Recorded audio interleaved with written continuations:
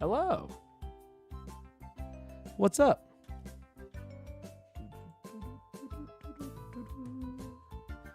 What up? Hello.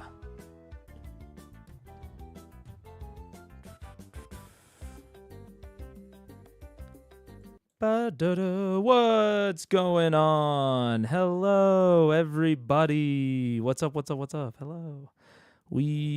I think are live. Yes. Okay, good. I honestly wasn't sure for a second.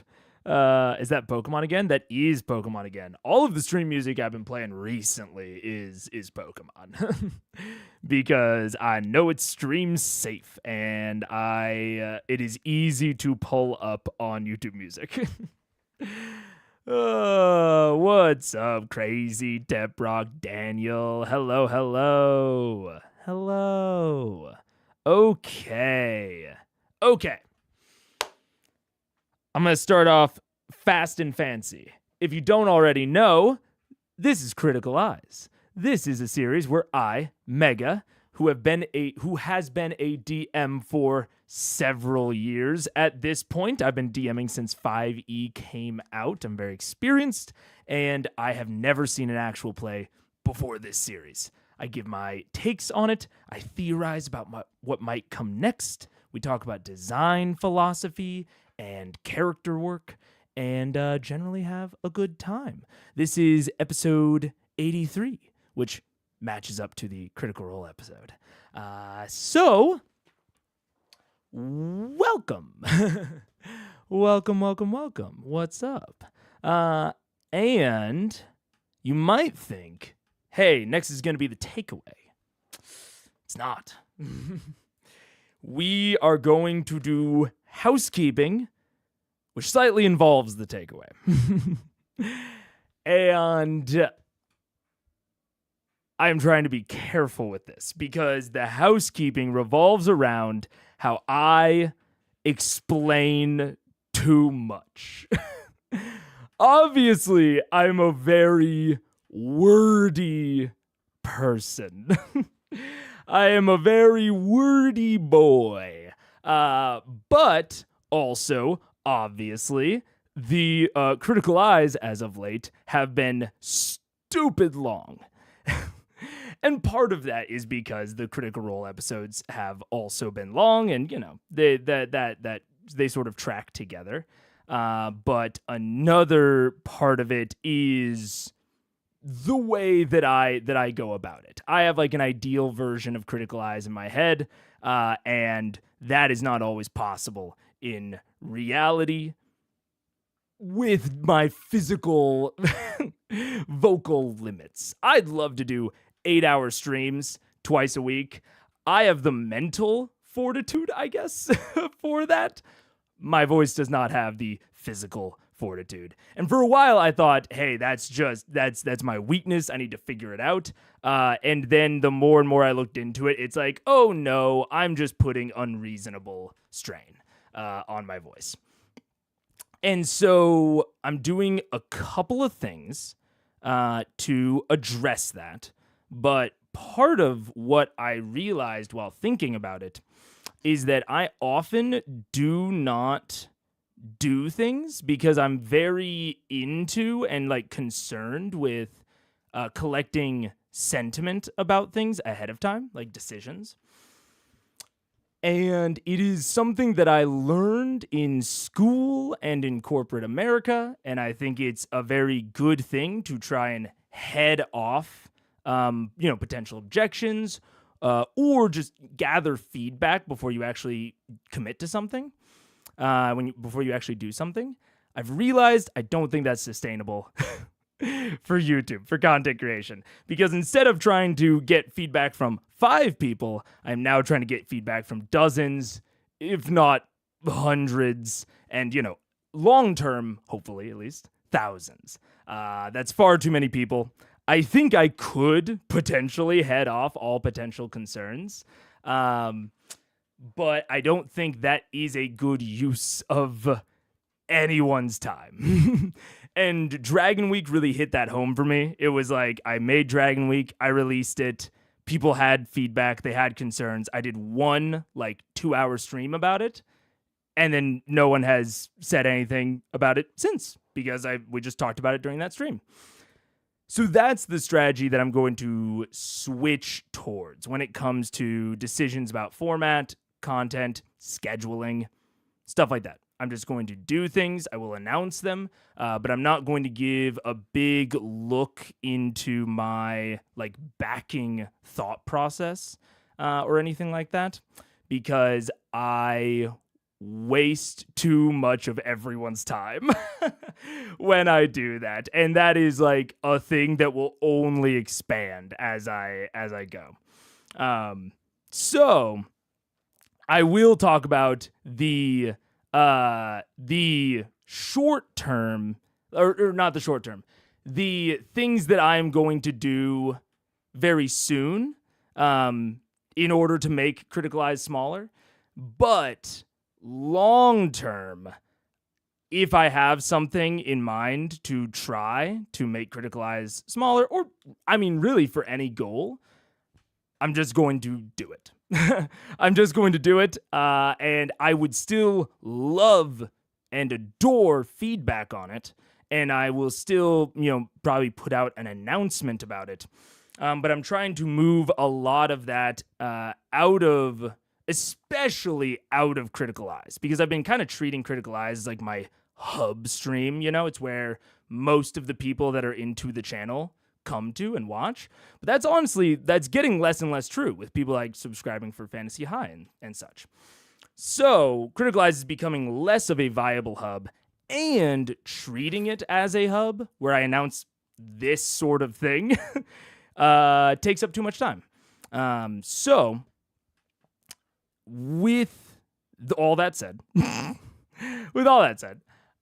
the two things that I will say that I'm going to do from now on, kind of in the same vein, is I'm going to try to, I'm trying to think exactly how to say this, have less completely unrelated discussion during Critical Eyes. Because right now, I don't do a lot of other streams where people can like get access to me and ask me questions. And I love answering people's questions about like their campaign, about characters, about builds, all that sort of stuff. But people don't have another place to engage with me on that. So I'm going to try to do more streams to engage with people on that, and in concert, in relation, I will start explicitly not talking about that stuff or not engaging with that in chat in the actual Critical Eyes. People can still talk to each other about it in chat, no problem with that. But I will stop, or I'm going to try at least to stop engaging as much. If it's a conversation that is spawned from something that happens in Critical Eyes, that's still great. That's like kind of the point. But if it's like, like a good example is like the other day I mentioned Dungeon Meshi and how I don't really fuck with food. And we had that whole food conversation. And that was a great conversation. I really enjoyed having it. It's not particularly Critical Role related. And it wasn't really related to anything that was happening in Critical Role. So I'm going to try to keep the theme of the stream more on point, and I hope that will help slim it down a little bit. The other thing I'm going to do, and this was really kind of, I don't want to say put into perspective, but it was really hit home for me by the most recent takeaway. I'm going to start filming the takeaways and putting them out as separate videos, completely removing them from the actual stream itself, because I'm already pre-scripting them. I'm already putting them out ahead of time in a different format for people to get a view of and an idea of. But then I'm just duplicating that during the actual stream, and then we talk about it during the stream. Now that's not to say I don't want to talk about the takeaway live with people. I might still do a separate stream, maybe on like Tuesdays, specifically to talk about the takeaway videos, possibly. But I'm going to stop making it a distinct and like central part of the kind of Critical Eyes experience. Because when I'm looking at things that I could cut, that is one of them. And I could just focus on the episode at hand, because again, I'm already cutting a lot of the things that make live necessary. I'm like shifting them outside of it. I'm just going to continue doing that. Which I have said in the past I didn't want to do, but that's sort of unfortunately running into some reality, unfortunately, with just, again, how long things are getting. And I don't anticipate them getting shorter is kind of one of the things. I know that when I get towards the end of something, or when I can feel the oncoming resolution, I get way more into theorizing, and because I really want to try to find the right answer. And so I think as we approach the end of the show, that will start happening more and more. So, yeah. And there's a couple of other small things, but those are things I'm just going to do. So that's, and again, if you have feedback on it after I do it, please give it to me. I really want it. But this is, this is one of the problems, that is sort of, this is one of the problems that comes from not having seen the show before, that I've thought about a lot, and that I deal with a lot, that it would be so much easier if I pre-watched it. Because when I am looking at like, I want to like try something new, or I want to try like a format change, I'm often very scared to try it, because I don't know if the episode is like an important episode or not. And I don't want to try something new on an important episode in case it, bombs and people hate it. But that's just sort of where we're at. I don't want to ask people ahead of time, like, hey, is this an important episode? And so I just kind of gotta try shit. It's a long series. If I try something and it does bomb and it happens to be on an important episode, unfortunately, that's just how it goes. That's just how it goes. So that's the general housekeeping. That's the housekeeping.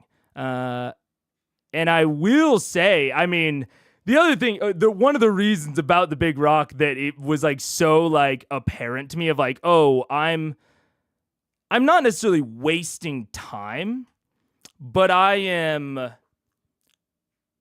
spending a lot of time that I then just like duplicate. And that duplication has value. I'm just doing it in maybe bad places that have maybe an overall, like a net negative effect, by increasing the length of stream. And that's not just with the takeaways. That's with the side conversations. That's with a lot of other stuff. I got feedback on one of the earlier episodes that, nope. I'm doing it. I'm doing the over-explaining thing. I'm going to really try to rein it in. I'm going to try to rein it in. I'm going to try to not over-explain it. I have reasons. And if you disagree, I'd love to engage with feedback, but I'm going to try to not over-explain ahead of time on things. If people have feedback and it's negative, then I will go and explain things that are pertinent to that feedback. This is mostly me talking to myself at this point. I'm trying to get it into my brain, like, hey, this is what you're gonna do. But yeah, that's yeah. It's not stuff that I like but it's like practical stuff. How does it make your stream smaller? Or was that not the point? Part of it.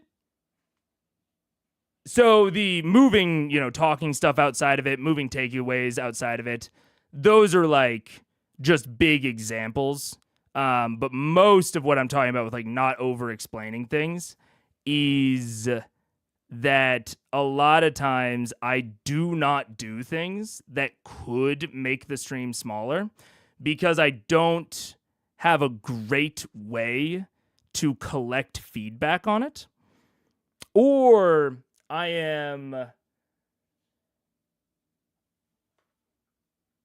am hesitant to explain the backing rationale sometimes. Because it opens up other cans of worms, some of which I want to like sometimes keep private. So because I don't feel like I can explain it, then I just don't try it. So a lot of this is like me not explaining things ahead of time and just like receiving feedback after the fact. A lot of that is just trying to open it up for me to try more things, essentially. Fair warning, CR episodes do not get shorter either. That is, that has been my impression. I didn't know if that was going to be the case, but we've been getting, I feel like I've felt it on average getting longer. Yeah. I feel like the time spent away on the takeaway is not that long. The issue is the other conversations that don't relate to it. Yeah. Which some of those conversations come from me over explaining things, using examples, using anecdotes. But it is definitely side conversations, and it's tough because part of it I do like I like some side conversations. But I'm going to be a little bit more judicious. And like I said, I'm not going to like ban comments from chat or like time people out. I might just not answer some direct questions. Like I might just ignore.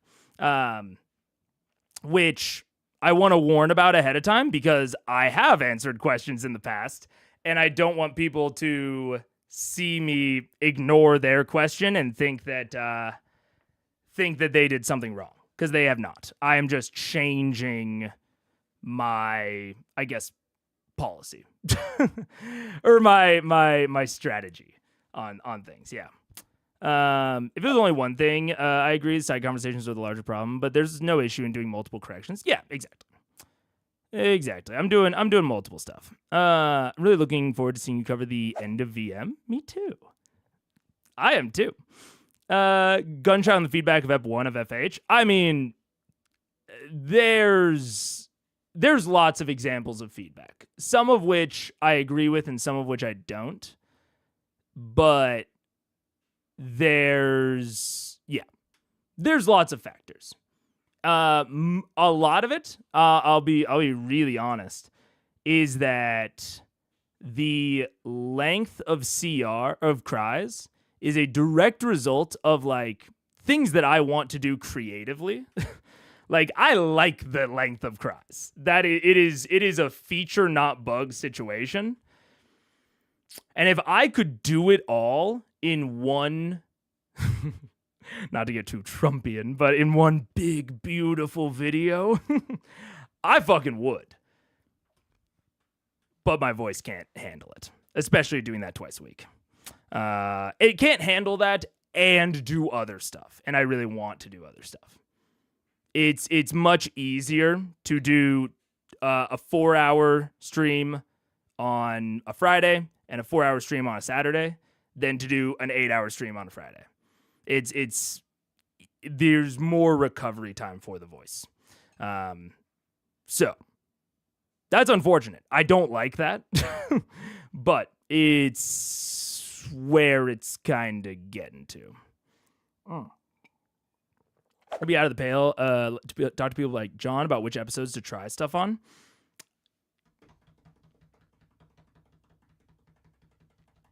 It wouldn't be. yeah. I don't, yeah. And this is also there are there are reasons and rationale that I don't particularly want to. And there are some reasonings like Voldemort, you know? It's like, if I speak the reasoning aloud, it might appear. Is the reasoning in the room with us? So I'm hesitant to explain it, even in response, which is and this is part of the issue. This is part of the issue is like when I talk about like over explaining things, it's like when I can't explain the exact rationale to people, that is frustrating, which it's frustrating to me too. And so not wanting to do that has taken me away from doing some changes that might have had a severely beneficial impact. And maybe they wouldn't have, you know, I can never know beforehand, but yeah. Is this whole rock thing about something that happened in chat or the actual show? The Rock? The Rock's from the actual show. Well, and that's another thing. I do want to, I like having the takeaways. Oh, no. I'm about to re-explain it. I'm just going to do it. I'm just going to answer questions, and I'm just going to do things. And I don't need to over-explain decisions. Because it just takes too much time. This episode is not important. They spend the whole runtime shopping. They just like Raishan is like a merchant. Raishan's like a dungeon merchant, you know? And she and she's just like, you know, they just talk to her. She's a merchant of death, I suppose. And they just are perusing her wares the whole episode. Yeah. What does over-explain ahead of time mean exactly? The wording confuses me. Over-explaining ahead of time is me talking about a decision that I'm going to make and talking through all of the factors that led me towards making that decision and how those factors all affect each other, and and giving examples and talking about potential other things that I was considering. Like, I didn't mention right that I did consider reactivating essentially the budget and like putting the budget back on screen, but I decided against that for multiple reasons. I just don't need to explain all of that, you know? But my natural inclination is when I'm talking about like doing a change and I feel this like urge to then explain all of the other things that I considered and why I'm not doing all of those, why I chose this one, all that sort of stuff. So that is the over-explaining. Oh. I thought the whole Big Rock thing was fun, but I do think digressions and pre-episode chat interactions could be reduced a bit. Yep. Yes, that is. It's not a total ban. It is. I am moving towards reducing it, and I am. You might be able to sense a through line if you have watched Cries for a while. I am weirdly paranoid about people getting sad that I ignore them in chat. And so that is the primary thing that I am attempting to avoid, or that is the primary reason that I'm even talking about this ahead of time. But yeah, that is a way that things will kind of be changing. Rocks are cool. Rocks are very cool. I've been saying it. Big rocks especially. And if you watched last stream, you will probably have a pretty decent idea of why the big rock was my takeaway. But if you didn't, I also put up a community post about it. And I'm not going to, re-perform the community post. If you are interested in it, feel free to check it out. The main things I'll highlight: Shawshank Redemption. Shawshank Redemption features a big rock as a core part of the plot. In all of the ways that it being a big rock, matters. So yeah, big rocks are cool, man. They're cool, and I think they're a very good. I think they're a very, very good. Wait, where the fuck is this? What? Oh, there we go. They're a very cool D&D obstacle. They don't work always, but they're very flexible in a lot of ways. Could you expand on your further on your thought process? I expanded a little bit in the post, and like I said, in the future. So for episode 84, I will be just filming a separate video about it, and then maybe I'll have a whole separate stream. But yeah, her greatest lie. This isn't corrupt politician time. For some, I think it's not going to be. But that is something that I, probably might not, probably wouldn't talk about in general, but I'd be much more likely to engage with that in a non-cries stream. Much more likely. Do I just share the story and get done with it? No. Well, and this is a good example. But one of the things I'm going to start doing is saying, hey, don't share it this stream. I'm going to stream tomorrow, or I'll be streaming soon. I'll be streaming soon. And we can talk about it then. That's the sort of thing that I'm going to start doing for cries specifically.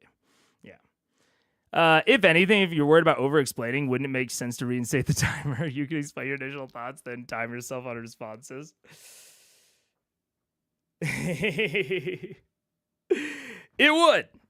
No, but this is the sort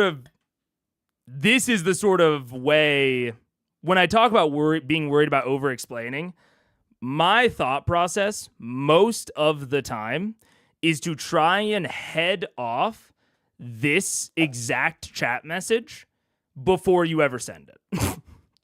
So when I talk about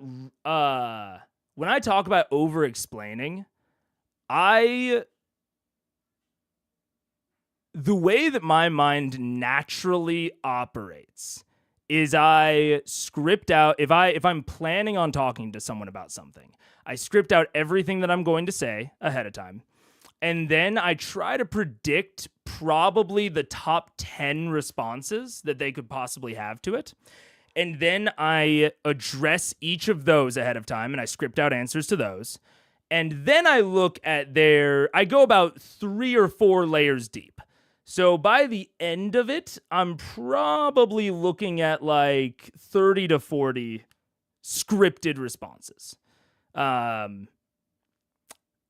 And a lot of times on stream, when I am talking about doing a change, I will give the answers, or I will do half of the scripted responses that I already have ahead of time, before people even have a chance to give their initial thing. I try to head off every single thing that could possibly be responded with. And I'm trying to do less of that. In regards to the timer specifically, it has a depressing effect on my mood during stream, I've realized. It is effective. The budget is effective, or the timer, but when I look at it, it is essentially, hey, loser, you've talked for too long. You don't have control over yourself. And then And I'm being a little hyperbolic. It doesn't feel that bad. But it's like a little bit meh. Just makes it feel meh. Not super fun. So yeah, it's super effective. Well, not super effective. It's marginally effective, honestly. And it has like a marginal downside, so it's about a net even to me. And I'm looking for net positives, essentially. I will not be sad in the chat as long as you hit me with a long time no see, Ron Quixote. Welcome back. Long time no see, Ron Quixote. Welcome back. I got you. You could always say when you need more time to clarify your thoughts if you don't want to over-explain yourself. No, it's never a problem of I don't have enough to say. To be very clear, I always inevitably have too much to say. I already cut myself off. I'm just trying to do it more. Bring back the timer, man is spiraling. No! What happened to the pinky? Oh wait, nope, this is a non-cries. Maybe I can give a short one. I have to feel it out. I was walking bird.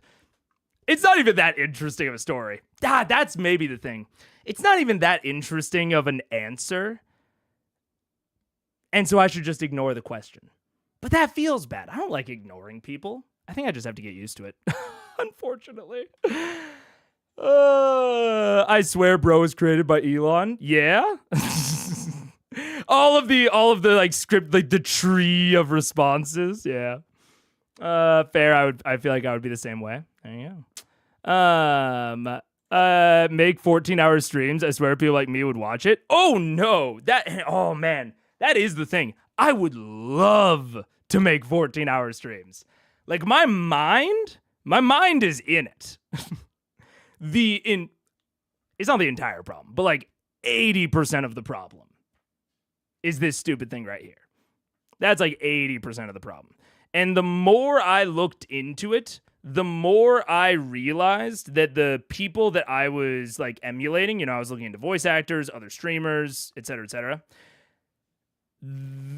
even with all of the things that they suggest doing to care for your voice, they were just not putting in, or not that they weren't putting in, but they're just not doing the amount of talking that I am trying to do. Because mentally, I'm on the same page. The preemptively answering question is the thing I do that I'm trying really hard to stop doing. Yeah. Yep.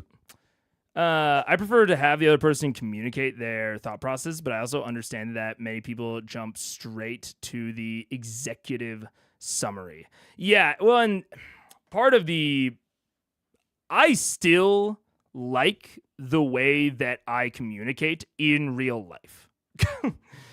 I don't even mind it that much in real life. What I've realized is with the sheer number of people that I am talking to.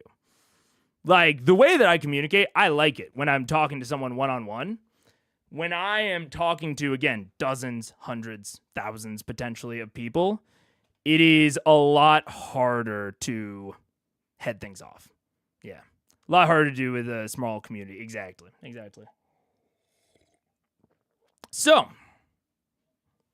that's it. And we're going to go to Critical Role. At 33 minutes. So yeah, I'm trying to do I think the real, if we want like the real takeaway, what I would call the takeaway. I'm trying to spread shit out more. And I've known, really, if we want to be real, I've kind of known that this is the solution. I'm just trying, I've just been desperately trying to find reasons to not do it because I don't like it. I personally do not like spreading shit out. I'd prefer to do a full ep every week. I'd prefer to only do full eps creatively in my brain. My brain would prefer a full ep every Wednesday, and that's it.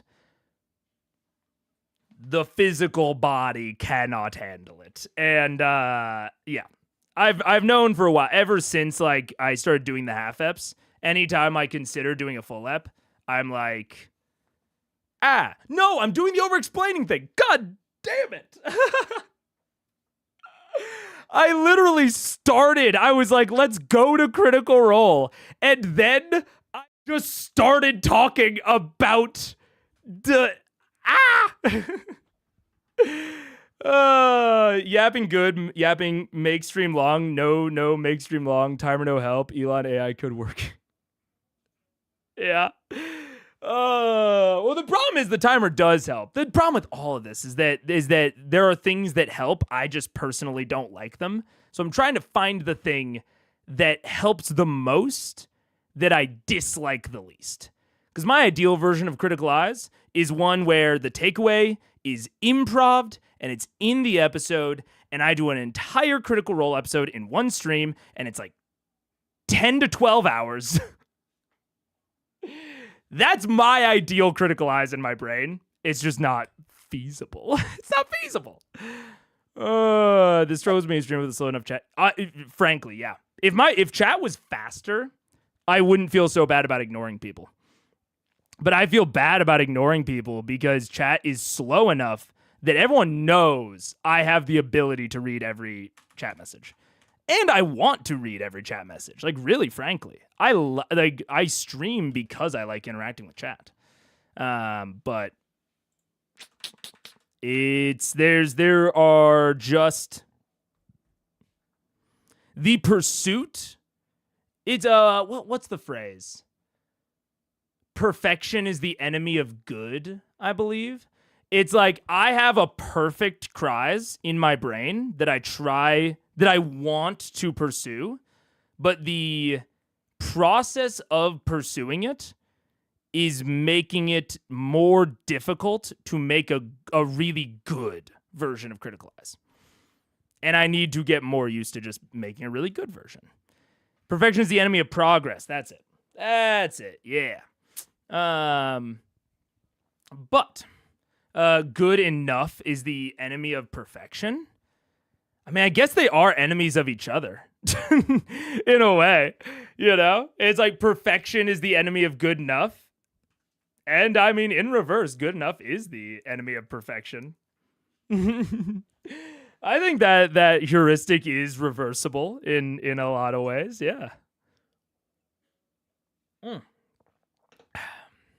All right, let's do it. Sam Ad, a Discord spoiler channel member, listed this as one of their favorite Sam ads. So let's see it. Sam, you had a few words? Yeah, it's quiet. Marvel Puzzle Quest is available now on Apple and Android devices. The latest updates adds Riri Williams. Oh, another small thing that if you didn't see yesterday's stream, you might not know. And I wanted to say it during Critical Eyes because it is a change that will also affect, potentially just normal people. Where is it? The thumbnail. Why can't I find the thumbnail? Okay, yeah, there we go. You might notice if you're used to watching that there is now a like weird new thumbnail that looks like an image from the stream. That's cause it is. I tested it out yesterday. And the goal for the VOD, I will replace it with the normal Critical Eyes thumbnail that you're used to. But for the actual live, I've basically built a program that will emulate what Twitch does, where it just like takes a screenshot from the stream every couple minutes and makes that the thumbnail. Not only because I think it'll be better for a couple of reasons, but also a direct reason is because it will be more clear when it is a live versus a VOD. Especially if you've watched before and you're, used to the layout, you'll be able to see the layout right in the thumbnail. And this is a small thing, but you'll be able to see when I'm just yapping at the beginning versus when I'm actually in the shit. Stream is not showing up in subs? Uh-oh. That's not good. It's not private, is it? No, it's not. I don't know why it's not showing up in your subscription feed. I hope that is not a thing. I hope that's not a thing that continues. What level of curse word is allowed here? That's a good question. I mean, I fucking shit all over the place. I fucking shit. But I try not to. Well, how do I say it? I personally try to avoid like I don't know, things that might fuck with like certain people. Like I've switched to like son of a shit instead of son of a bitch. It's not the biggest deal, I think. I'm not going to police cursing too much, but I would lean towards more neutral curses and less neutral curses. I might be like, hey, nah. Like if you're Australian, I know that like the like C word, types, that's like, totally fine over in Australia. Not as fine in America. And I'm trying to make it, a globally appealing stream. Gender neutral curses? Yeah, sure. It's weird because that sounds weird when I say it, gender neutral curses. It sounds more like, I don't know, like political than it is. I'm just trying to make like broadly everyone feel comfortable, TTRPGs are for everybody. And when it comes to cursing, there are so many creative curses that you can use that I just find I find it unnecessary to use things that might make people feel uncomfortable. And I'd rather everyone feel comfortable, I'd like it if everyone was chilling. So it's, I don't know, loose stuff. Is hoe gender neutral? That's a tough one. Probably not. But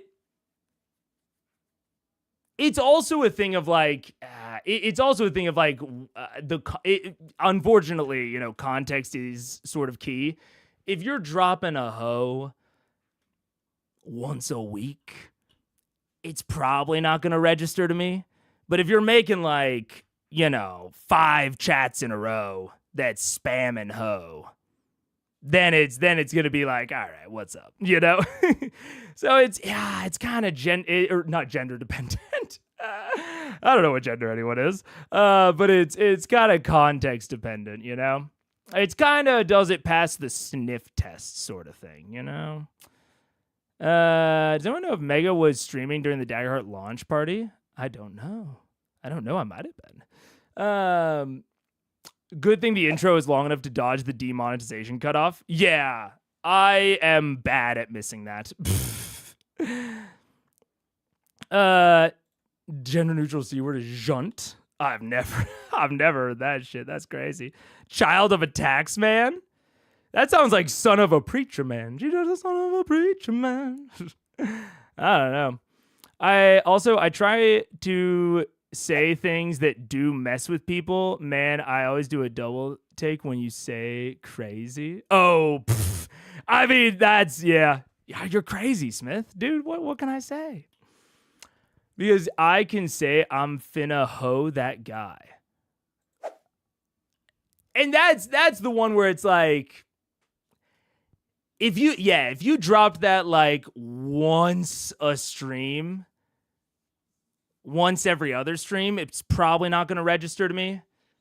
But it's like, I don't know.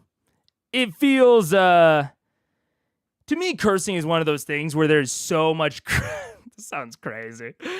there's so much creativity and flexibility available that it feels like if you need to fall back on that sort of shit, it's like, I don't know, be more creative, expand your verbal palette a little bit, get crazy with your curses, you know? Go and look up some old ass curses, you know? I used one of the generous words today, and it felt weird, leading me to realize how much I've cut them out of my vocab without really even trying. Yeah, it's like, and like, I'm not. That's also like, you know, occasionally I will still drop something, so I'm not gonna be too harsh on people. But it's just like, I don't know. I see it as a little unnecessary, you know. I'm not sure why we're trying to find the exact line. Yeah, there's really no line to it. Child of a mayor. hey, fucking throw out a child of the mayor. That's fine with me. Bro said shit while talking about curses. I love a shit.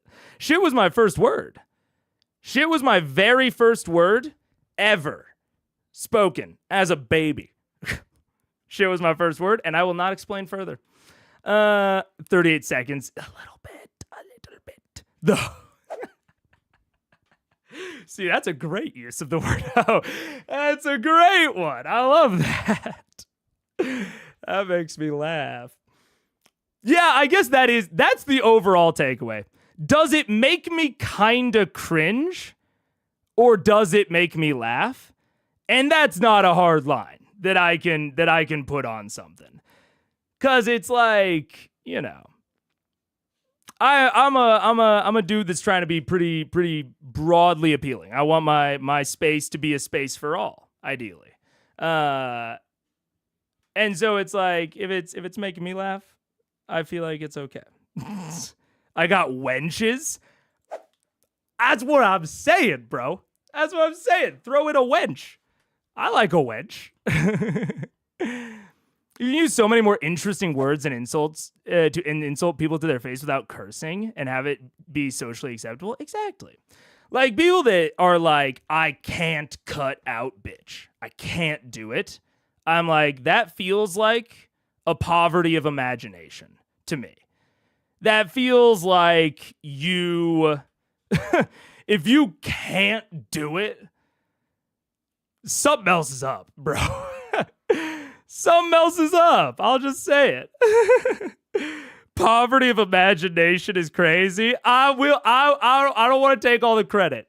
I heard either that or something very similar to it at one point. I can't remember who said it. I'd love to give credit, but I can't remember. And it's embedded itself in my brain as one of my favorite insults in the world. I love poverty of imagination. It goes so hard. Oh, do you... Damn. You camel cuddler. Yeah, I think the real question to the answer to the question is if you feel uncomfortable, you should call out. Yeah. If I think you're acting in good faith, you know, if I think you're not out here trying to, like, get a reaction, like, that's why I timed you out the other day, Fat Yoshi. Because, I mean, you said it later. You were a little drunk, and it seemed like you were trying to get a reaction. If people are saying shit in chat to get a reaction, either out of me or other chatters, that don't cut it. You know? That don't cut it for me. I'm not about that. I want people to be being constructive, to be joking around with each other. I don't want people to be trying to rile each other up. That's not my thing. Oh. I like a wench. It sounds like a Bleem quote. It does sound a little bit like a BLM quote, yeah. Yeah. You have a wealth of incompetence. That's a good one. Yep. Anyways, Flork it. I'm using Guardians of the Galaxy. Love it. Yeah, see? Isn't this... yeah. To me, it's just like, I don't even like to fucking... I don't know. To me, it's something that is actively fun to get around. And so it's like, if we're not, meh. Frack is a good one. Anyways, let's watch some CR. aka Ironheart. You can check it out at bit.ly/critical MPQ. That'll be posted all over the place. But I got a chance to play this game, guys. And let me just tell you, I'm a pretty good gamer. I just loved being able to play this game through on my. I tried it on a PS4. I tried it on a PS3. Yep. I tried it on an Xbox 360 because I'm elite gamer. Yep. I even tried it. I downloaded it on Steam Engine because that's how you get games. And it was amazing. You can play as all your favorite Marvel characters, like the Avengers. The Avengers include characters like Elron Man, Nick Fury, Red, White, and Blue Shield Guy, the Hulch. And there's other characters too, like Lord Star, Dice Man, Carnage, Aunt Man, Professor Triple X, and the medical team. That's what I call these characters, called Dr. Doom, Dr. Strange, and Dr. Octopus. They're all medical doctors and they all fight for good. True. There's Kamala Shaka Khan. There's Jugs or Not. There's the human. You can play as the human porch. He just relaxes. Nick Cage.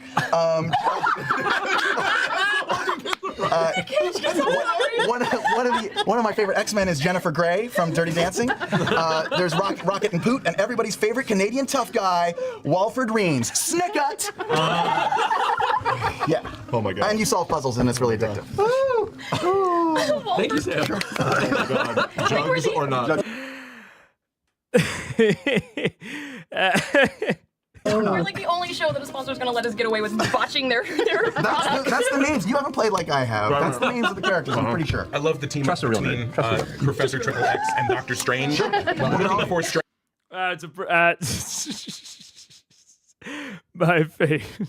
My favorite was Mulch.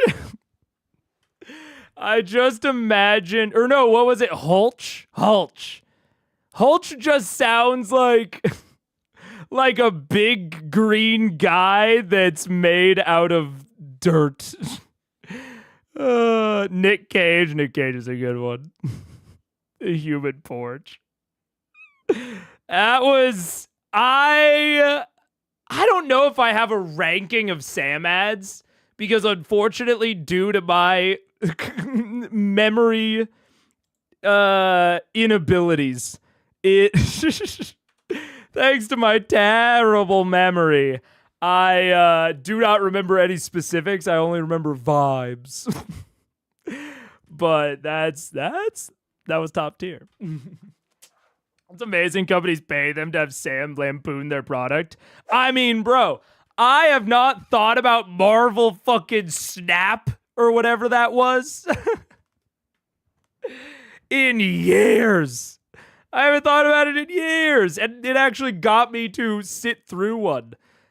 I mean, if there's any better endorsement of a ad strategy, it is that people in the spoilers chat actively, want me to watch all of the ads, and John has to note which ones are skippable. Because by default, I assume that I need to watch them. He has to tell me, I don't know, this one's kind of skippable. That, I cannot think of a better endorsement of an ad strategy. It's crazy. Let's see. But anyways, we're just going fast. We're going furious. Welcome back, everyone. So, picking up where we left off from my esteemed panel of extremely mature and... No one can hear, man. It doesn't exist. In the morning.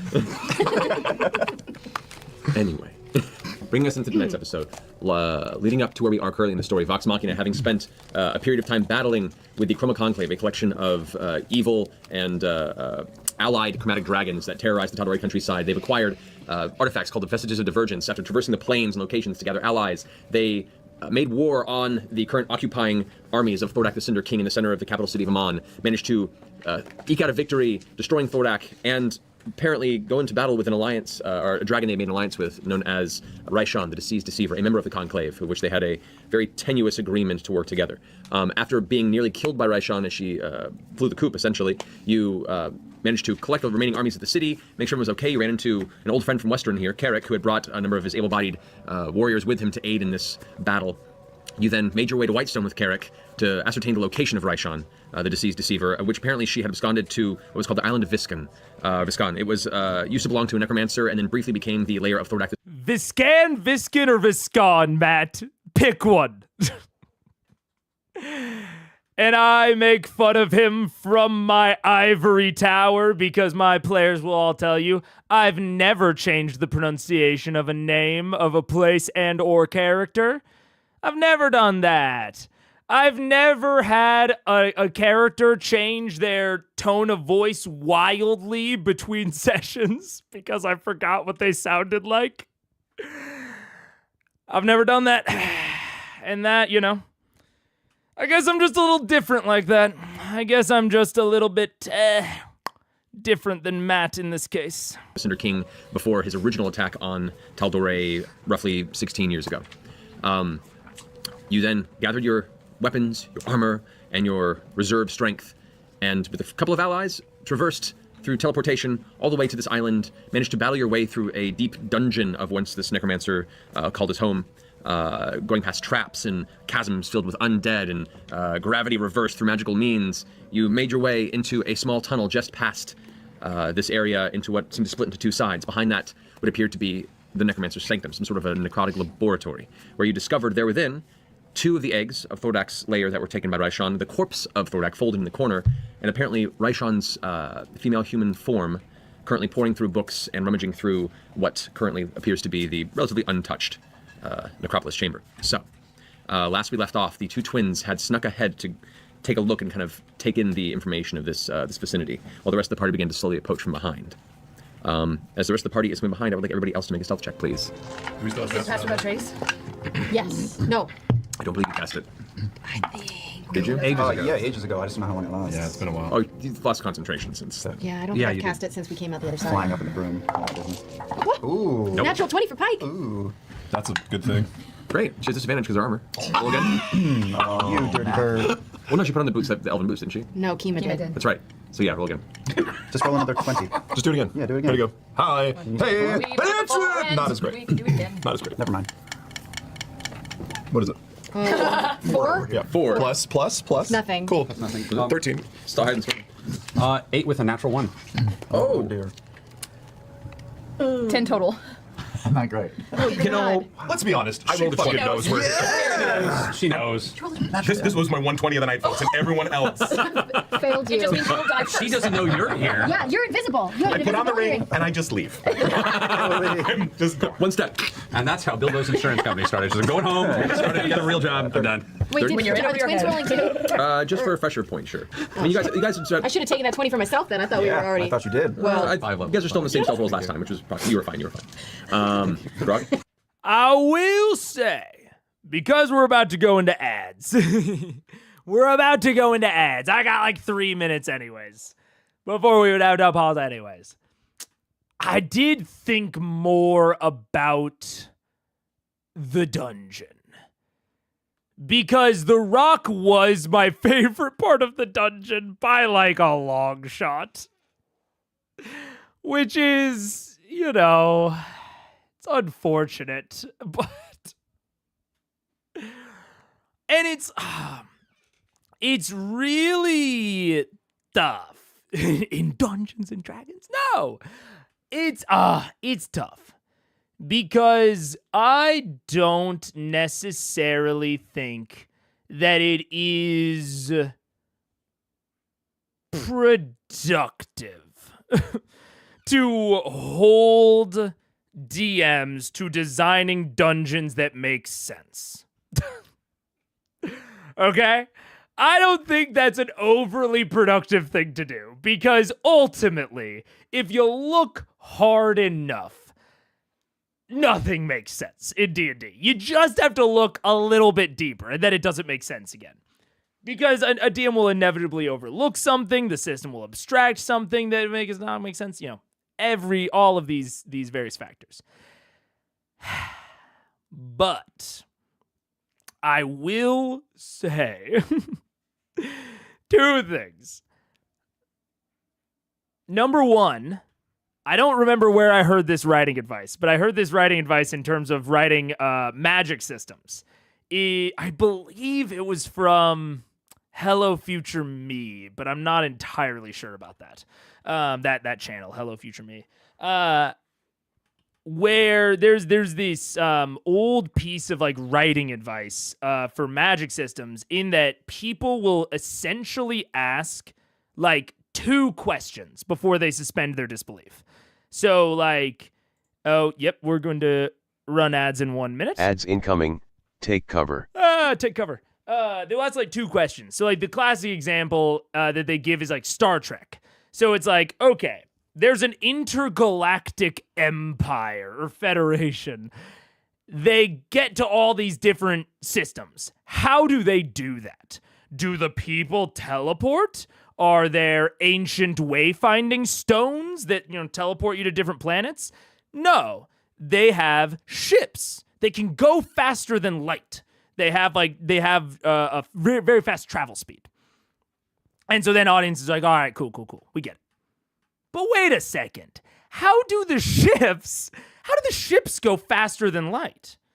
And the designers say, crystals. And the audience says, crystals? And the designers say, yep, crystals, power an engine. Engine can go faster than light because of the crystals. And then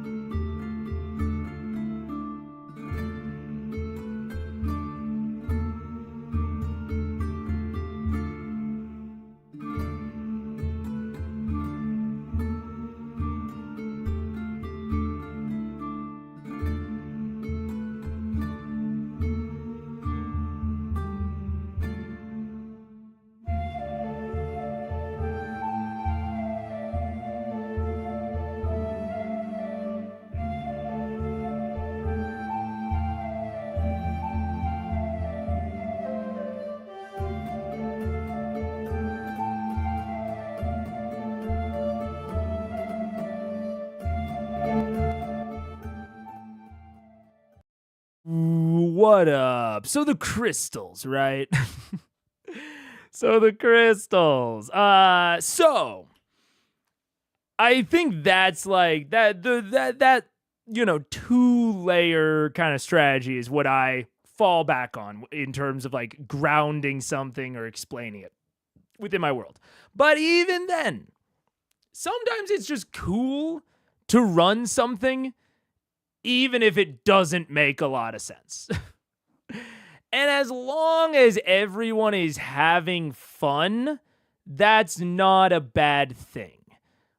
The negative side of it, like the reason that you look to explain something, is because it makes it easier to interact with. Like, if something is unexplained or lesserly explained or doesn't make as much sense, it becomes harder to intuitively interact with. Because our intuitions are built up by the real world where things typically have rationale. Like electricity works for a reason. And you can like look into that reason and then you can understand that and make, educated decisions based on that. If things don't quite make sense in your D&D world, then that it can be harder for players to make educated decisions. And that's not the hardest, that's not the most, or that's not the worst thing in the world. Like, for example, in this dungeon, there was not a ton of decisions for them to make. Everything was pretty isolated, and they kind of approached each thing as it came. I think the worst kind of offender of things not making a lot of sense and them having to make educated decisions based on it was the chasm. Like, the educated decision would have been, oh, this has a control mechanism somewhere. I'm going to go and try to find a way to turn it off. But there was not enough like explanation of how things work and of what this place is for and of the purposes of the traps themselves. There wasn't enough rationale baked in for the players to naturally determine the intended solution. And I said it after they went through it. I was like, you know what? In retrospect, now that I know that there's this fountain and blocking the water shuts off the anti-gravity, I see what Matt was going for. Like, I get it. So it's a good example of like, oh, it's a cool idea. Like, I legitimately think that chasm and fountain setup is an interesting idea. It's very cinematic, obviously. And I think someone was like, oh yeah, it's one of the most memorable environmental aspects in C1. I totally believe it. 100% believe it.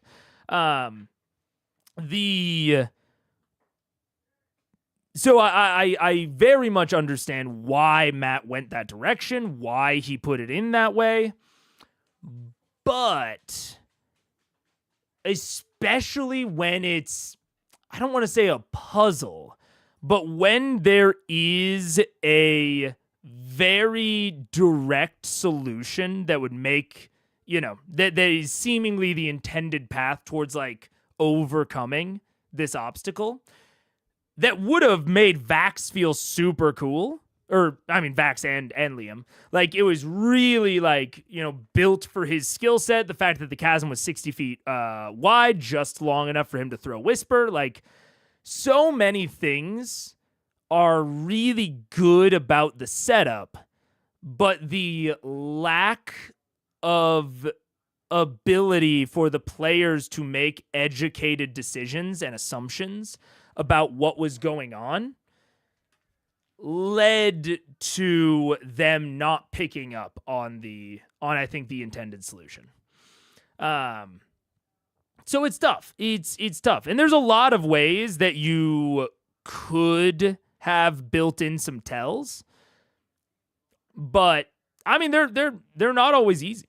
So I don't want to, again, that's why I think that the conversation that is like purely you know, I am, or you just should make your worlds more realistic, I don't think that's productive. But talking about like, oh, things being realistic or things making sense have these benefits and these risks towards not doing it. And so there are other ways to like mitigate those risks, you know? So it's complicated. And I understand again what Matt was going for. And it was very cinematic. It was very memorable. I just think that it fell a little flat and it didn't quite achieve what he was going for because of the kind of chaotic and, I mean this word very literally, nonsensical nature of the design of the dungeon. I think that has the negative effect of like making this obstacle less not balanced, but more dangerous than it was probably intended to be. And the intended solution less likely to actually come to. Their aversion to stealth strategies. I mean, dude, it's hard to play stealthy in a campaign where you have 7 fucking people. That's just tough. Worlds need rules, otherwise everything is chaos and decisions don't matter. BTW, electricity is black magic, and you can't convince me it's not. Oh, it is, but it has the 2 layers of explanation. Electricity is just as magical as fucking coalax crystals from, or whatever the fuck they're called, from Star Trek. You know what I'm saying? Yeah. Also, thank you for the membership, Zuzu. Zazu? Zuzu. I'm going to go with Zuzu. Thank you very much. I appreciate that. So you think that the fountain should have been closer to the chasm? Not necessarily closer to the chasm. I think there needed to be tells that there was a fountain. I think that's the big thing that needed to happen. That's the big thing. And those tells could have come in a lot of ways. They could have either been in the chasm room itself. So an example that I don't think would have been very cool, but off the top of my head, you know, there's a magical line of runes that run over the side of the cliff and down to the bottom of the chasm floor and, you know, extend into the fountain room eventually. Right? And they're glowing and they're lit up. A direct, like, kind of visible connection between the 2 rooms. That could have been one way to foreshadow or, you know, kind of address that there's something possibly going on here. Another way to have done it, and you heard Patrick Rothfuss kind of mention it as care, of this dungeon has taught us not to mess with things, but also we kind of needed to mess with things. So the pattern is unclear.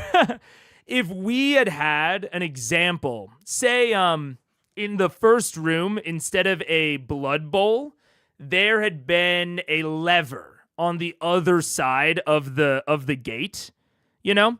And they somehow have to activate the lever, very Legend of Zelda-esque. They have to activate the lever somehow in order to get the door to go up. That is priming the players for that is how this dungeon works. This dungeon has an obstacle that is then controlled or affected by something beyond that obstacle. I think it would have made them a lot more likely to go looking for the fountain. So those are the sorts of things. When I talk about sensical or like the dungeon making sense, it doesn't necessarily need to be that the dungeon reflects reality. It can also involve the dungeon having its own internal sense of like, this is what the dungeon was made for, and all of the traps reflect that. If all of the traps were things that are open when the person is outside of it, but then get closed as the person goes into it, that makes a lot of sense. For the lever to be right after the gate, for this to be the other thing to be right afterward, all that sort of stuff. So yeah. So it also could have been closer to the chasm. I will also say, having it within line of sight of like you see the chasm, you see a room beyond the chasm with a fountain in it, also could have worked. Not directly connecting it with a line of runes, but connecting it with line of sight, essentially. Could have worked as well. So there's a couple of things. Appropriate amount to drink during a mega stream. I mean, look, I love to drink as much as the next guy. I love alcohol famously. But I've tried to drink on stream once. It's actually during one of the earliest Cries episodes. I tried drinking. Not a fan. I like drinking. I don't like drinking on stream. But as a viewer, I don't know. I don't really watch live streams. I don't really watch live streams that much. Actually, it's pronounced Chuzu. Chuzu? Understood. Chuzu. But yeah. I do hear me having to hold myself back from reading every chat. I want to do it, but I can't do it. But I want to do it, but I can't do it. 13. What the fuck was that? Is Trinket's still in my necklace because I left him in because he healed up. He's in the necklace. Okay. All right, so as you guys turn the corner on the right side of this hallway, you saw this laboratory filled with bookshelf, chests, chains, candelabras in the walls, a large door across the back wall. There are two pillars in the center of the room that are just strewn with various magical engravings. You see this bunch of books kind of scattered across the ground, pull out of the bookcase, and there's one that's open against this book-holding platform. You see two cages in the back of each corner that seem to contain some sort of a slumped corpse or body of some kind. It's hard to see at the low light in this room, because the only light you're getting is from the candelabras in the space. There you see the woman with long, dark green hair, silverish, pale skin, robes, piercing eyes of yellow and emerald. As the rest of your party catches up from behind you with the ever so subtle sounds of metallic footfalls and plated armor against plated armor, the female figure seems unfazed by it and just continues to turn a page and grab another book and kind of take a book and read over past it, kind of throw it off into the corner. There's a pause before the female figure kind of stops and, still facing away, just begins to speak out into the air of the room. Well, you certainly proved quicker than I anticipated. But I unfortunately have business here, and I would kindly ask you all to leave. The Conclave has served its purpose, as you have served yours. We have nothing more to discuss. He turns on the page of the book and just continues facing away. Can I look, sealing every other part of this room except for where she is, to see if she's also somewhere else? Sure, make a perception check. I think we should just leave. She asked for. I mean, that was nice. She's polite. Glancing about, even with your light vision, the room, the halls here are roughly 20 to 25 feet wide and about as much in height as well, 25 to 30 feet tall. Dude, someone commented, I think one of the possibly the thing that convinced me the most on Raishan's arrogance, because I was still broadly, I mean, after last stream, broadly, I was still like, meh, I don't really see it. But someone did say, yeah. It was Arrow1284. On the topic of her arrogance and power, I believe she displays arrogance particularly in her certainty that she can manipulate and use Vox and Thordak to her ends and then dispose of them when she doesn't need them. Raishan's deception and manipulation is in that same vein. She's not humbling herself by working with Vox. She's flexing her power by using what she sees as tools around her to accomplish her goal. And I do think that often during the last conversation, I did conflate arrogance and ego, and they're not exactly the same. And I think that comment did a good job of like parsing out a little bit of the difference without even necessarily saying it. I still don't know that I fully agree, but it made me pause the most. I think most of my I think there is a level of arrogance displayed in that she tries to do whatever she's going to do with Thordak right in front of Vox after they told her that they would kill her. That they would kill her after they were done with Thordak. I did also think about that later of like, Vox was pretty straight up that like after the Thordak fight, they're beefing. They're not working together anymore. And if I had been Raishan, I would have gone down to that body and bamfed away immediately, not even giving them the chance. So I do think that there is a level of arrogance displayed in that scene to me. Like that to me is almost pure arrogance. And I think a lot of the reason I don't necessarily see the arrogance in previous scenes is because a lot of it seems to be, or a lot of what other people perceive seems to be based in the idea that she was manipulating Vox. And I'm after a dozen episodes of people saying this, I just don't fucking see it, man. I just do not see her manipulating Vox. She was pretty straight up with them, and they were pretty straight up with her. So I think that's where a lot of my she's not arrogant comes from. But that Thordak scene where she like tries to do her thing in front of Vox, that's a bit arrogant. And it's the same sort of arrogance that she's doing here, where she just kind of ignores them. Like, they do their thing, and whatever, she just, like, completely disregards any sort of threat that they pose. She seems utterly convinced that they cannot do anything to stop her. And that is quite arrogant. And it is hitting it home in this scene. So yeah. Is what I remember was Raishan kept stressing, "You leave me the body," and the party bounced between no and fine, let's just agree. It is a little up in the air, but I think like a lot of this is me putting myself in Raishan's shoes. If I had heard that response from Vox, I would have assumed they were going to stab me right after. Being totally real, I would have assumed. So the fact that she didn't bounce pretty immediately or turn around and try to deal with Vox before they dealt with her, like their deal did not extend after Thordak's death. So I get from...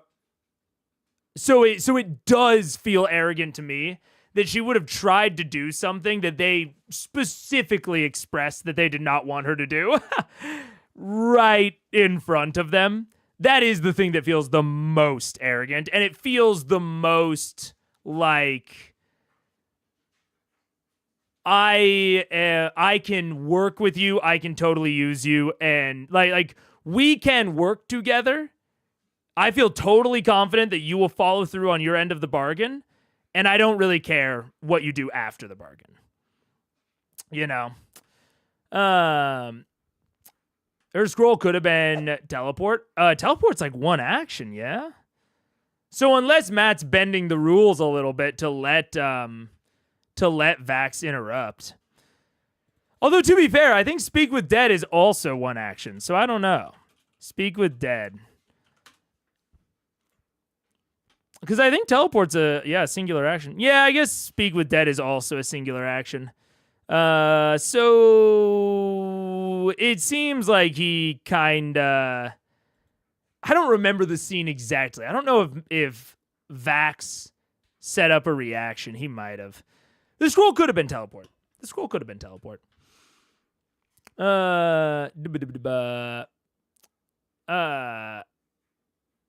Yeah. Her manipulating Vox is very conceptual, and we don't get enough viewing of her interactions with others to solidify it. Yeah. I pretty much agree. The whole Vax Vex Keela thing, let's kill her right now, was kind of not sure. I'd call it going back on their word, but certainly not heroic. Yeah, a little bit. It was held action for vague Raishan action. That's true. What are we talking about? Slurs? I got distracted. What? Is Tin Can? Oh, against AI. Oh, I see. I mean, look, man. I am trying not to respond because they're not relevant. I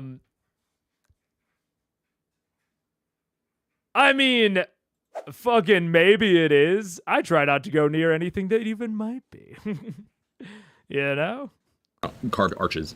You don't see any other alcoves or hidden spaces. So it appears to be just this figure in this room amongst the rotting corpse of Thordak and the two eggs kind of tossed into the side. I'm going to burn my final divine sense, just because I've never been exposed to this creature at all. She's got like a lot of extra names, like the diseased and the corruptor and whatever. So I don't know if she might be. I have no idea. I'm just trying to draw a bead on whatever's in the room. Right. All right. And it's 60 feet, and I think it's fiends, corrupted, undead. Right. Location and type. Correct. Okay. So as you hear these words kind of echoing through the hallway around you, the rest of the group, the tension rising, you watch as just through a quick glance, each ally in the room, their bodies just instinctually tighten, the muscles getting ready for anything at this point in time. You close your eyes and focus on the presence around you. You do not sense anything. Okay. Yep. No celestials, no fiends, no undead. Did the party, as they were clomping along, did they catch up with us at all, or are they still that far back? They're still this far back. Nobody has. This is where you guys stopped upon the discussion happening. So the twins are still up ahead. The rest of the party is kind of halfway through this unit here. The actual chasm ends over on this side here, and this is the entranceway with the fountain you discovered. So somebody should roll off to the left. Yeah. Before any of that happens, though, I want to get Pike to step forward so she's within 30 feet of everybody. Okay. As many people as possible. Can she be like right in the middle? That's about as close to middle as she can get right now. Can we all move up a little bit? I'm gonna. Oh, also, something that I didn't mention ahead of time because I forgot about it. So this episode is nearly 4 hours. And the first half break is not until 2:52, 2 hours and 40 minutes in, and then the second half is 1 hour 9 minutes. And I appreciate John for putting in possible alternative stopping points. I'm gonna put those up here. I think it is relatively likely that I will be stopping at one of these two. It's possible I won't. Hey, maybe my no reading or trying to read less of non-topical chats will really pay off. I kind of doubt it. So I think it is more likely that we will be stopping at one of these 2 points.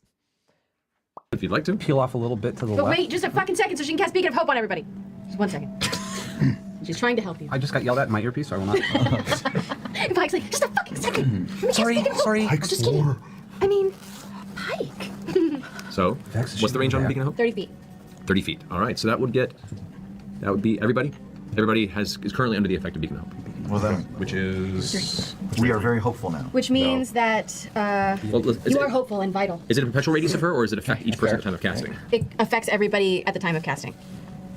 Okay. I think. It just says range is 30 feet. Choose any number of creatures within range. For the duration, each target has advantage on wisdom saving throws and death saving throws, and regains the maximum number of hit points from when yes, healed. That's correct. So all of you guys had this effect on you for as long as she maintains concentration. So keep tabs on maximum healing and wisdom saving throws. Is she really there? Is that an illusion? I can't tell. Really? Can I tell if it's really an illusion, or does it look like she's really there? Can you sense her? Yeah, that makes sense. Well, I couldn't sense her before when she was in a human form, so I'm assuming I can't sense her now. When she was chilling it, I mean, like I can. she's got something masking her. Yeah, I mean, She's the deceiver. I did the dragon sense like right before we came down this hallway, and I sensed 3 dragons down. Okay. Okay, in the time that it's taken you guys to deliberate and discuss this, and the long awkward pause that's transpired after Aishan said the previous thing she did, her voice picks up once again and says, "Whereabouts is your brass pet?" Still facing away. Whereabouts are you? No response. Keyleth steps forward a little bit towards the twins. Percy and Grog are going to roll off to the We're left. peeling to the left. I'm gonna wall walk until about. I'm gonna keep going until I'm on line of sight with the red eggs against the back wall. And I'm going to. Cool. Not that far. Not even that far. Like there. Yeah. Okay.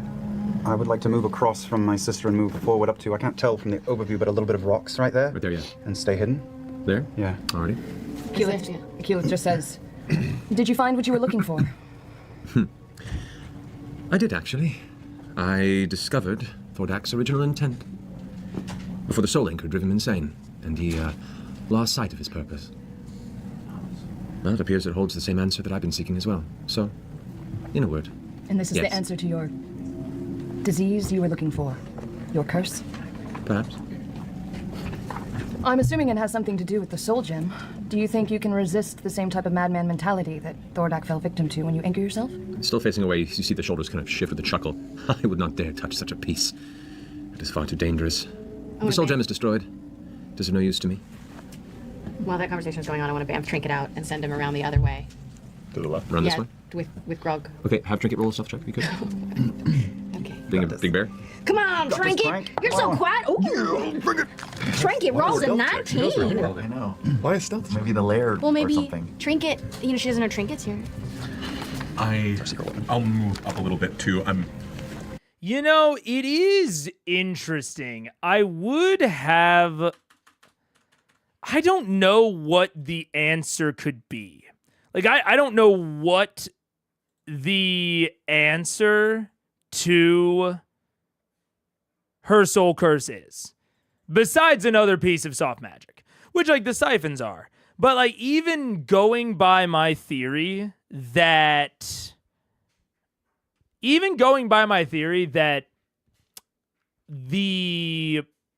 what happened with Thordak was Opash putting his soul and mind into Thordak's body,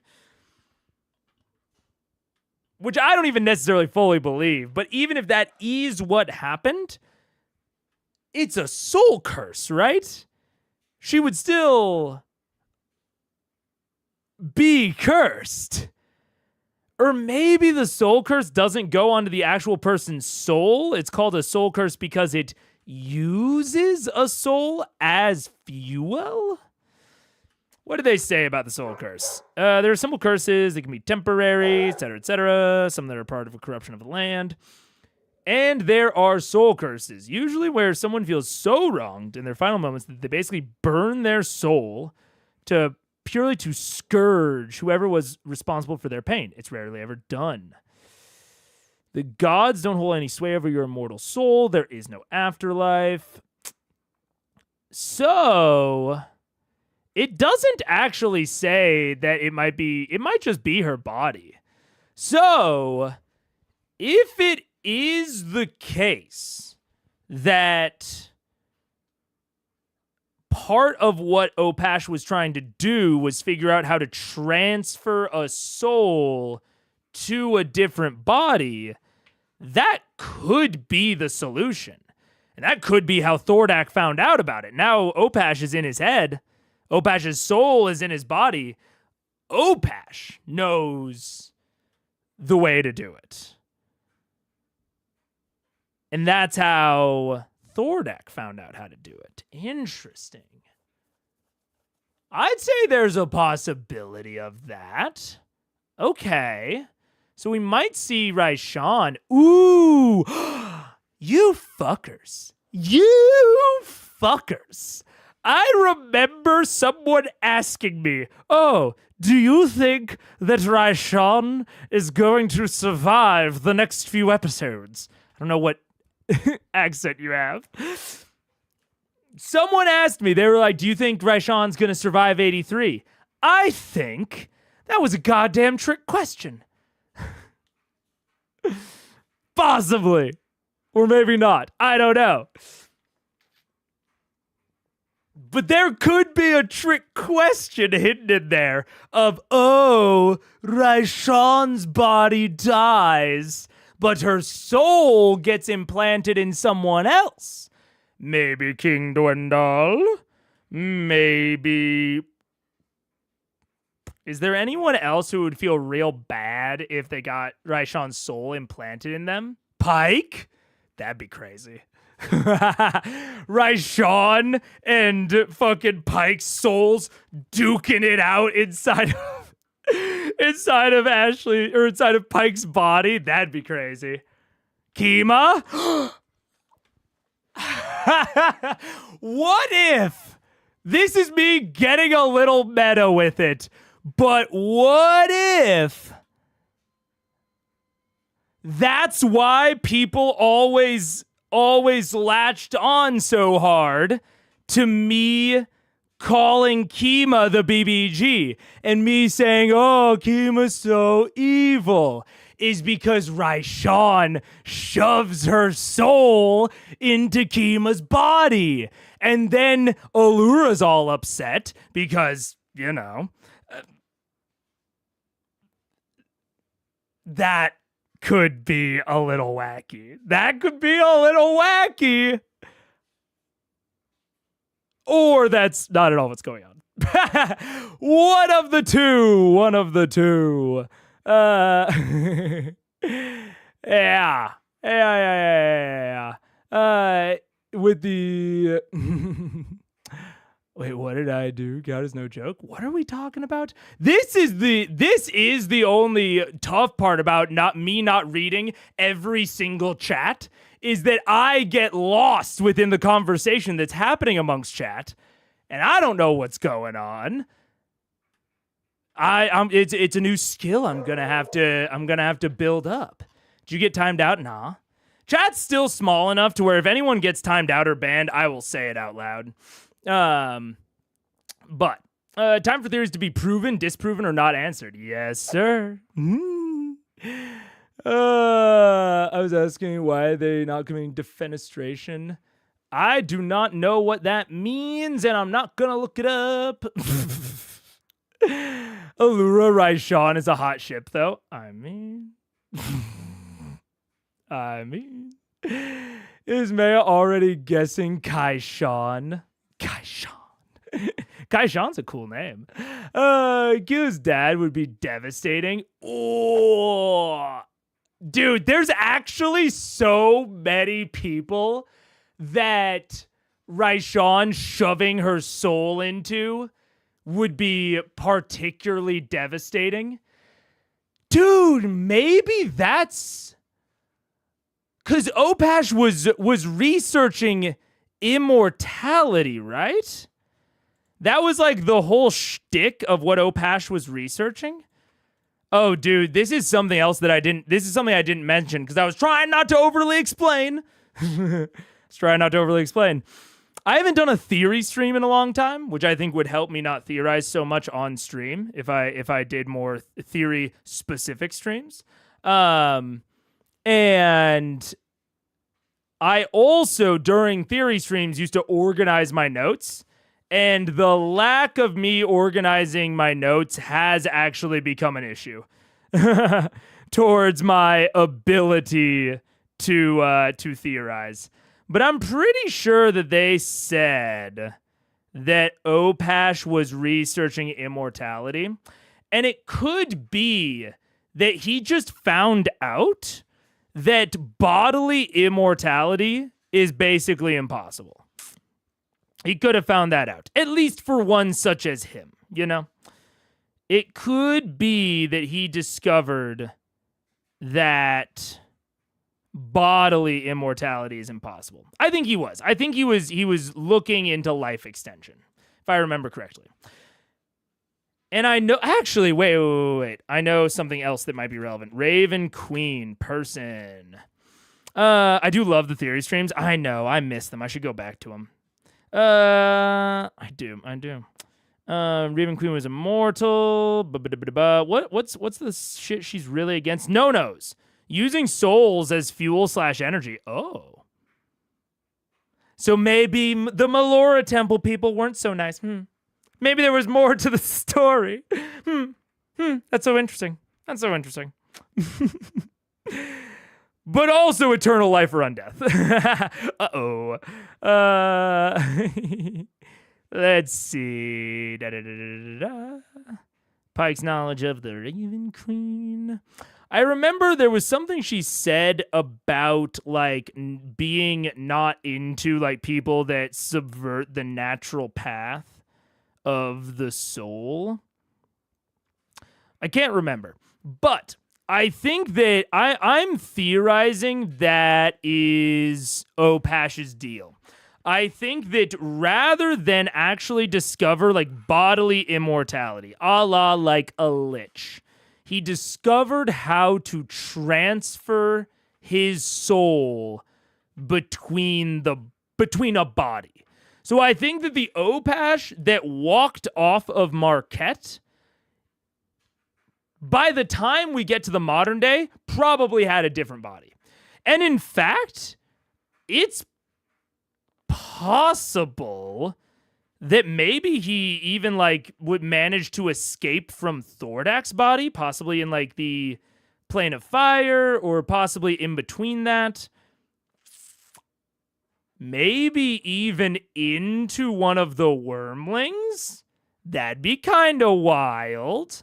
If Opash's soul is in one of the wormlings, and that's why Thordak was so... Like, that's why it was so important. Or maybe in all of the wormlings. Who knows? I don't know. But regardless, I think that's going to be the secret. That's going to be the secret of getting... Of Raishan curing her soul curse, is she's got to take her soul out of her body, put it into a different body. And there is so much fucking shit. There's so many people that Matt could target for that transfer. That would be fucking crazy. That would be wild. Kaylee. Oh, that would be crazy foreshadowing if she put it into Gilmore. Ooh. Yes, sir. Yes, sir. He kind of did genocide. He got reincarnated into a snail. Yeah. Would the body need to be empty of a previous soul, or would they force the original soul out, or would they coexist? I think it's possible that they coexist. I think that's maybe why when they were fighting Thordak was like using the we, you know, instead of the I. I think that he's been used to living his life, his recent life at least, with fucking Opash in his head.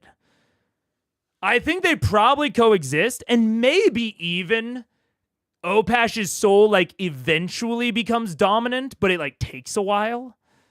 I could also see that, where it's like Opash has to slowly, like, eat away at the other soul until he eventually gets full control of the body. I could see that. Very, oh no, what is it? I've got a terrible movie reference. The Host? Yeah, not this one. A way worse one. This one. It's basically The Host, dude. This is a horrific movie. It's not good. This movie's very bad. But it's a specific reference that if anyone has seen that, it's like that. It's like where they, like, coexist in there. You know what I'm saying? I was assuming Thordak was saying him and his including his unhatched children. Maybe. That could also be it. Animorphs was way better. I never saw Animorphs. So, no comment. To how far? Enough so that hopefully I can get as many people within 10 feet as possible, and ideally within 30 feet if I need to rush an attack. Okay. Currently, you are in a space to get 3 people in your area. You can either move forward with them, or if you wish to push forward on your own, you are currently not visible. So. Right. Yeah. Lair attack. Very Lynchian. Oh. Okay. Kima is going to follow along with Grog, and Trinket. Allura feels the lack of magical force on this side, is going to go ahead and follow up and behind. Okay, so it is what I thought. Okay, you will remember me saying last stream, I was like, you know what, a loop? Oh, I took a way too big of a screenshot. 1 second. If you will remember, I said, I was like, hey, a loop in a dungeon? If we're still in the exploration sequence, there needs to be something that differentiates this branch from this branch. However, as part of a battle map, I'm way more into it. Way more into it because now, just with the loop existing, we've got a nice little, like 4 distinct zones, each with pretty distinctive features, or at least with the opportunity to have distinctive features. But even if they don't, basically no matter what the adversaries or the players do, unless they're really clever, like, using like stone shape or something during combat, but unless they're super duper clever, there's basically, in this loop setup especially, there's basically no way to connect these. You know what I'm saying? Compare it to like the Thordak lair stuff. The Thordak lair had a circle-ish thing with the lava in the middle, but not the problem with lava, the aspect of lava compared to this is that it is crossable. It is physically crossable, and it is crossable via range. So it's a different type of loop. It's only a loop in terms of like movement, and even then, only certain kinds of movement. Whereas this blocks movement, line of sight. It blocks, it blocks everything. Projectiles, mostly, at least. So in a battle map, I think these can absolutely work. In a exploration sequence, I'm really, especially a direct loop like this, there can be some arguments made for a really big loop with like, multiple rooms and shit on the way. You can kind of make an argument for this, and I'll hear you out. But even this, I'm a little shaky on. And if it's literally just like, boop, boop, and boop, boop, and, there's nothing going on either side, there's no reason to go one way or the other, I'm not into it. This can work if maybe like this is like a challenging path, like, oh, this room is filled with gas, but this room has goblins in it. If there's a really distinct choice there, then maybe. But especially, this sort of loop there is no difference between these 2 points. And I think that is pretty much only viable on a arena map, on like an actual hexed out battle or gridded out battle map. Otherwise, I'll hear an argument for it, but I don't foresee myself agreeing with the argument.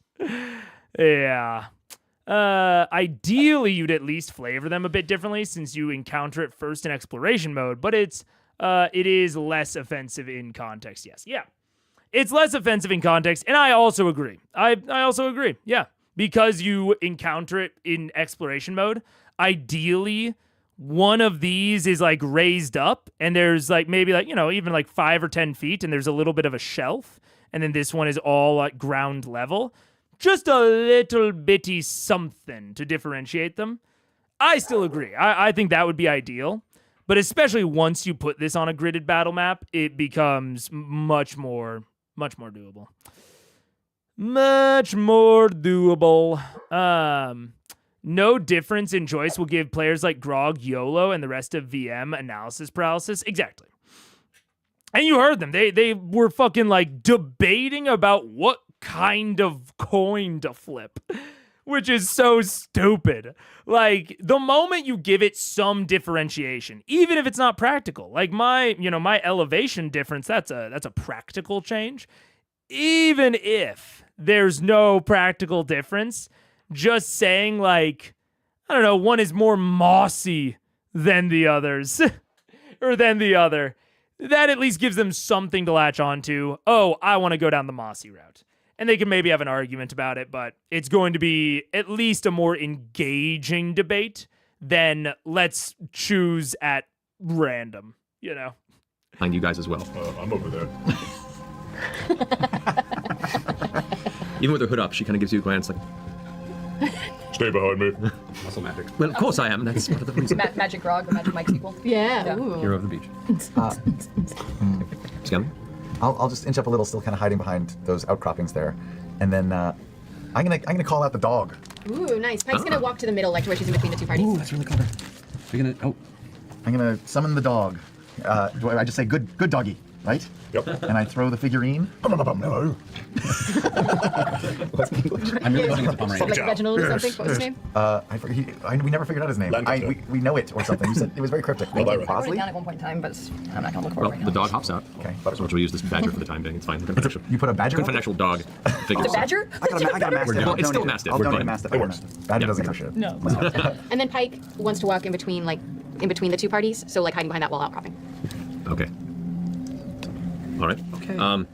At this point, the air itself is still very still, and the closer you get to this as you approach, the smell of the decay is as overwhelming as it was in the chasm that you once crossed before. Reshon continues to speak. He says, "You may also come to notice a curiosity about this island that explains a lot of the legends around it. Sadly, the pressures of time left me forgetting until I arrived, which has limited my options. I had only used the glyph once before, years ago, but it is as it is. So I ask you once again, we made a deal. You rescinded on that deal, and punishment was required. You survive only by my grace and your stubborn need to cling to your insignificant lives.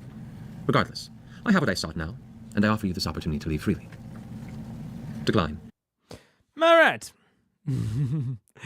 She is very she's coming across as more and more arrogant by the day. Where is it? You may also she's so reasonable. Fair enough. She is honestly being pretty reasonable about it. I'm gonna be real. Regardless, I have what I sought and I offer this opportunity to leave. Okay, I don't care. You survive only by my grace. Is as it is. Okay, what the fuck did she say about a glyph? Curiosity. Sadly, also, what are the legends around it? The legends are that, like, ships in the Lucidian near the island, like, go down? But it's clearly not that, it's clearly not that the just general necromantic force is, like, snatching people off of the ship. and putting them in the chasm, you know what I'm saying? Like, unless the ships are drawn to Viscon somehow, you know what I'm saying? So I don't know what the curiosity is that explains the legends, unless she is mistaken about their knowledge or the legends. Sadly, the pressures of time left me forgetting until I arrived, which has limited my options. So there must be something, it must be something to do with the necromantic effect. I had only used the glyph once before, years ago, but it is as it is. I'd only used the glyph once. So this, to me, this sounds like using the glyph whatever that means, allows Viscon to have some manner of effect on you as an individual. As Raishan implies that her glyph usage is constraining her somehow on Viscon. Or maybe in general? Vague. Interesting. I didn't flee for my life. I gave you an opportunity to end this combat. I'm saying, bro. Oh, yeah. I would have unloaded 5 spells on them by now. We had a deal, those arrogant ants. I agree. But it is interesting. It seems like Raishan really is like all arrogance, no ego, which is a very weird... It's a very weird distinction. Like, the more I see it, the more I see it. You know what I mean? Like, the more I think about it, the more it kind of tracks with her actions of, like, she is very self-possessed. She is really convinced that she is correct. Period. End of story. But she doesn't have, like, an imperiousness. She doesn't have a, like, hierarchical, I am right because I am naturally better. How dare they, like, assault their betters. It is just, no, I'm right. I'm the best. Ever. Forever. I'm awesome. And so anyone that disagrees with me must just be wrong, and I will educate them. It is a level of arrogance. It's just there, but there's not an ego attached to it, which is very weird. I can't think of the last time I've seen this sort of thing. Huh. What does Megan know about this glyph? I don't know shit about no glyph. I know shit about ziggurats. I know shit about siphons. There was a glyph on Gilmore's forehead. But I don't know shit about no glyph. It's not that she thinks she is a genius. She just thinks Vox is stupid. Yeah. It's not this value hierarchy that you would find with an ego. It's like, my way is the correct way because I am better. It is just, I am better because I am always right. Because I'm right. And because everyone else is stupid.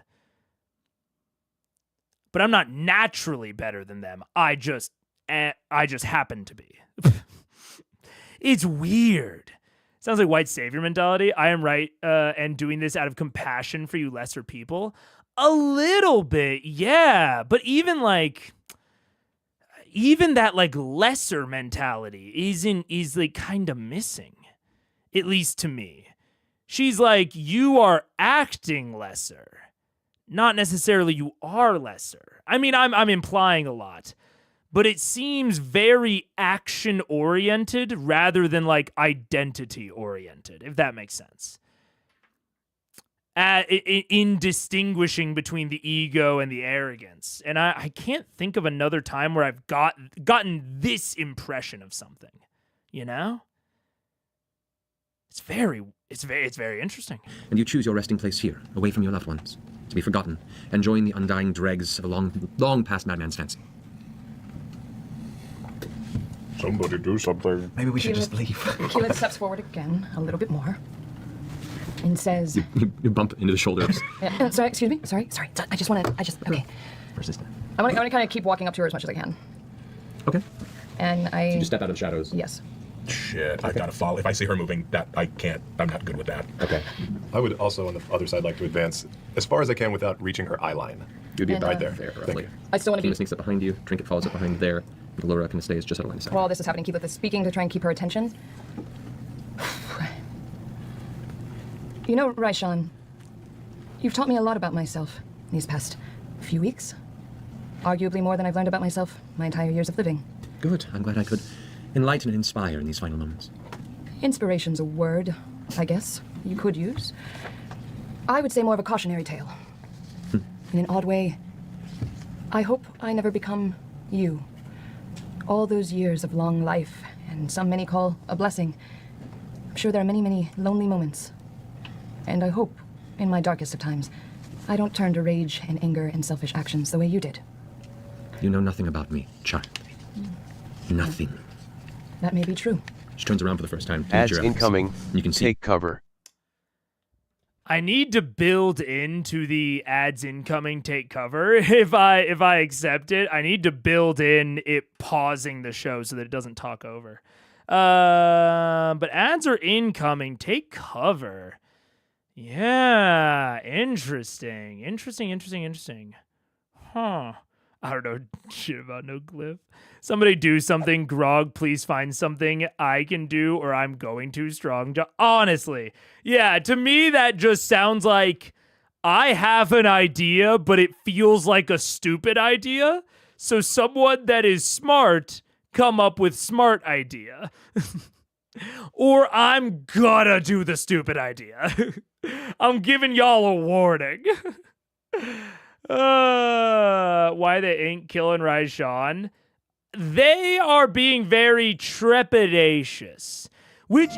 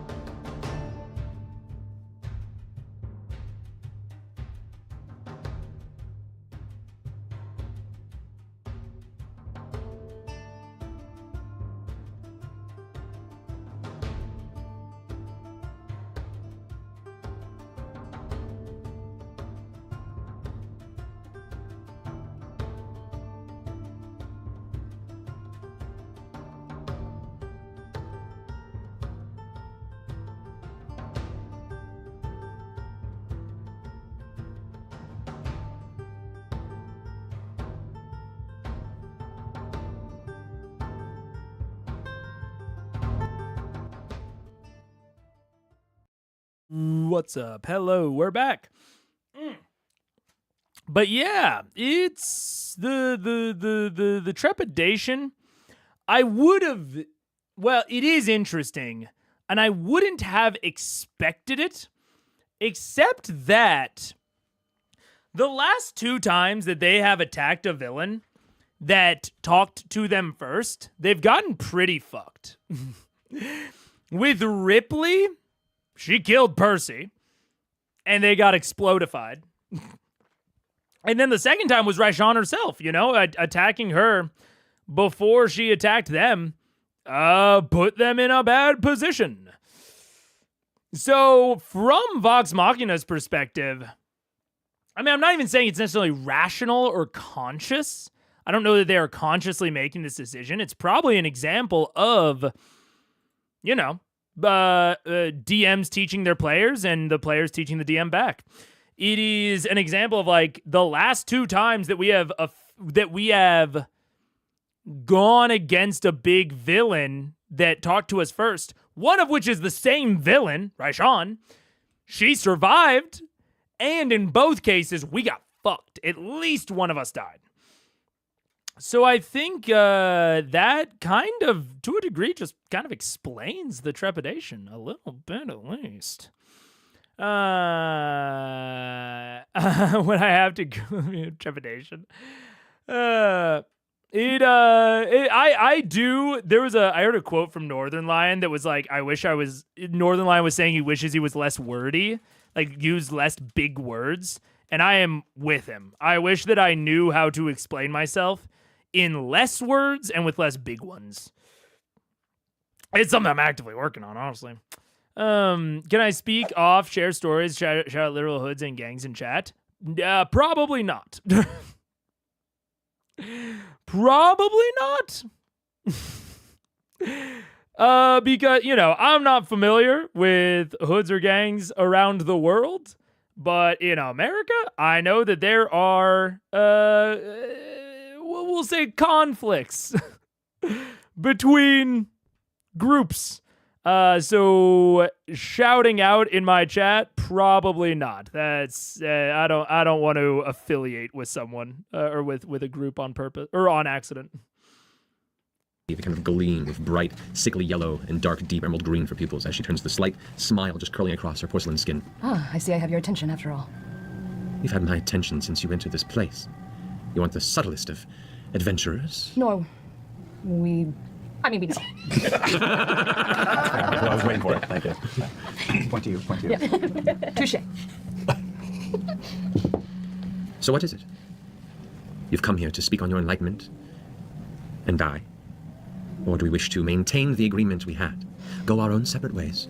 I'm gonna really quickly whisper to the dog, do you see anything that we don't? The dog looks on. No. Good doggy. You're correct. We reneged on our deal, just as you did on your end. There was a mutual distrust. We knew that from the beginning. That makes us even then, does it not? It does. But in terms of negotiation, you presented your deal, so we will now present ours. I might not... Still flanking. No, backing up, but I'm drawing an arrow and just notching it and waiting to see if she does anything to kill it. Okay. My want for revenge against you, while still strong and very palpable, I now understand is ultimately selfish. Only in the sense that everyone else in Tal'Dorei should share in the revelry of bringing you to justice. I am not the only one. We are not the only ones who have felt the ramifications of your destructive actions. And as much as I would love to make do on my promise that I told you weeks ago, and end your life right now, I desperately want the rest of Tal'Dorei to feel that satisfaction as well. So, you surrender now? You come with us, under means of temporary control? We take you back to Iman? Maybe the Fire Ashari, we'll work that out where we're gonna take you. And you face trial amongst the Tal'Dorei Council, the people of the Ashari, and on behalf of the rest of the citizens of Exandria. If you choose to not take this offer, then I guess we will see who this final resting place will be in this cave. The book that she currently had in her hands kind of closes in her grasp as her eyes don't flicker or shift or blink from your connection. She looks to you with her chin raised a bit. I kind of mirror her. Puff up a little bit. Puff. You act as though the laws of the anthill affect the foot that crushes it. You speak words of importance, but I've seen laws and people come and go, change, die, turn to dust and rise again. People kill neighbor. Families die from the inside and out. You see, I'm diseased, but look upon you, you insignificant creatures. You do more to your own people than I've done in an entire lifetime. That might be true. But at least that is the fate of our own consequences in our own doing, not some outwardly forcing the repercussions on us. And you should know, Raishan, I've stepped on plenty of anthills in my day. Those that don't die, revolt. And guess what? There's some pretty nasty stings from some ants out there. They'll leave a welt. They will really. The strength of a colony Red ants, man. is stronger than the individual of one great diseased foot. You are truly not intending to leave me be, are you? Nope. Well, that is such an unfortunate disposition on your part. Interestingly enough, she kind of thumbs a couple pages in this book, closes it and throws it aside. My needs do happen to call for a handful of powerful magic users. And there are proper tools within these caverns to keep you in line. So, we shall call your foolishness kismet. I guess we can say the same for yours. Guess it's a matter of who wins now. Very well. I'm giving you one last shot. I Hunter's Marker. You At have second level, because that's what I have. Okay. Surrender now. Same. Ah. Whoa, how did it still pause? That was crazy. Okay.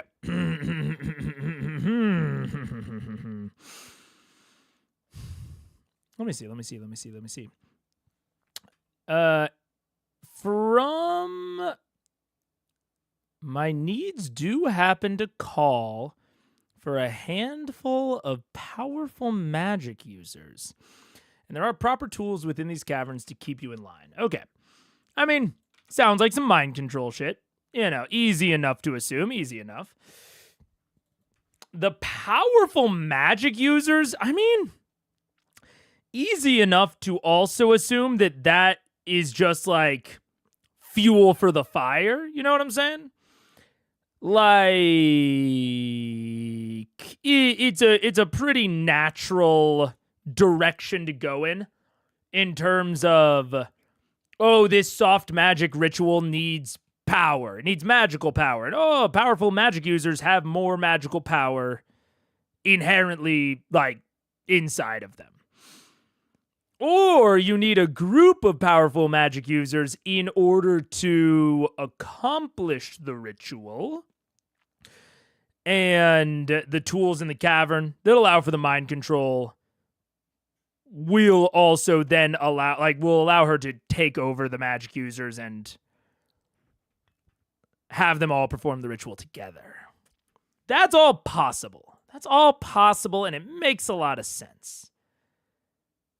But something about that smells off a little bit. I don't know why, but it just, it sounds a little off to me. I can't quite put my finger on why, but I'm going to be watching it. It sounds very performative. Well, Keyless comments, but I also think it's performative for herself more than Raishan. Yeah, it's interesting. It's like, I've never, on a personal level, I have never understood the aspect of people giving others like a chance that it's so clear they won't take. Like, there's no universe in which Raishan goes back with them, especially when it's in a life and death scenario like this. Especially like a fantastical scenario like this, I should say. But I also do understand that a lot of people and a lot of, fictional characters kind of define themselves, at least somewhat, by a code, like a code of conduct. And so they feel the need to give someone like this chance or this opportunity, even if they don't actually deserve it. And I don't think that this, like, my misunderstanding of it is doesn't necessarily apply to real life. You know, like I think everyone should be given chances and opportunities. But yeah, I don't know.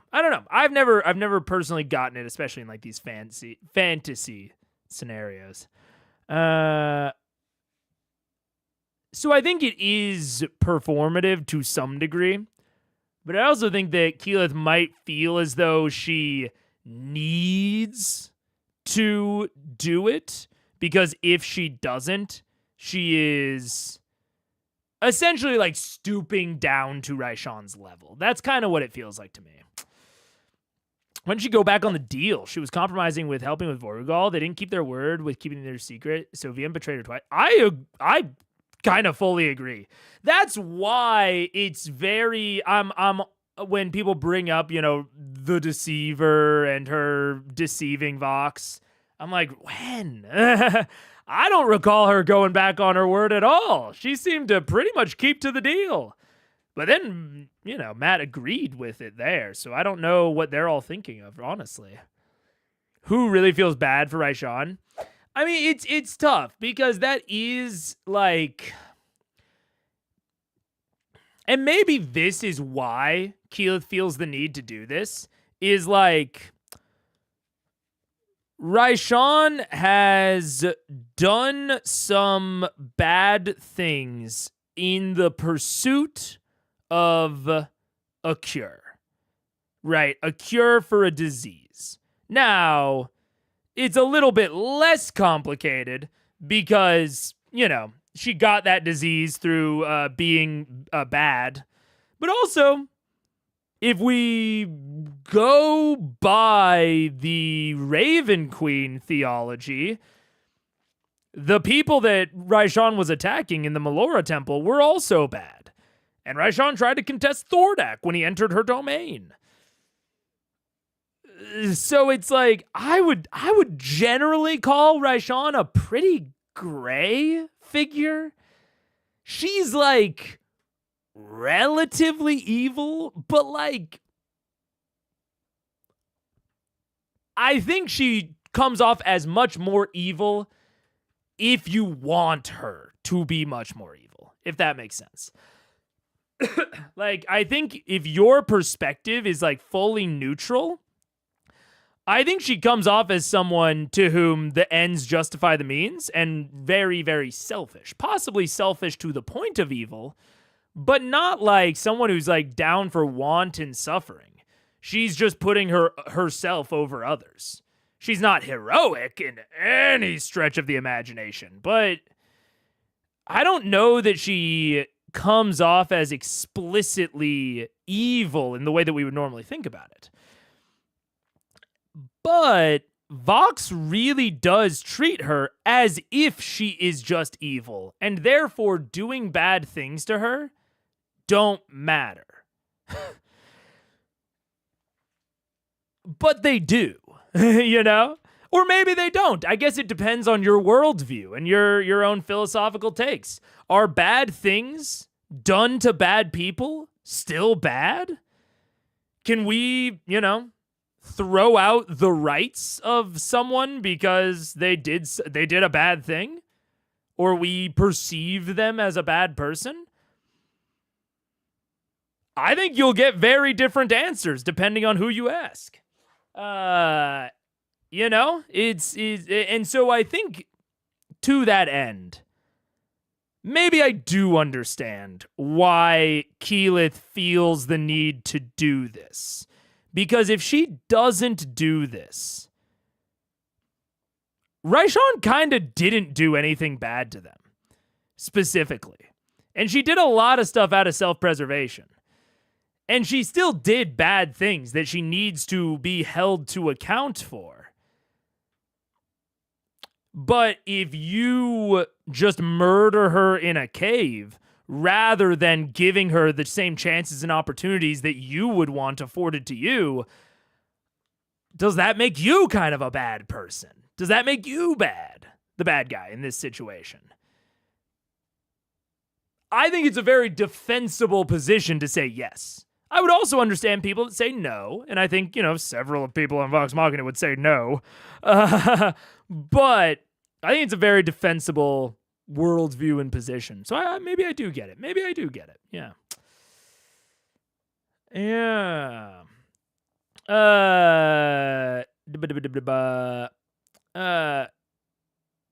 For a deceiver, she lied and betrayed very little. Yeah.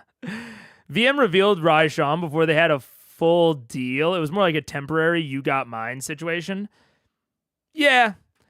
I mean, I think that broadly, we could say that Raishan held up, to my understanding, the full tenets of the deal, both in spirit and in practicality. And Vox, at most, upheld it in practicality, not necessarily in spirit. Raishan is probably a person that is a net negative on the world, but the reason the party is after her isn't justice. They just want revenge, and mostly, and they're willing to break their word. Yeah. And that is like, if you actually want justice, Keyless Way is the way to do it. If you are explicitly out for justice, if that is actually the thing that you care about, then you kind of do have to afford her the chance. It's interesting. Yeah. Is it bad that I fully realized Raishan never betrayed Vox Machina, but I don't feel bad because her curse was entirely her fault for attacking the temple and killing those druids? And I also think, again, that is an open question in real life. Is doing something bad to someone that did something else, like that did something bad, does that justify you do something bad? And I mean, the classic response of 2 wrongs don't make a right might make it sound simple, but I think in reality, it's not so simple of an answer. I think in reality, people do not actually normally agree with 2 wrongs don't make a right. Or at least they don't agree with it when the rubber actually meets the road. You know what I'm saying? We don't really know if Raishan doesn't want destruction and such. We don't know why she attacked the Melora temple. Exactly. We're missing a lot of information that would come out in a court of law. It's like, yeah, why did she attack the Druid temple? We have it in our brains that Druids and Melora are nice.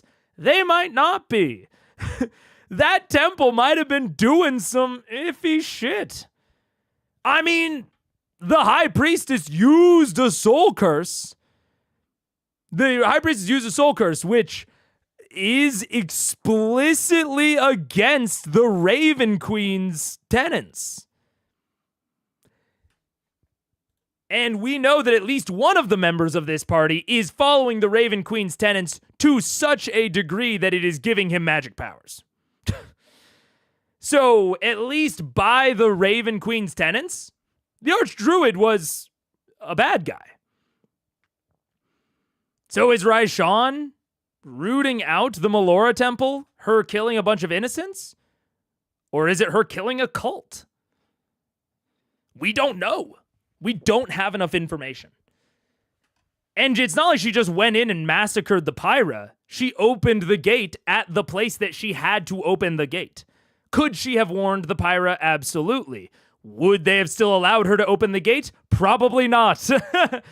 So you could even classify that as civilian casualties. It's not, these are the sorts of things that would be litigated. And killing her in this cave doesn't afford her that opportunity.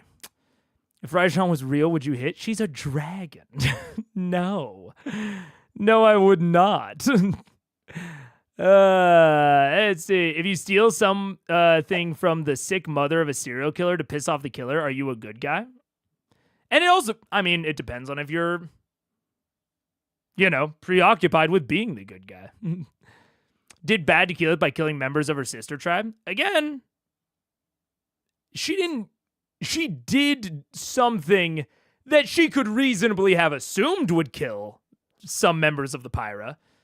But she wasn't doing it to kill the Pyra. She was doing it to open the portal. And she took their deaths as acceptable. You know? We can do bad things to bad people. It's gonna, me not knowing shit about the story, right, Sean? But oh, I'm noticing, Fat Yoshi. To be clear, I'm just ignoring. Strongly believe that morally, your reasoning matters. VM is acting out of anger, and that taints almost every one of their actions, even if I like the end results. Which it all comes back to, I don't know, the Vox Machinas are the heroes. You know? All you need is even a good person, very clearly, if what we would broadly consider a good person, if they do a bad thing and Vox finds out and they don't know anything else about the person, they aren't going to do more research. Vox sees bad things and punishes. That's it. They do not look up more information. I don't know. I think that's why I said it's performative for herself more than Raishan. She knows full well this is going one way, but the act of justice is necessary for who she thinks she is. I think that's fair. I think that's a fair evaluation, yeah. What rubber meeting the street? Okay, those are just English. Those are just English phrases. Those are analogies. Those are metaphors. I'm sorry. I do often forget. Because it's an English-only chat, I do often forget that close to half, if not over half of my audience is not from America. And so I will sometimes use like English or American phrases, not or forgetting that people might not know them. Yeah.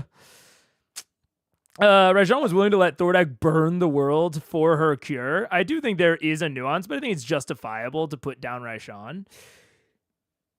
I think you can defend it. I think you can absolutely defend it. But I also think that Vox doesn't care. Like, they're not really considering the morality of this at all, because it's not about, again, it's not about justice. I think if it was about justice, yeah, you could justify it. You absolutely. You could justify it. You could even justify not offering her any sort of justice or trial or whatever. You could justify that. But they don't care about justifying that, you know? She killed so many people in Amon, like she directly killed people tied to Vox. In Amon? Who'd she kill in Amon? Oh, in the invasion. I mean, I agree. Again, I think this is something you can justify. But Vox has not. Vox has not justified anything. Again, Raishan has clearly shown herself to be incredibly selfish, but she does not appear to be wantonly malicious. If I wanted to go about defending her, if I'm her public defender in court, she had to play her part in order to get the cure. Did she do bad things in the pursuit of her cure? Absolutely. But she wasn't doing it out of spite or anger or any sort of malice. She was doing what she had to do to live. And we can say that, that's, murdering someone to save your own life is not an okay trade. We can absolutely say that. We can say that's not a moral trade, that's not okay. But Vox doesn't care about that. They have not brought up the people that she killed in Amon once. They bring up the Pyra occasionally. But even that is pretty lacking. Keelat's really the only one that ever brings it up. The rest of them are willing to murder her because she's a dragon, mostly. Yeah.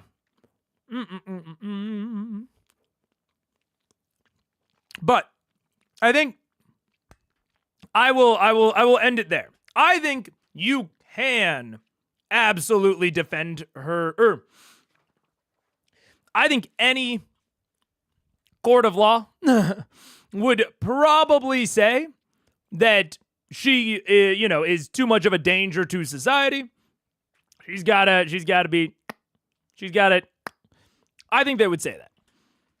The point that I'm trying to make is that I don't think that Vox cares. I think if they went to court with Raishan and the court found her actions justified, I think they would still want to murder her. I feel pretty comfortable making that statement. They would say that the courts are rigged or whatever. I don't think that they would that would put them off in the slightest. It might put Keyleth off, but broadly, I don't think so. Hunter's mark. Surrender. And if you choose not to, at least we can go forward in our consciousness and know that we gave you a choice. So as you guys are casting the spell and she's saying this, Raishan responds with, I shall relish closing the final chapter on your brief, pitiful tales and beginning a fresh, new chapter of mine. As you guys both mark, the spell has no effect. It takes no root in the space. You can maintain concentration, but nothing was marked. There is nothing there. Physical. The dog in 3 sees invisible things, by the way. Yeah. Correct. Okay. Just not invisible. It's just not there.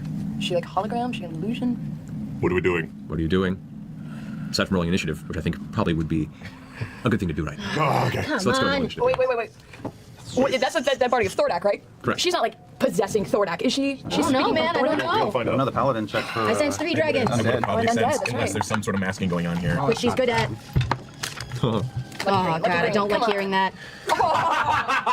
I'm sorry. That wasn't so ironic. That's a bad talisman.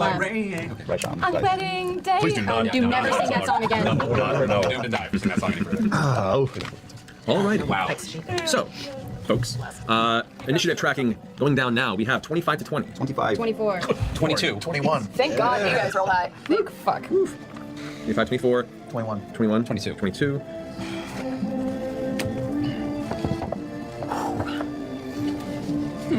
All right, 20 to 15. 16. I can drive. Did you roll for Pike? Yeah, I did. I rolled for Piglet. She got an 8. Pike got 8. I got an 8. Keyleth, what'd you get? 4. Oh, Jared? no, Keelan. You don't add proficiency bonus, it's only a dex bonus. Just right? dex bonus, correct. Then 11. Okay, so we have... You don't add proficiency bonus? That's what I was asking about for dex. Okay. Or for initiative, rather. I think that's you because you're a fancy That's weird. fighter. Okay, that's So weird. Keyleth, you got the lowest? Huh? You got the lowest one? Yeah. I was talking. I was giving a very compelling speech. Yeah, I was writing it down with my inability to write. Alrighty, so... top of the round, currently. Vax, what are you doing? We see nothing. You see nothing? No, you just see the not physical, apparently not physically there, humanoid form of Raishan still standing the opposite side. Get some! And 2 eggs. 2 eggs here in the corpse. All right, I'm going to cross back across Man, I wonder where Ripley learned it from. north to the. I'm going to click on the Boots of Haste. I'm going to move straight towards you, Matt, across Go the for hole this by the trick corner twice. there. Over here? No, not that far. No, closer to me, Right, yeah, right there. And I'm going to throw at the eggs. Okay. And it's, I'm going first, so with Assassinate, I get advantage on all these because I'm the first to go in combat. Cool. Yes. Yep. Sure. Starting at 3rd level, you are deadly, so you get the drop on your enemies. You have advantage on attack rolls against any creature that hasn't taken a turn in the combat yet. Okay. Sure. The eggs have not taken a turn in the combat yet. That's great. And I'm going to use Sharpshooter, so I'll get a -5 on these, so... The eggs have not taken a turn That's yet. all done. The egg assassin. Yeah, 21 for the first. That hits. Okay. This Easter, the eggs have not taken a turn. Prepare to be scrambled. One is a 18. 18 hits. Okay. And the third is, oh, that's not that good. Is 14. 14 damage? Yeah. Okay. Do they all 3 hit or just the first 2? First 2. First 2. Okay, Yeah. so the first one gets this CT image. Those eggs don't even know you're coming. That's right. That's right. You want to take less damage? No, Yeah. go for Yeah. So These eggs are caught unaware. This will be over easy. Keep those puns coming. Everybody. Keep them coming. Allison. I'm so proud. I'm so proud. Yeah. Sulfur. We'll run it. 21, 24, 25, 29, 32. 32 for that one. Excellent. Yeah. I didn't start this, but I will finish it. And what the heck? I'm going to poison that egg, so that's 7. 7. It's that egg has to make a DC 15 success against poison. succeeds. The natural 17. So does it get half or half, right? Or none? I don't know. I've never killed an egg before. I mean, it still takes the full sneak attack damage, and then it is not poisoned. Not poisoned, so then give it another 7 hit points of damage just for the dagger itself. So that was fun. a total of... 7 for that second attack. Yeah. The earlier one was 32. Isn't Dungeons & Dragons fun? Thanks, you guys.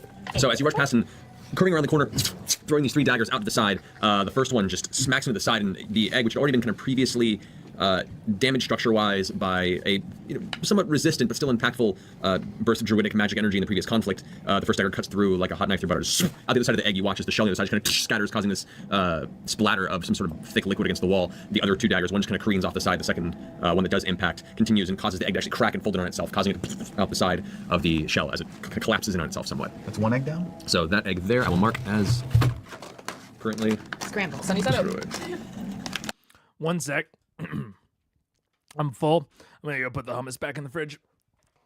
It's a chair stream. Ba ba ba ba ba ba ba ba da ba ba da ba. It's a chair stream. Ba ba da ba.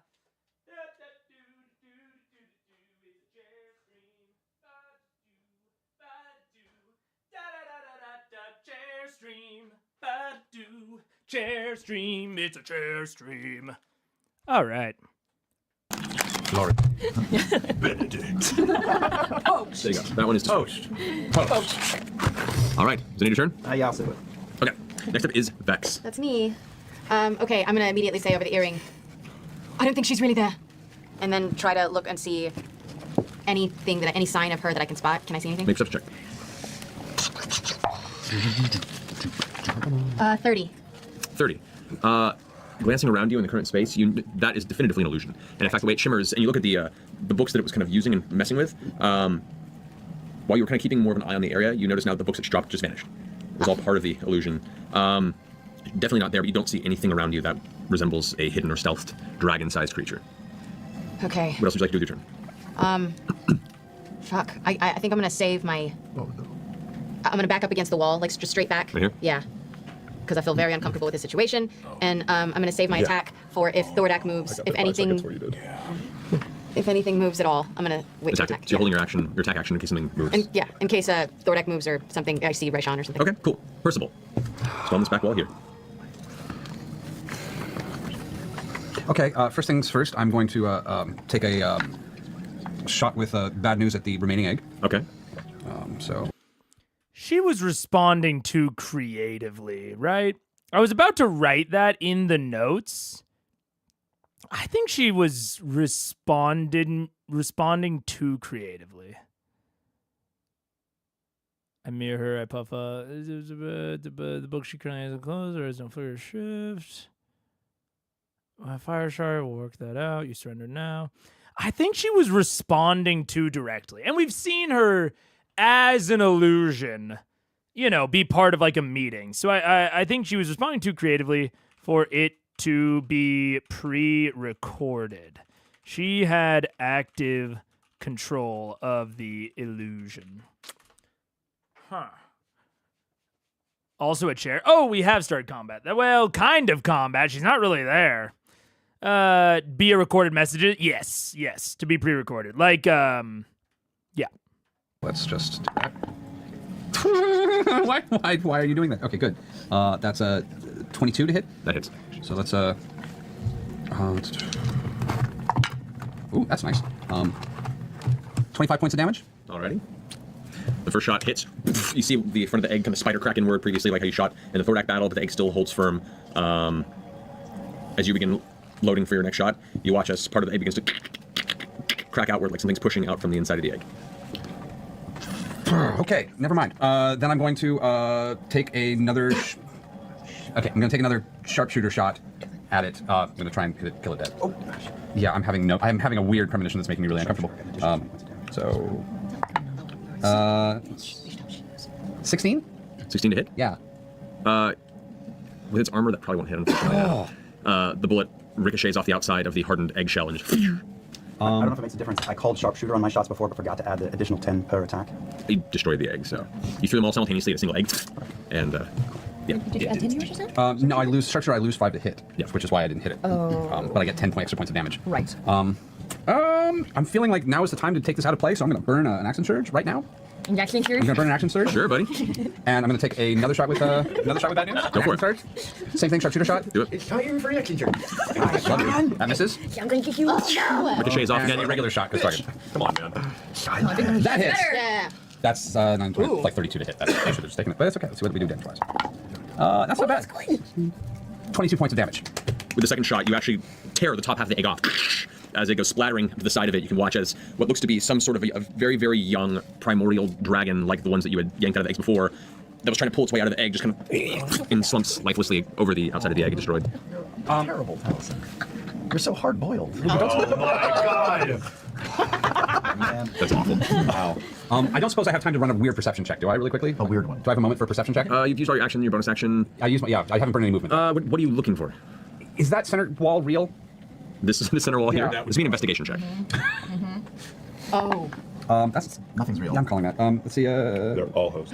23. 23. Glancing over across the way, best you can tell, the wall appears to be solid and is an actual Okay. natural just barrier. Want to have that moment? Oh my god, that is so smart though. I had a moment Yeah, she's of hiding horror of like, oh That's god, her. that's her, dragon yeah. sized. Okay, cool. Fair enough. That's her. Yeah. All right. It could still be her. Yeah. He could have just not rolled high enough. So that ends your turn. At the end of Percy's turn, the human figure across the way with the dark green hair gives a deep bow and then vanishes from the field. No. That wasn't so bad. We won. Good job, The, guys. the dog turns around and faces this direction and starts barking. Fuck. Good call. Good boy. You just hear, and then suddenly, there's suddenly a torrent of wind blowing within the area as something is disturbing the air quite heavily. So that's that. I am holding my action until Raishan does anything. I hope she attacks. Well, no, I hope we get to attack ourselves. That's going to be the end of Raishan's turn. Really, just a sound? Yep, you just all of a sudden hear the mastiff barking over and over again in this direction, Do I see it? Did I? Oh god, I can't stop my turn. but you don't see anything. No. Did my hair go? A little bit. It's kind of always doing that a little bit. I mean, a little bit. Scanlan, it's your turn. It's really. Has a I lot. turn to face in the direction that my steed, my dog is looking, our dog. And shitballs. Who's that near me back there? Who is that? This is Vex. That's Okay. Pike. Vex, I will inspire with a quick limerick. Oh. Gurn Blanston wept and wepto. His wonderful broom had been swepto. First our Vex spied it, then she shanghaied it, because it turns out that she's a total klepto. You can take a D12 inspiration. Bring it back.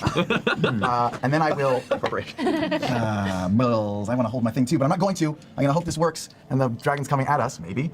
I'm going to step forward as much as I can towards the sound I heard, and blow my horn of fog just everywhere. Nice tactic. Man, can't you put that drug pipe down for a Good tactic. Don't take it away from me, man. What one though? What one though? Nothing's going on, It's Mom. for tobacco, okay? All right, so You got one. Team settled a lot of bets on who vapes.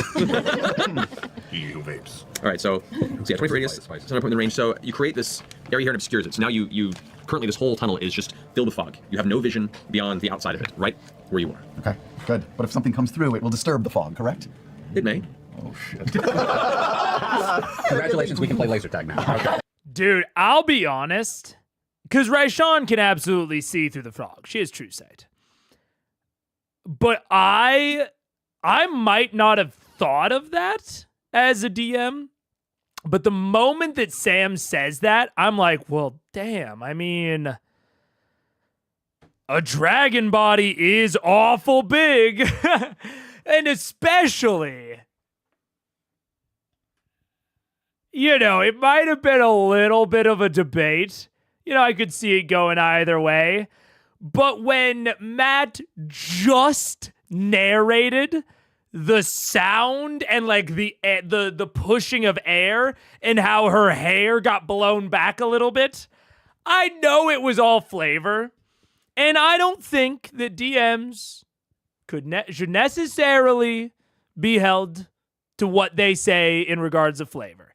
However, if it is in terms of siding with the player on a potentially cool tactic that is not super repeatable, absolutely. I would say, okay, only because she's huge and generally flaps her wings when she moves, she will disturb the fog. Anything smaller than that, probably not. Not in a discernible fashion. And you won't be able to tell exactly where she is because you're inside of the fog, but you'll be able to probably see a more accurate direction than you could with just sound. Because number one, it's clever. I wouldn't have thought of it. The moment I hear it, I'm like, that's pretty clever. I like that. And then secondly, because it also matches with the flavor. There's two factors that make me want to say yes to that. Raw dragons only have blind sight. Oh, I might have been mistaken. True sight. With true sight versus blind sight. Either way, I mean, if she has blind sight out to any significant range, I would assume, what is it, like 30? What's the ancient green? Ancient green. Ancient green dragon. It's coming up in Firefox suggested now because I have so many, or I've been to it so many times. It's gargantuan. It's got blind sight. But blind sight 60 feet. That's still a pretty decent footage. You know, she'd be able to see through the fog up to that, that range. Even if she does have true sight, I'm not 100% convinced she could see through the fog. It's not an illusion, right? It's legit fog. I guess maybe in this case, blind sight might be more useful than true sight. I guess I don't actually, off the top of the dome, know the exact rules text of true sight. A true sight, a creature can out to see in normal and magical darkness, see invisible creatures and objects, automatically detect visual illusions, and perceives the original form of a shapeshifter. Whoa. Okay, actually, I think you're right. I do actually think that in this case, true sight would not be able to see through the fog, but I think blind sight would. Or maybe blind sight wouldn't? Tremor sense certainly would. Blind sight. Tremor sense certainly would. Blind sight 5e. Zoop-a-doo-ba-doo-boo. Can perceive its surroundings without relying on sight within a specific radius. I think blind sight in this case would be able to pierce the fog, but true sight wouldn't. Interesting. But yeah. Oh, but anyways, yeah. So I would definitely. I think as a GM, I am. I think I'm allowing that fog to at least have a level of assistance with seeing Raishan. We were with sensing Raishan, picking out where she is. But also, I do think it's funny. I wrote it down. Sam is pulling out his entire bag of tricks. After that first Raishan fight, he is using everything at his disposal to get an advantage. And hey, good on him, updating his behavior and strategy in accordance with, his experiences.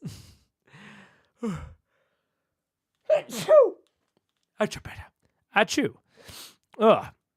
Blindside does work raw, though. Blindside knows me without vague with his. How is she perceiving? Does she need to touch the ground? Can she see around corners? I would assume she can see around corners. My assumption is that blind sight is based on hearing. It does not say that. I assume so that they can give it to things without ears. But I assume that it is either an electrostatic sense, if they're in like some fish have, or it is based on hearing. Those would be my two assumptions. And I'm assuming that it's like Daredevil-esque hearing, where it's like, oh, the things like swooshing through the air tells me exactly where they are, and I can like imagine an exact model. I assumed it's Daredevil-esque. That's what I'm saying. Dude, speaking of a tangent, I've said this. I don't even think this would be good. But I think they should be courageous enough to do it. I think they should put Daredevil into Marvel Rivals And I think that from the player who is playing Daredevil's POV, I think the entire map should be a semi-translucent outline of everything that is in differing levels of detail depending at what range they are looking. And that range can be modified by holding shift and scrolling the mouse wheel. So if you scroll all the way out, you can perceive the entire map all at once. But it's incredibly stimulating because it's all like overlapping, like all of the translucent images are overlapping as they move around. But then if you restrict it, you get a higher level of definition, but you can't see. You literally can't see as far. And flying things are less defined. So if they're touching the ground, they're a little bit more defined. Very tough. I think that would be so cool. It would be something that is so weird to balance. I can't even imagine.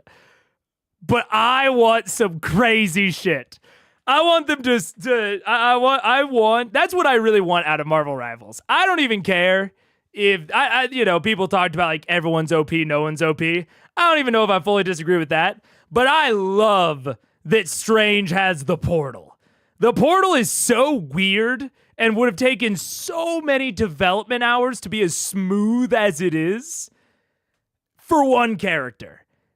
And like the Strange portal was like when I kind of got hooked on Rivals. That and like the Spider-Man swinging.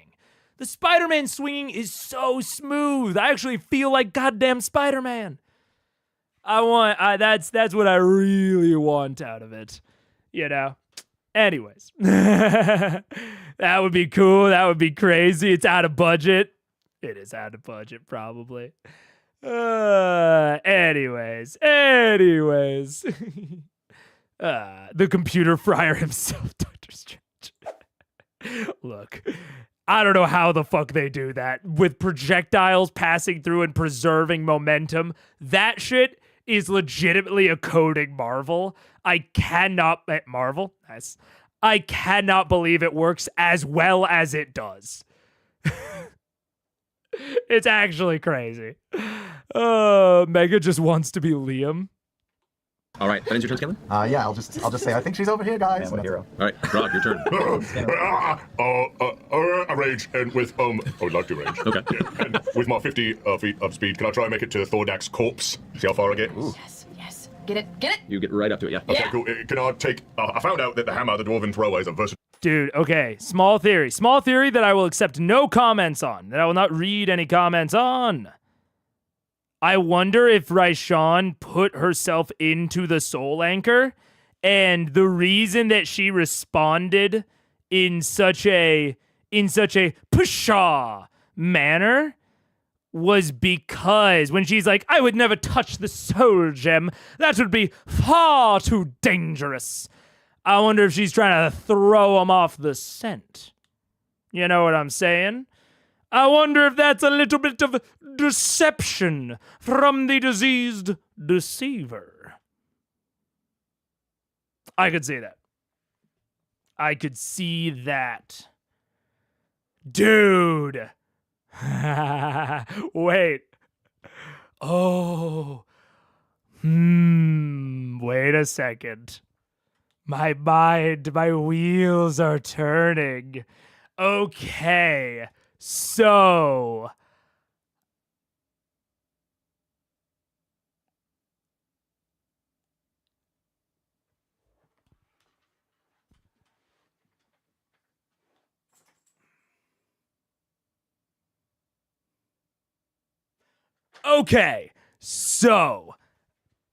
Age of Arcanum, also broadly called the age of, we just found out, the age of fucking wanton necromancy or whatever the fuck, right? Lots of people doing lots of magical bullshit.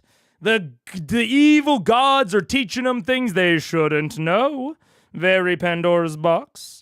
But we've recently, I always attached it to the elements, the primordials, general like arcane magic versus like cool divine magic, right? I think I even say so in here. Age of Arcana. That's how it's generally described. But.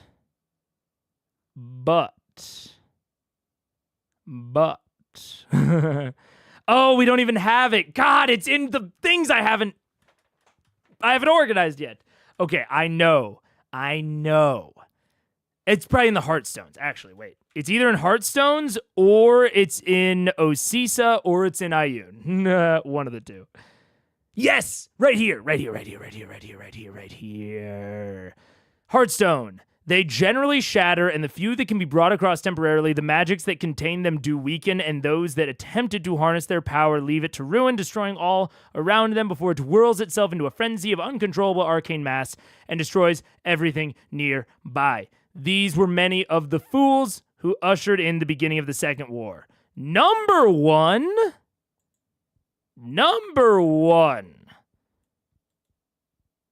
Thordax didn't do that. And it could possibly be because Raishan corrupted it, right?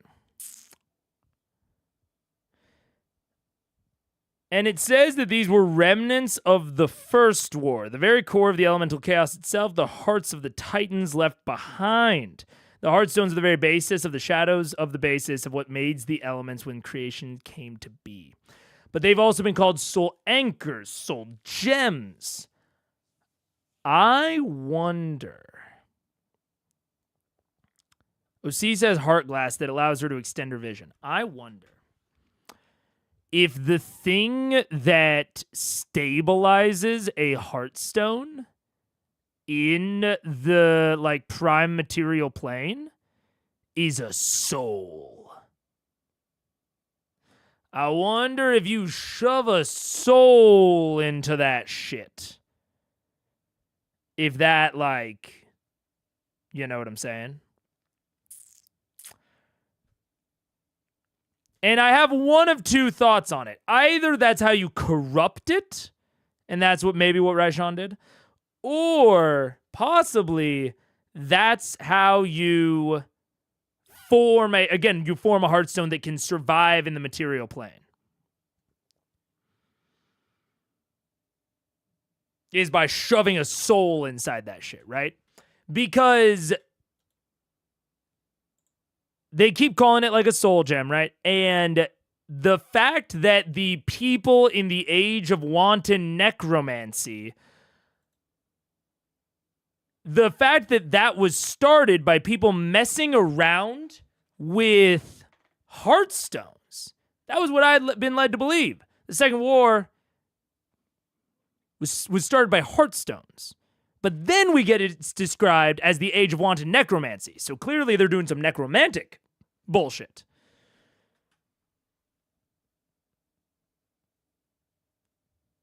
So I wonder.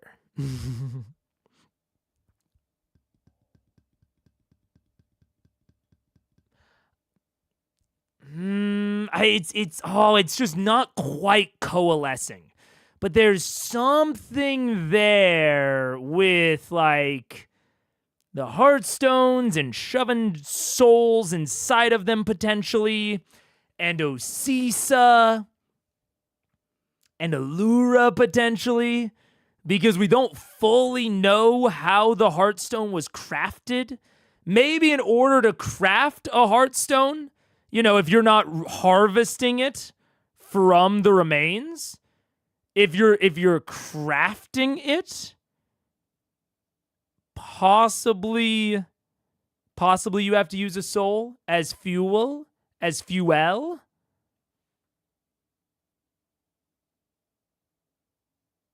All of that said, I think Raishan can clearly perceive from somewhere, and I am wondering if potentially her soul is actually already inside of a soul gem or the remnants of the Heartstone of the Ember Seed that was in Thordax's chest. And even the sound Like the sound of her clomping around in the wind. I wonder if that's all magic. And her actual soul, her body's gone, and her soul is like peering out from the inside of the soul gem. I don't know. Something about it is tickling my synapses. Dark gods distance themselves from the rest of the gods. They question the purpose of creation. Uh-huh.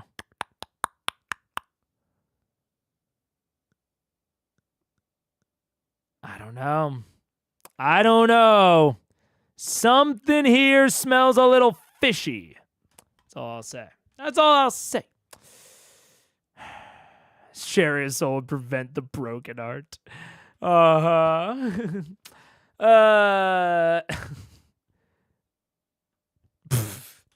We are moved on, Fat Yoshi. You're too late, unfortunately.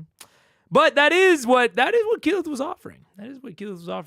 Didn't the soul gem shatter in the Thordak fight? You know, it did, but it didn't do the thing that we were led to believe that it should do. You know what I'm saying? That's the only... Ads incoming. Take cover. That's the only issue, is that it didn't quite do the things that we were supposed to do. I still do think that they probably shattered the Ember Seed. But especially given that, like, Allura described the Heartstone as impervious, immune to damage. I wonder if potentially the Ember Seed contained the original Heartstone within. Like, if they just shattered the actual Ember Seed. Impervious? Impossible to damage. Like very, very durable. You can't destroy it. You can't hurt it. I don't know. And it seems like when they told Allura about it, that she didn't seem that surprised. But we also, again...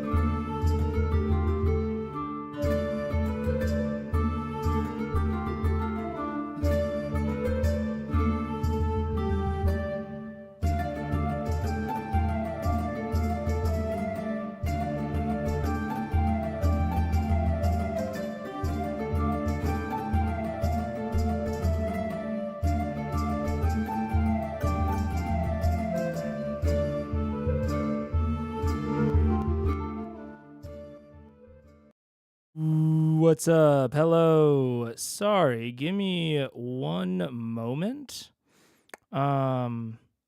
Something is not working. Like set global variable. Something within my logging, like within my transcripts, is breaking. And I don't know why that would be. I did not change anything that I even think could break it. And so I'm a little confused. I'm slightly confused. I feel like something down here is possibly set argument. What?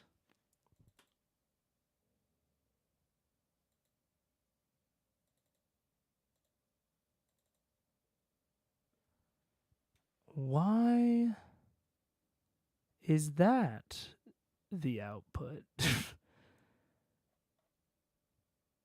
Sorry, hold, entertain yourselves. Why is that? Oh, okay. So is that not... Oh no, is something just failing there? Oh, something is super failing there. Uh-oh.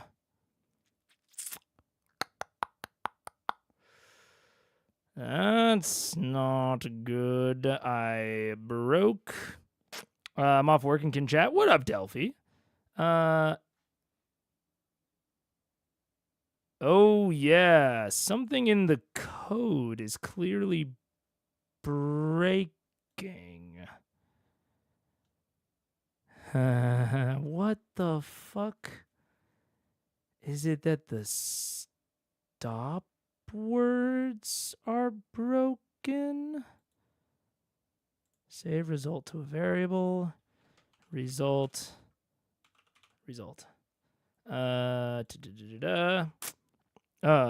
Top words finder.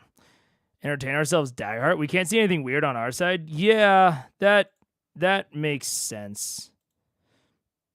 That makes sense. I honestly wouldn't normally completely pause stream like this for it.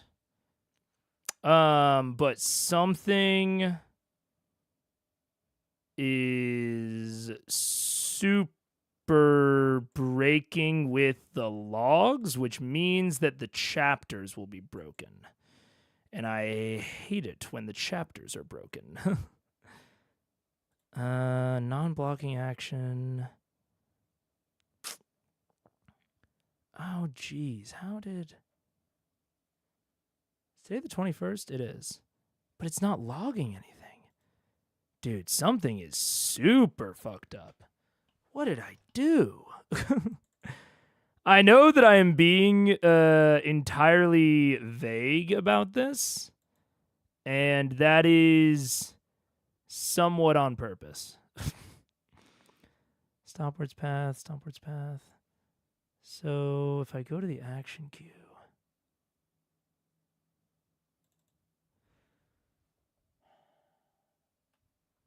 oh, result is false. Uh-oh. Yeah, okay. So something in here is failing. Yeah, something's getting mad. Transcript path. If I read all text from transcript path, it is getting mad at me. Why? Isn't this so much fun to just listen to me coding while you can't hear a thing? Is this fun for you? I hope so. So it's saying that it can't find that path. Why can't it find that path? And I'm not even glancing at the screen, so hopefully people are being good. Chunk 0 stream transfers. It's not a boulder, it's a rock. I have to imagine it's the punctuation. I almost guarantee that the issue is the punctuation on this. Fuck. I can't change that. I keep getting weird and funky with the punctuation on my with the punctuation on my stuff and on my stream titles, and I always forget that sometimes is a bad idea. That sometimes is quite the bad idea. So we're going to disable all of this, and then we're going to try something. I see the chat ticking, so at least some people are entertaining themselves. Okay, yep, it's working now. God, that sucks. That sucks that I didn't catch it until now. I know what the problem is. And it's with the stupid name of the stupid stream. I used an exclamation point. And lo, C#. Oh, it doesn't know what an exclamation point is. Are you kidding me? An apostrophe? That's the devil's alphabet. Not in my Christian C# code. Oh, God. That's so annoying. That's so stupid. You're talking. This is quality entertainment. I'm glad. I need technical difficulties. I should have. I mean, I would have to find an image of that, but I'm sure I could get something. I'm sure I could get something going. All right. Well, have fun talking about Daggerheart. I'm gonna move on with Critical Role. Sorry about that. Sorry about the like 10-minute distraction. The stream will probably have the first 3 hours not very well chaptered, and then it will suddenly, the chapters will kick in for the last half. That sucks. The weapon. Yes, you can hold it with two hands. With two hands, can I take a shot at his big, stupid cranium? Yeah. Okay, I want to squash the watermelon. All right. Roll for it. Reckless. Sure, you didn't need it, but go for it. Oh, okay. Come on, crit on the dead skull. Natural 20.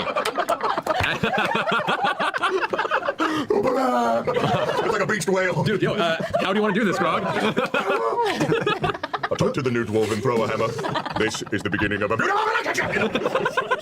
As you leap in the air using the momentum of your leap, you smash the dwarven thrower down onto the already partially destroyed skull of Thordak's corpse. The skull immediately caving inward with the force of the blow. As it hits and curves inward, it releases this sudden burst of heavy ash into your face that like fills your lungs and you burns your eyes and you kind of cough as you pull back. You try and wedge the hammer out, and as you do, you can see there is actual molten rock still dripping off the outside of the hammer. Any sort of general normal metal, unenchanted metal would probably be slightly bowing or melting in the presence of such heat. It looks like even in this dead state after a day of rest, Thordak's corpse still maintains some sort of internal volcanic life as it slowly subsided. But the skull is destroyed. You see bits of the upper palate just scattered like bone chunks across the stonework of the floor, stopping at the outside of one of the cages. Thordak's head is thoroughly destroyed. J-E-L-L-O. Well played. With I have another hit, but I want to get close enough for it.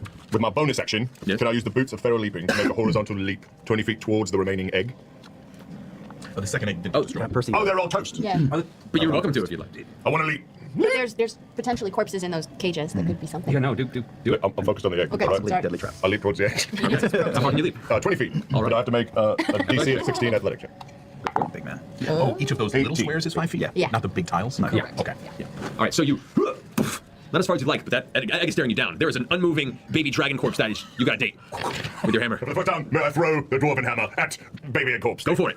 Reckless. Yep, advantage. Attacks are reckless, man. Do it again. No, not quite. That's okay. It's dead. It probably hits. You are going to kill two dead things. 24. That hits. Go ahead and roll damage. All right. But this is just a D8 because it's one-handed. How'd you get that? Yeah. He needs Don't worry about it. He needs this. 21. Plus an additional D8 because you threw it. Let him Oh, Part of the enchantment smoke of the those hammer. eggs. Tight. I think it's just if it's a giant. It's a D8. No. If you Oh, you're right. Seals an extra. Nice Yeah. start.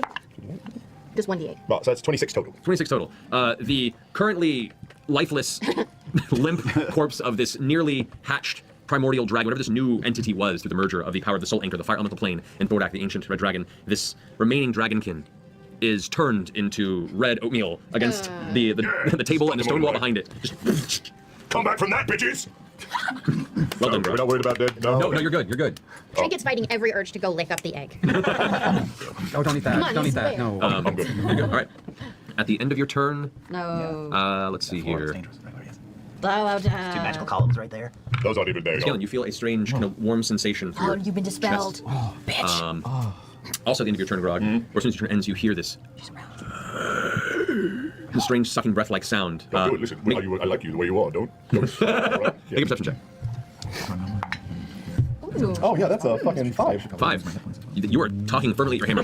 Please don't. Look, come on. I've had previous relationship. I've been burned before. Okay? I want to start fresh. Alrighty.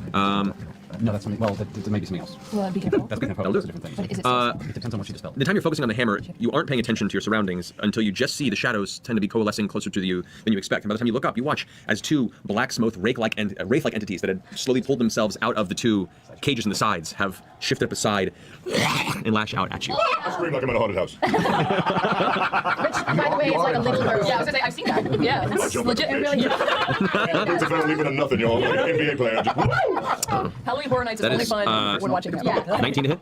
They have advantage against you. I forgot to record. Wow. Oh, Yeah, bless. 19. Another hit is 2 and a 22. Both hit. So both hit you. Alrighty. You suffer it's not a real fight. Like I said. 21 points of necrotic damage from the first hit. Necrotic, huh? Oh, you don't have anything against that? Well, I'm a Forrest Gump out this bitch. Now, okay. Is it even worth commenting on? I should probably have just written this in the notes. I should probably have just written this in notes. But it's so random. Why are there wraiths here? Cause it's spoopy? Is that it? It's just kind of spoopy? And so it's like, there are wraiths. Because it's not from Raishan, right? In the Necromancer Lair? No, like, I get it. But it's kind of like... It's... Like, I get... It doesn't pass the 2-level check for me. This is a good example of something that doesn't pass the 2-level check. Of, like, why are there wraiths? Because it's a Necromancer Lair. Okay. Why are there still wraiths? And why are they... And like... I guess why are the broad undead things attacking right now? And you could give me an answer. Like, you can give me an answer of, like... Vox is making a bunch of noise, so it's attracting them. I guess it just feels like a waste of time to me. This is why I said it might have been something I just should have like written in the notes or something, because like I just need to see more, but it feels like at the moment it is giving busy work. It's giving huge busy work. Coincidental busy work. At bunch of the living breaking into our crypt. I guess. I don't. This also, I think, goes a little bit back to like pattern of behavior sort of stuff. Of like, they have not done anything they haven't like activated a magic pillar or something, right? The last time that undead just like randomly attacked them, it was the Flame Skulls. And it was very direct. They messed with the Blood Bowl. A few seconds went by, and then the Flame Skulls attacked them. Like, I got that. Again, very direct. Totally get it.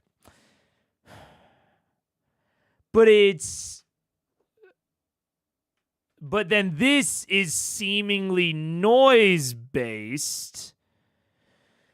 which then implies to me that the Flame Skulls should have come in when they blew up like the book and the brazier. But they waited a while. Unless Raishan is controlling them, which Raishan might be controlling them. Who knows? I guess we'll see. You know? I think the sniff is not working for me because Raishan is unaffected by all the spoopy ghosts. Yeah, also that. It's like, a lot of it is implying to me that Raishan has some sort of control over this place, but also directly she said the opposite. She, like, something to do with her and a glyph is making her have less options?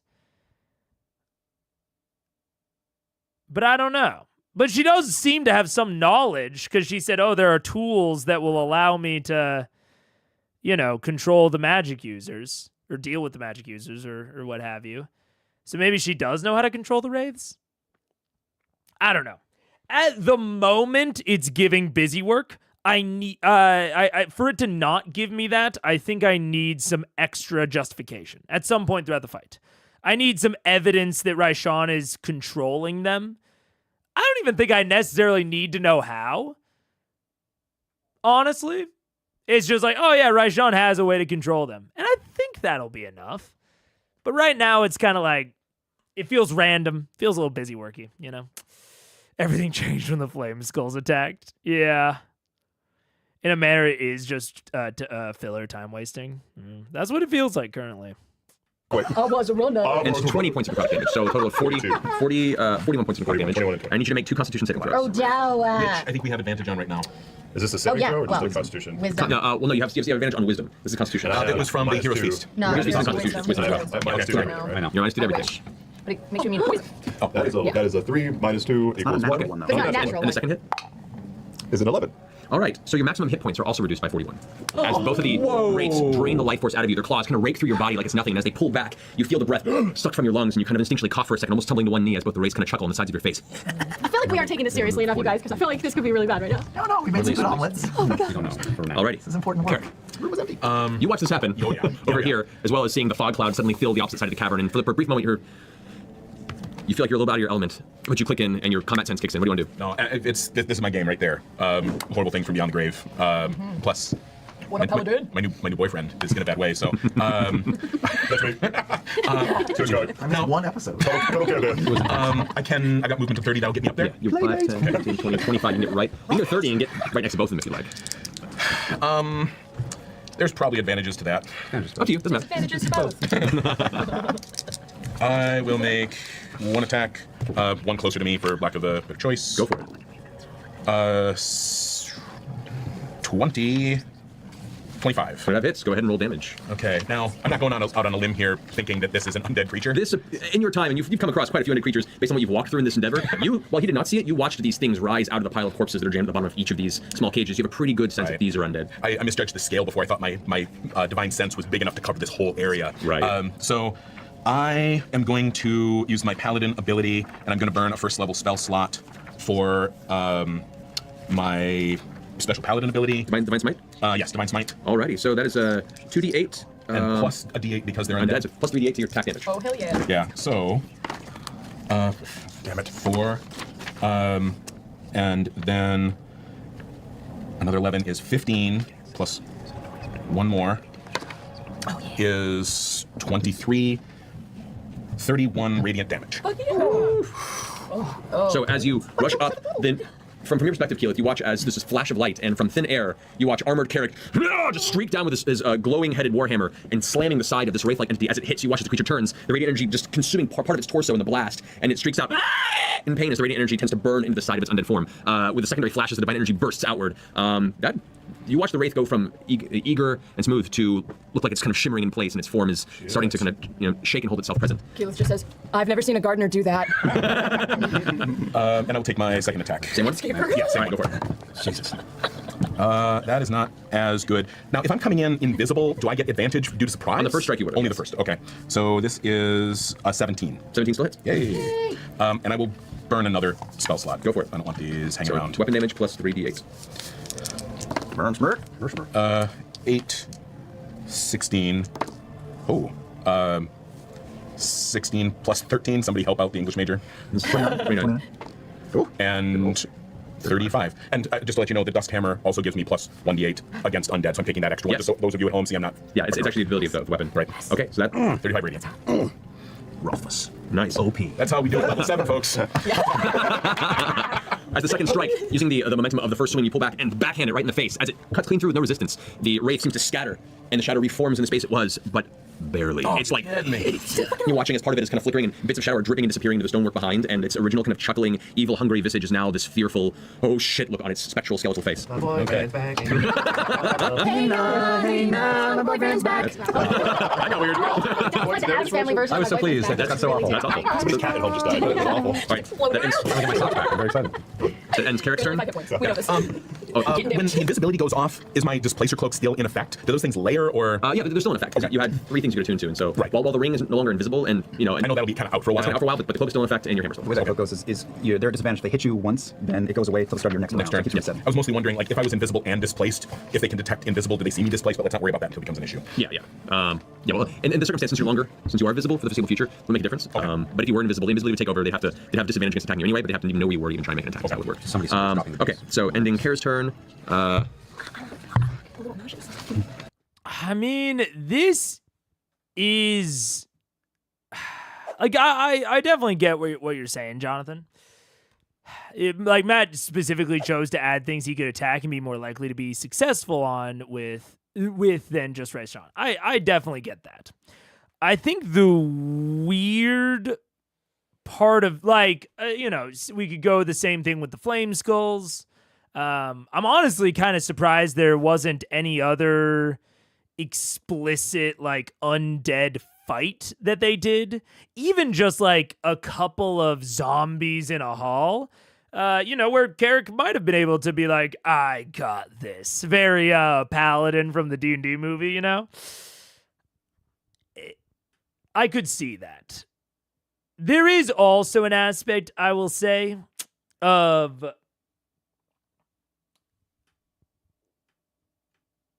I understand why Carrick isn't a higher level. I think for an at-home table, I don't think there's... I think it's I don't know. I think it's something that I feel like we could just kind of wave our hand at. Of like, yeah, they're like a lower level when they're not playing with us. But like while they're at the table, it feels, I don't know, it seems kind of weird to me to not make Care the same level as the rest of the players. I get why he's a lower level in fiction, absolutely. But it's a weird dynamic. It's a very, very strange dynamic. Especially when you're going in against like a big boss. And even if all of that was the case, if Raishan is controlling these wraiths, like if these wraiths were just a part of the Raishan fight, and like we knew that Raishan was like doing some shit or whatever, maybe that would be more interesting. It's like, oh, Care will go and deal with the undead while the rest of us deal with Raishan. Or, some of us will help Care with the undead, but like I'm totally with an aspect of building the fight in a way to play to Care's strengths, especially as a guest player. I think that's great. But this has something else going on with it. That it's like, it's not just that they are wraiths.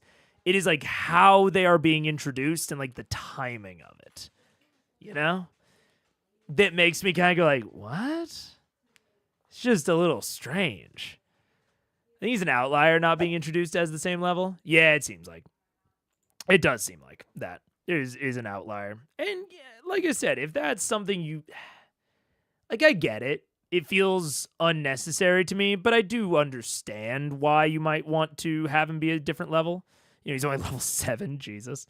But I don't know. Yeah, this entire section is very odd to me. Pike feels a warm sensation within her chest, a familiar one. Oh boy. Let's see here. Just got dispelled. Okay, so that's Kima's turn. Kima is currently seeing these wraith-like entities start rushing into the room. 1, 2, 3, 4, 5. She, movement-wise, can't quite get all the way up to where they are right now, but she gets her hammer at the ready. And Kima's gonna go ahead and... Let's see. She's gonna go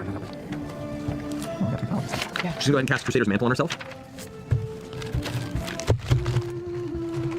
What was it, Crusader's Mantle? Crusader's Mantle is the ability. And so, while she maintains concentration on it, actually, what? No, I think that. She's gonna cast Aura of Vitality. Which means she can use a bonus action to heal an ally within 30 feet for 2d6 damage. Nice. So she casts that on herself. She's going to, seeing you damage Grog, she can use a bonus action to attempt to heal you, 2d6. However, your maximum hit points has been lowered, so it has no effect on you. And she realizes this as she can reach Grog! This bit of divine energy streaks from her hand, hits you, and seems to just peter out upon impact. Shit! She kind of steals herself with her weapon, getting ready for the next round of onslaught. Finishing Kima's turn is now Alura's turn. Luckily, though, because of Pike's spell, the damage you didn't heal was maximum. Oh, that's good. Yeah. That's just math. I can follow any of what you said. Silver line. Everybody thought way, but didn't know you could. I probably want to destroy those cages, by the way. Okay. I think that we're gonna get more wraiths. It's just coming out. Did they come out of the cages? They came out of the corpses in it. I think there's only one corpse in each cage. I feel like gauntlet generators. Actually, quick point of order. Are there multiple? Is there like is there like corpse soup in those cages, or is it one corpse per cage? You can't really see from your perspective as well. well. Fair. I want to do that same thing. Yep. For the sake of paying attention, go ahead and make Okay. I'm heading that way anyway. So. 11-ish. 11. It's hard to tell the low light from the candelabra. It does look like from the view here. There's at least 2 corpses in one of the cages. Like a pile. It was like one that's on forward, but you can see more than 2 legs. Total spawn location. All right. So for Alura's turn, she is going to walk away from this. King's got this. She steps over to this side, knowing that with the dog barking off to the side, that's definitely a sign that the dragon's coming from this direction. She pulls her hood back, and she will cast. She's actually gonna hold her action. She's gonna begin casting. We'll be going for this one. She's going to begin casting Disintegrate. Once something attempts to move by. Savage. Page out of Gilmore's book. So she's going to hold that as an action. All right, that brings us to Pike's turn. Okay. Pike is gonna cast. Yeah. Yeah. Pike's gonna cast Spiritual Weapon at level 4. She would totally do that. Right? Yeah. In the shape of She's putting it where? You know what I just realized as I was thinking about it, because I didn't pause to comment on the fact that Pike trying to heal Grog feels a little odd. Because I thought about it, the second layer of thought was like, well, I could see a player choosing to do that. I could absolutely see that. And I'm slowly realizing over the course of this combat, and this is a problem no matter how many NPCs you have, I think it's just so much more present with this many, is that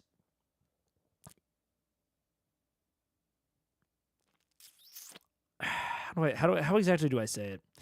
We talk about like the kayfabe of D&D, about like the DM, playing against the PCs, even though you're all really on the same side, and how D&D is not chess. It's not actually a pitched, balanced competition. And that's all fine. But the DM still has to... The DM does have to pretend like he wants the enemies to win. He, they, whatever. Matt, in this case. Matt has to pretend like he wants the enemies to win. He has to play them to... He has to play them in a way to where it at least seems as though they are trying to win. And if he doesn't, it makes it feel like he is not cheating. It makes it feel like he's fudging.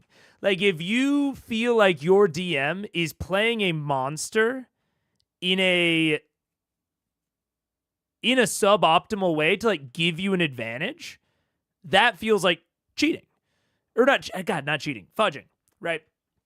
It's like, oh, the DM like had the monster like waste its turn, attacking something that it couldn't hit, even though it knows it can't hit it, Like that would feel like fudging. And so it becomes very weird when you have a DM controlling an NPC and they play the NPC in a suboptimal way. And it's not even, and it's even a little bit deeper than that. It's not even just that it is only a weirdness or only a concern when they play it in a suboptimal way. It's the fact that you are now always, as a DM, you now have to wrestle with how, like, optimally to play a character, because you know what the monster will do next. The players don't. So when the players are making a decision in a combat, they are weighing two things. They are, and a lot of times those things are synced up. It is, what do I think is the best decision, and what would my character think is the best decision? And that can come into some metagaming stuff. So it's like, you know, if Marisha said, well, I know that Grog's max health was reduced, so healing is not going to be effective against him. But Keyleth wouldn't know that, so I am going to choose to do that because Keyleth wouldn't know that. But you never know, as Marisha, what the monsters are going to do next. So you never know if something that you are preparing to do as Keyleth is going to be ineffective because of a move that the monster makes. A DM does know. A DM knows what the adversaries are going to do next. And so not only do they have to consider what do they think is the best choice for this NPC, what does the NPC think is the best choice, but they also have to weigh out, would the NPC be smart enough to figure out the plan that I know is going to happen? Like, if Marisha Ray figures out what the monster's next move is going to be, if she intuits the monster's next move and she's right, that's just good. That's just good. There's nothing wrong with that, obviously. That is just her being like an intuitive and smart and clever player. If Allura predicts the monster's next move, that is the DM, that is Matt having to make a judgment call about how smart and clever he thinks an NPC that he created and runs is. And so every time as a DM you're activating one of these NPCs, you're having to weigh all of that out and make the choice that will seem the most right to everyone involved,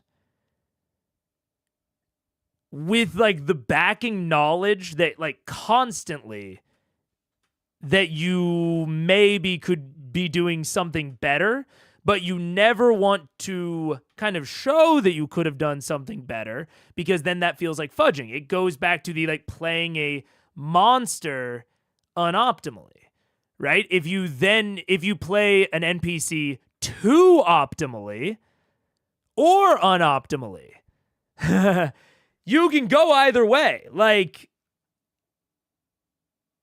it's really justifiable often for a PC to play for a player to play their player character pretty optimally, as long as they're not including knowledge that other characters get. If they are just playing off of the knowledge that their character has, then it's easy for them to play pretty optimally and not have any issues. Because if they intuit something, that's great. That's a benefit to them. But a DM can't intuit anything because they know everything. There is no intuition step. So if a DM plays too optimally, that's a bad that can smell of fudging. And again, it's not normally something that I think too much about, frankly, because it's not nearly as noticeable when there's only one NPC. But when there's 3, like there is right now, to me, it becomes it starts becoming strange, you know? Is there 3? I thought just Kima and Allura. Did Gilmore come too? No, I mean, I'm referring to Pike. Because yes, Pike is a player character, but right now she's literally not. Right now she is literally a non-player character because the DM is controlling her, you know?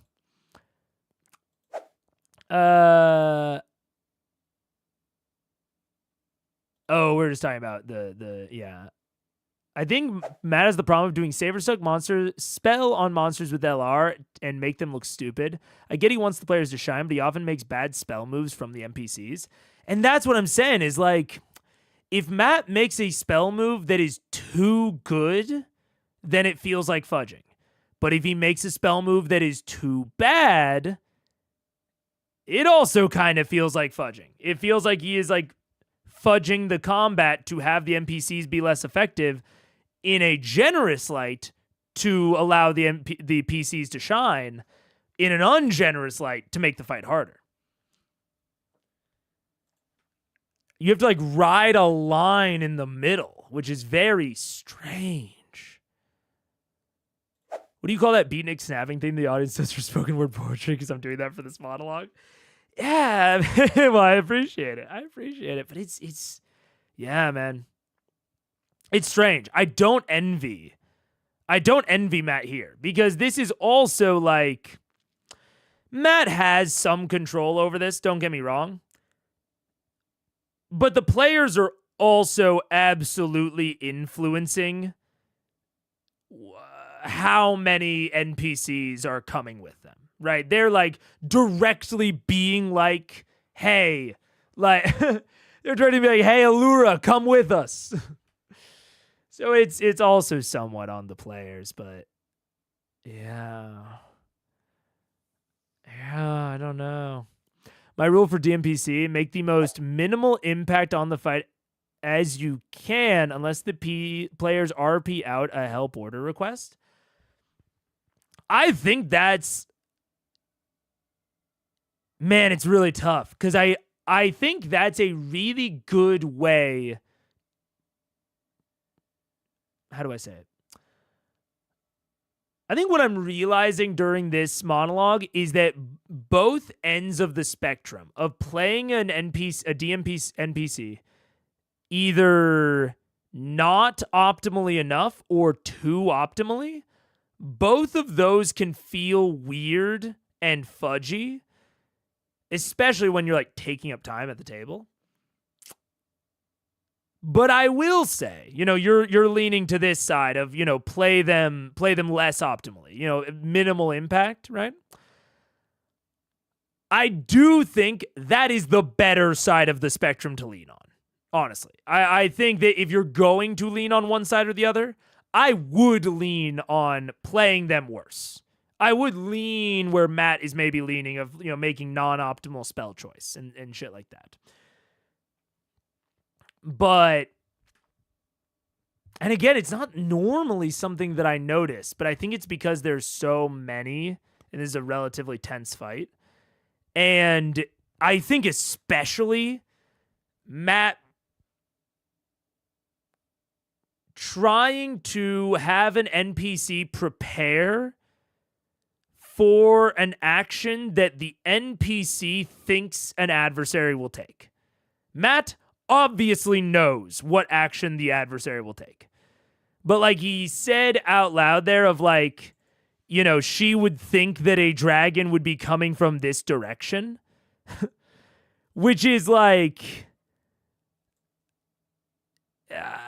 it's not the craziest thing to say, you know what I'm saying? But it's a little weird. So for Allura's turn, she's going to walk away from this area, knowing with the dog barking off to the side, that's definitely a sign that the dragon's coming from this direction. Like, he's having to go through this process of justifying Allura's actions based on her in-game perceivable, like, info. Which is not a bad thing to do. Like, I don't mind him doing that justification. It's just not something I've really noticed before, but I do think it's like somewhat necessary. Because if you don't, you open it up to questions of, well, Allura prepared pretty well. Like, she prepared a disintegrate aimed right at the area Raishan would be in. Mighty convenient that Allura did that. Just, it consistently leans me towards, if I can absolutely at all help it, minimize the number of NPCs. Helpful NPCs in a combat. Because I don't know of a better way for Matt to handle them in combat. Other than to not bring them in the first place. Yeah. I think Matt usually rolls to decide what the DM NPC knows. I'm pretty sure you could hear rolling dice before Allura solved the gem puzzle. He still decided to roll, so give her a chance, not a certainty. Even that, I mean, I guess my point here is, my point is not that I think Matt is doing anything wrong other than having them there in the first place. Like, I think he's playing them fine. But even for a die, like rolling a dice to decide how much they know, he's rolling it behind the table. The players can't see it. So there's still uncertainty as to what he rolled. There's uncertainty as to, like, what were the options for how much she knows, how much she perceived. You know, was she always going to perceive some minimum amount? Was there, what was there a gradient? Was there a binary? Because you're deciding all of that as the DM in the moment. So even if you leave it up to the dice, you are opening yourself up to immersion-breaking results. Which is just tough. I don't know how exactly you do it better. It seems just like a natural consequence of having these NPCs in the fight. You can't stop knowing what the adversaries are going to do. And you have to decide what the NPCs are going to do.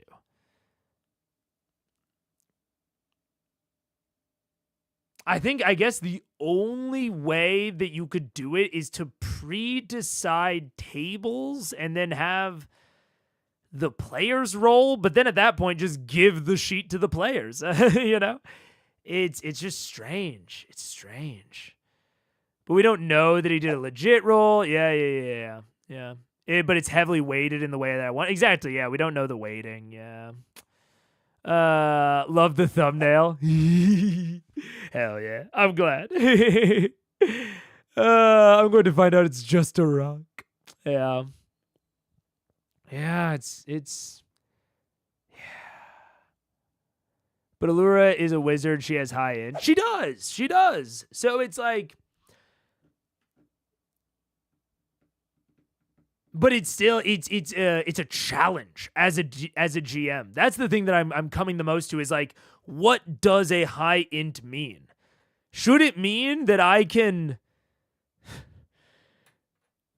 basically play her as if she knows the adversary's full intentionality? Probably not. No matter how high your int is, you can't predict every move an adversary is going to make. So then how many do you predict? 90%? 80%? Context dependent? Almost certainly context dependent. It seems like an unsolvable trap a little bit. It also begs the question of how much of that thinking out loud is for the table and how much for the internet. Possibly.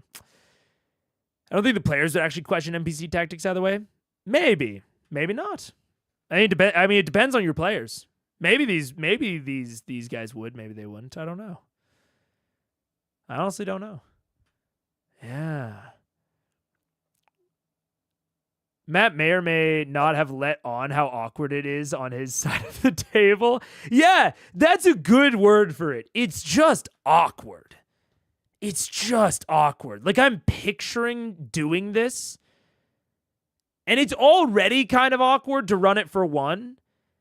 It's so... I can only imagine the awkwardness of running it for 3. I recently ran one friendly NPC in a combat with my players, and it was awkward. I felt the awkwardness. For 3? Whew. Ooh, it might be you noticing it more because you're GM, but players may not be thinking of things like that. Maybe. I mean, I think they're going to notice something like Pike healing Grog when it's totally ineffective. Like, that is Pike just making a wrong decision that everyone knows is a wrong decision, but it is justified because she doesn't have the meta knowledge of what's going on. But in that moment, Matt is also deciding that Pike doesn't know what a Wraith does. Pike does not know that a Wraith reduces your max health and not just damages you. He's deciding that. Whereas that's maybe not something that Ashley Johnson might have decided. Ashley Johnson might have decided, well, I'm a cleric. I would know a little bit about undead. I would know that it's, relatively likely that they could have reduced max HP. Kima, yeah, right, Kima. Either way, I mean, I can develop a version of Kima in my head that knows about Wraiths. And if that was a player doing that, I can easily predict a player asking me, would I know if Wraiths reduce max HP or not? And the DM says, roll religion or something like that, or roll arcana, or roll nature. That's a very normal interaction that I can construct in my head of a player trying to determine how their player character should act based on, the meta knowledge that they have versus the knowledge that their character has. Matt doesn't do any of that. Matt just decides that Kima doesn't know. And no one at the table seemed to question it, but that's, they only didn't question this one. You try to play it as accurately as you can as a DM. You try to make the decisions that won't ruin immersion for your players. But the more I see of this, the more I see that immersion breaking risk, The more you're having to make those sorts of decisions as a DM, the more consistently you are risking immersion break.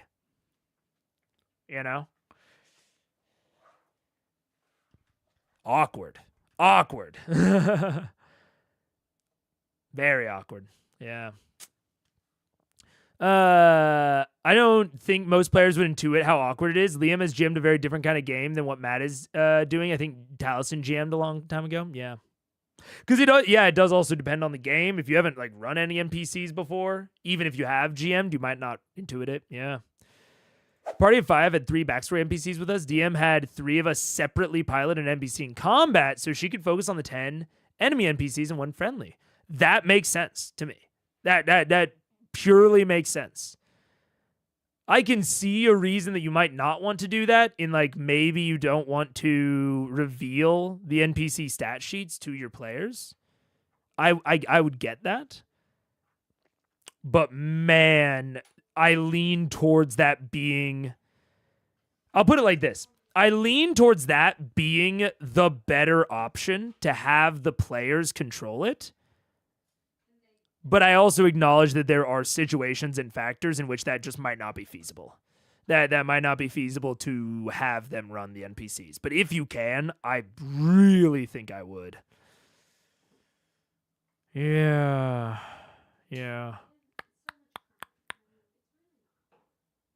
See, this is one of the reasons I like starting at level 1, not having to figure out what you learned previously as an adventurer. Yeah, I also like that. Maybe this conversation will prevent future DMPCs from being born. Mostly I end up using are sage guide types that do not help with fights. I think that's wise. I think having pacifist NPCs that join the party is a wise move. They can help them prep, they can give them info, but they don't have to make decisions in combat beyond how to stay alive. I think that's... even that does open it up a little bit. Do they stay alive too optimally? But it opens it up less, I think. I think it opens it up less. You misunderstood me. I was not defending Matt. I was agreeing with you. Oh, that her high int was in favor for Matt. Oh, yeah. Yeah, her high int allows a little bit more justification, but yeah. Strange. Very strange thing I've never thought about before. I've definitely gotten like a vibe that I wouldn't like running more than one NPC in combat, and that I don't even really like running one.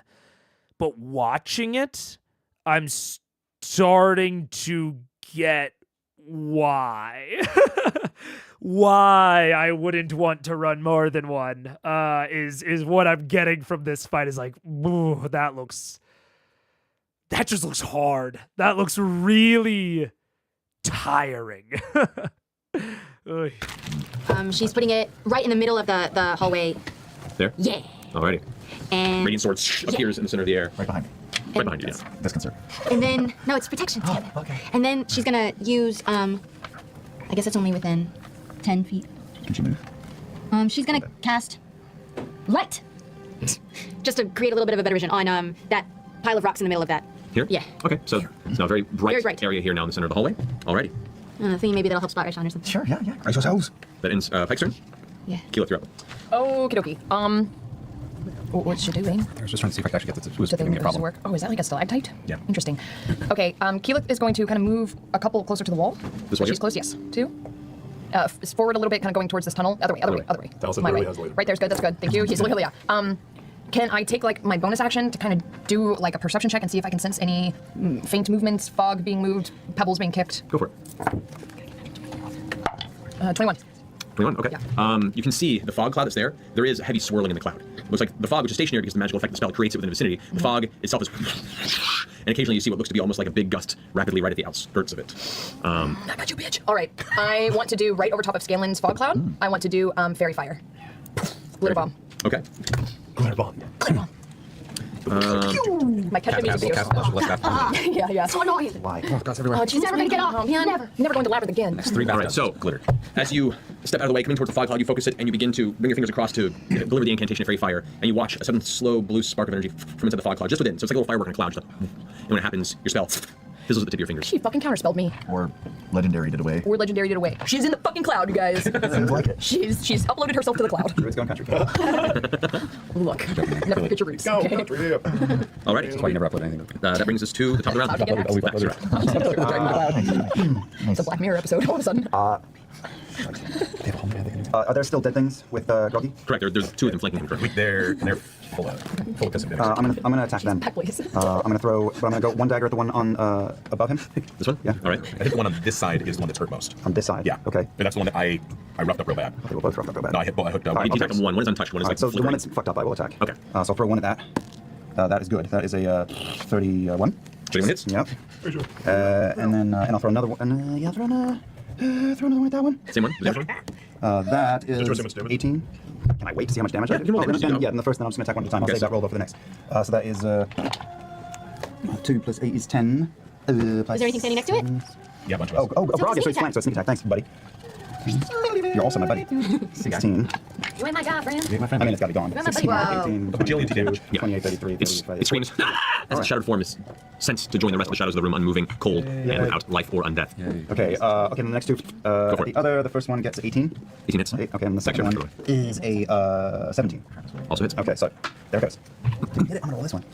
That's a 3 plus 8 is 11 plus the psychic damage is gone missing. What do you need? Where's everything? Where's the 18 for the first, 18 damage. and 2 is 8. So 8 for the second. So 8 damage. Help me! 8 damage for the second one Yeah. without the attack modifier, right? without the You don't add your dex, or you don't add your dex bonus on sorry, offhand attack. Well, if I rolled a 2. Okay, so then just 2. Okay. So 18 plus 2, 20. Okay. All right. Ads incoming. Take cover. Take cover. Okay. I'm just gonna keep it paused. We'll talk. We'll chat for a second. I figured out what was wrong with the stop words last break, and I think I might be able to even fix it during this break. But I'm probably not even gonna try.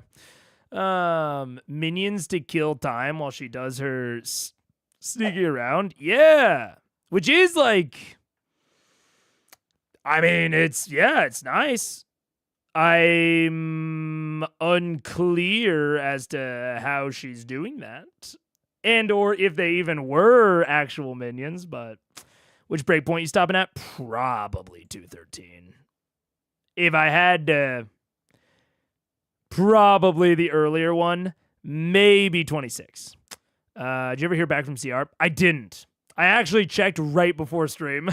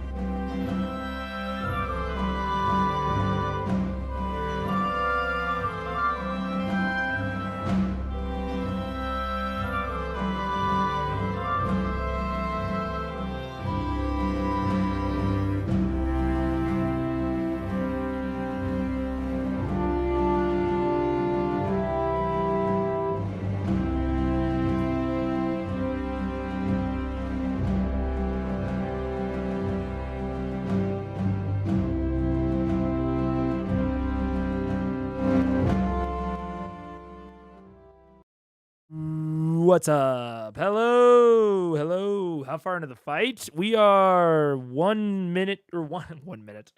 We are 1 minute into the fight. No, we're 1 hour 17 into the episode. So a little bit into the fight. I think we're almost certainly going to stop at this because my voice, little weak. But yes, to completely finish my thought before the cutoff, I have not heard back from CR. No, yes, no. So I am, I think I know what I am going to do, but I need to plan it in more detail because this was essentially my not my caught up day. What do you call it? My this was like my cutoff day of like if I didn't hear from them by now, I would start planning things in detail. Because I believe I have the launch week schedule right here. So Know Your Sheet was yesterday. And then, or wait, no. How to Play Daggerheart was yesterday. And then, Age of Umbra, coming May 29th, but I think the session 0 is earlier. Yeah, May 22nd. I am not 100% sure if I will do the session 0 because it'll depend. It'll depend. I can almost certainly confirm that I will not like live watch the session 0. And then I'm pretty sure that I will do Age of Umbra book club style, where we all just watch it as a community, and then I go live to talk about it, talk about my notes, talk about my thoughts. The thing I am uncertain about is anything else around it, the timing. I'm not entirely sure. So I was waiting until today because I knew that I would have to make some amount of decision regarding the session 0 by tomorrow. And also with all of the live stuff, I was already kind of leaning towards a book club option because it's easily the safest in terms of like being the most likely for Critical Role like not having any sort of problem with it. I can't imagine them having any manner of problem with like a book club sort of situation. It's the most flexible. Like there's a lot of benefits to it. So I am leaning towards that. And we'll see if there's anything extra thrown on top. I'm not sure about that yet. 10 seconds behind. If they started watching your videos to figure out an answer, now we're VOD frogs. Somehow I doubt it. You've been making good time compared to the last steps. I know. I would have sent another email since with the launch of Daggerheart, your inquiry could have gotten lost in the fold. It's possible. I mean, they also have like an email like portal. They don't actually have the contact page for them is like an email portal. So I can't even like see that I sent them an email. I just sent the message on the portal. So it's very, very possible that it got lost. But yeah. I'm leaning in a direction, and it's the direction of safety. And the only thing that was possibly going to change my mind is if Critical Role had a specifically different way that they wanted me to go. But this seems the safest. As a journalist, sometimes you have to be annoying to get an answer. That's true. That's true. Yeah. I think if you were going to commentate on it, it would be meaty. Yeah. But yeah, I don't know. Especially with everything around like Beacon and when the VOD releases compared to the live. Doing anything of like a watch through on stream seems incredibly complicated and a lot of potential for not so good things. So, but I don't know. My ultimate answer is I don't know. And I will put out announcements on what I do ultimately decide. And I will have to decide by the 29th. Because I will 100% confirm I am definitely doing something for Age of Umbra. 100%. So I will announce what it ends up being by the 29th.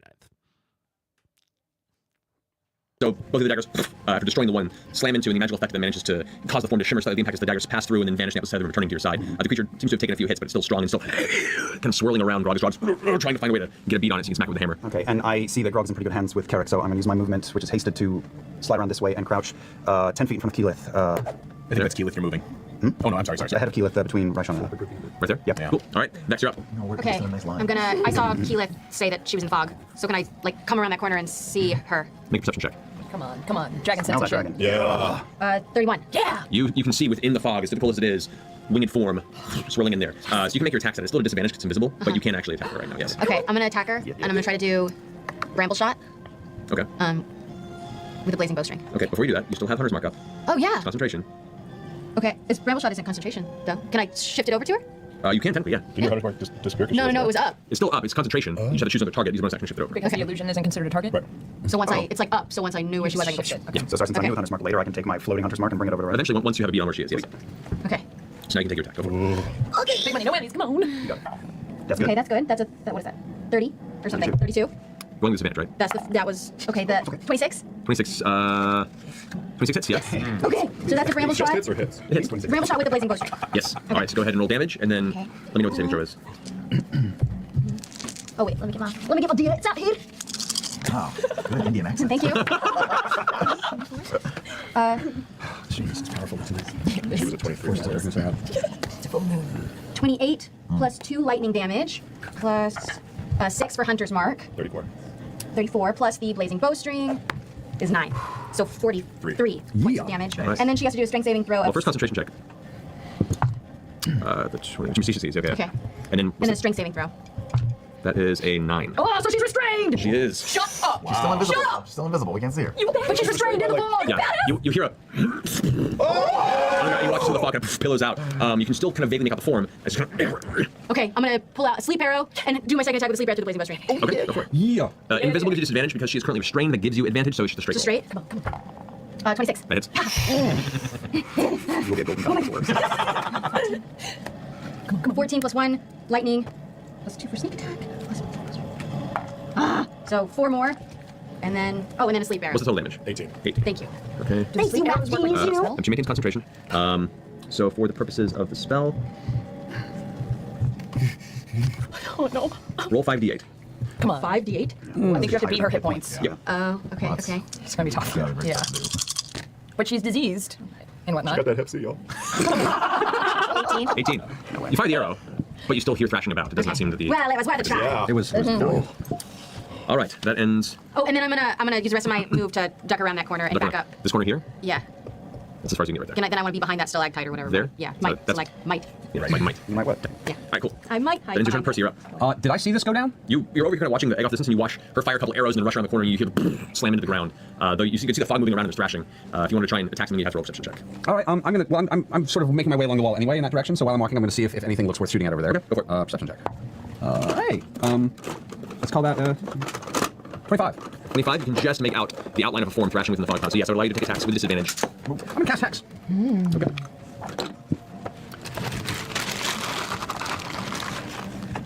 and she now has disadvantage on strength saving throws. Okay. Nice. I'm being a Yeah, strength saving throws. Hell yeah. So I'm going to burn a grit to get to cancel out the disadvantage. Okay. Better mark that, like a clever person. And I'm just going to try and take a shot and see what happens. All right. This is with bad news. That's 21. 21. Vanishes into the mist. Does not seem to have made an impact. One more shot. Oh, yeah. 29. 29 does it. That's with disadvantage? Yeah, no, that's with a grit to cancel out the disadvantage. Oh, gotcha. Then yeah, that does it. Okay, so that, and I'm going to use that since it hit. I'm also going to shove all of 6 of my charges through that shot as well. Okay, then. For fun. Actually, does he have disadvantage because she's bound? Didn't those cancel out when she attacked? She's not invisible, though. She's invisible. She's invisible. Yeah. Right, so you would have had... So it would have been just a straight attack. Oh, so you don't need to burn the grit. That's great. Yeah, I'll get that back later. Cool, thank you. So, thank you. That's going to make life better later. So that's... So roll damage and then pump 6d6 lightning damage from your cloak into the hit. Holy moly. so that's... oh, God, I'm going to get more dice. I didn't think this through. Do you need D60s? I got a line. Sure. Here's some D60s. I just need 3 more. 1, 2, 3. Here's all of them. Here's all So 66 plus D12s plus... one more 1d6 because there's some necro there. Thank you. Okay, that'll do. Here we go. Yeah. Yes. All right.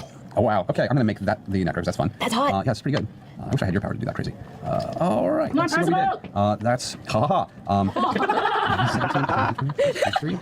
23 points of normal damage. 23 points of normal damage. 6 points of necrotic damage. Okay. And 10, 16, 20, 25 points of lightning damage.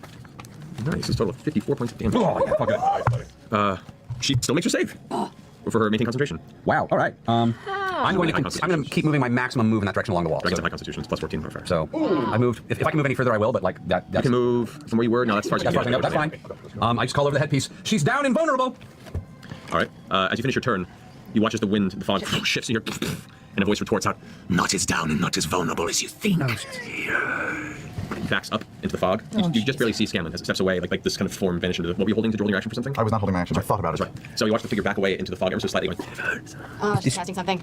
Did she, even with disadvantage on her strength check on that one? Well, she can't move anywhere.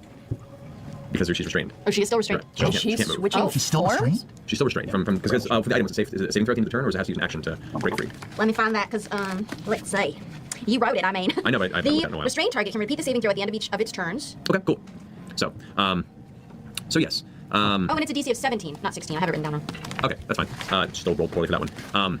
As the face kind of pulls back into the mist, you feel this kind of shaking within the room as the ceilings of the cavern begin to shift and form into what appear to be small rifts. What's all that? Air conditioning? Yeah, that's what it is. Something. HVAC. Oh, no. You hear the sound of rocketing stone and flame being pulled from a realm or plane beyond the material. Swarm. She's doing a meteor swarm. Final fantasy. There's nowhere to take cover, is Hold there? on to your butts. Hold on to your knickers. 1, 2. Yeah, that's fair.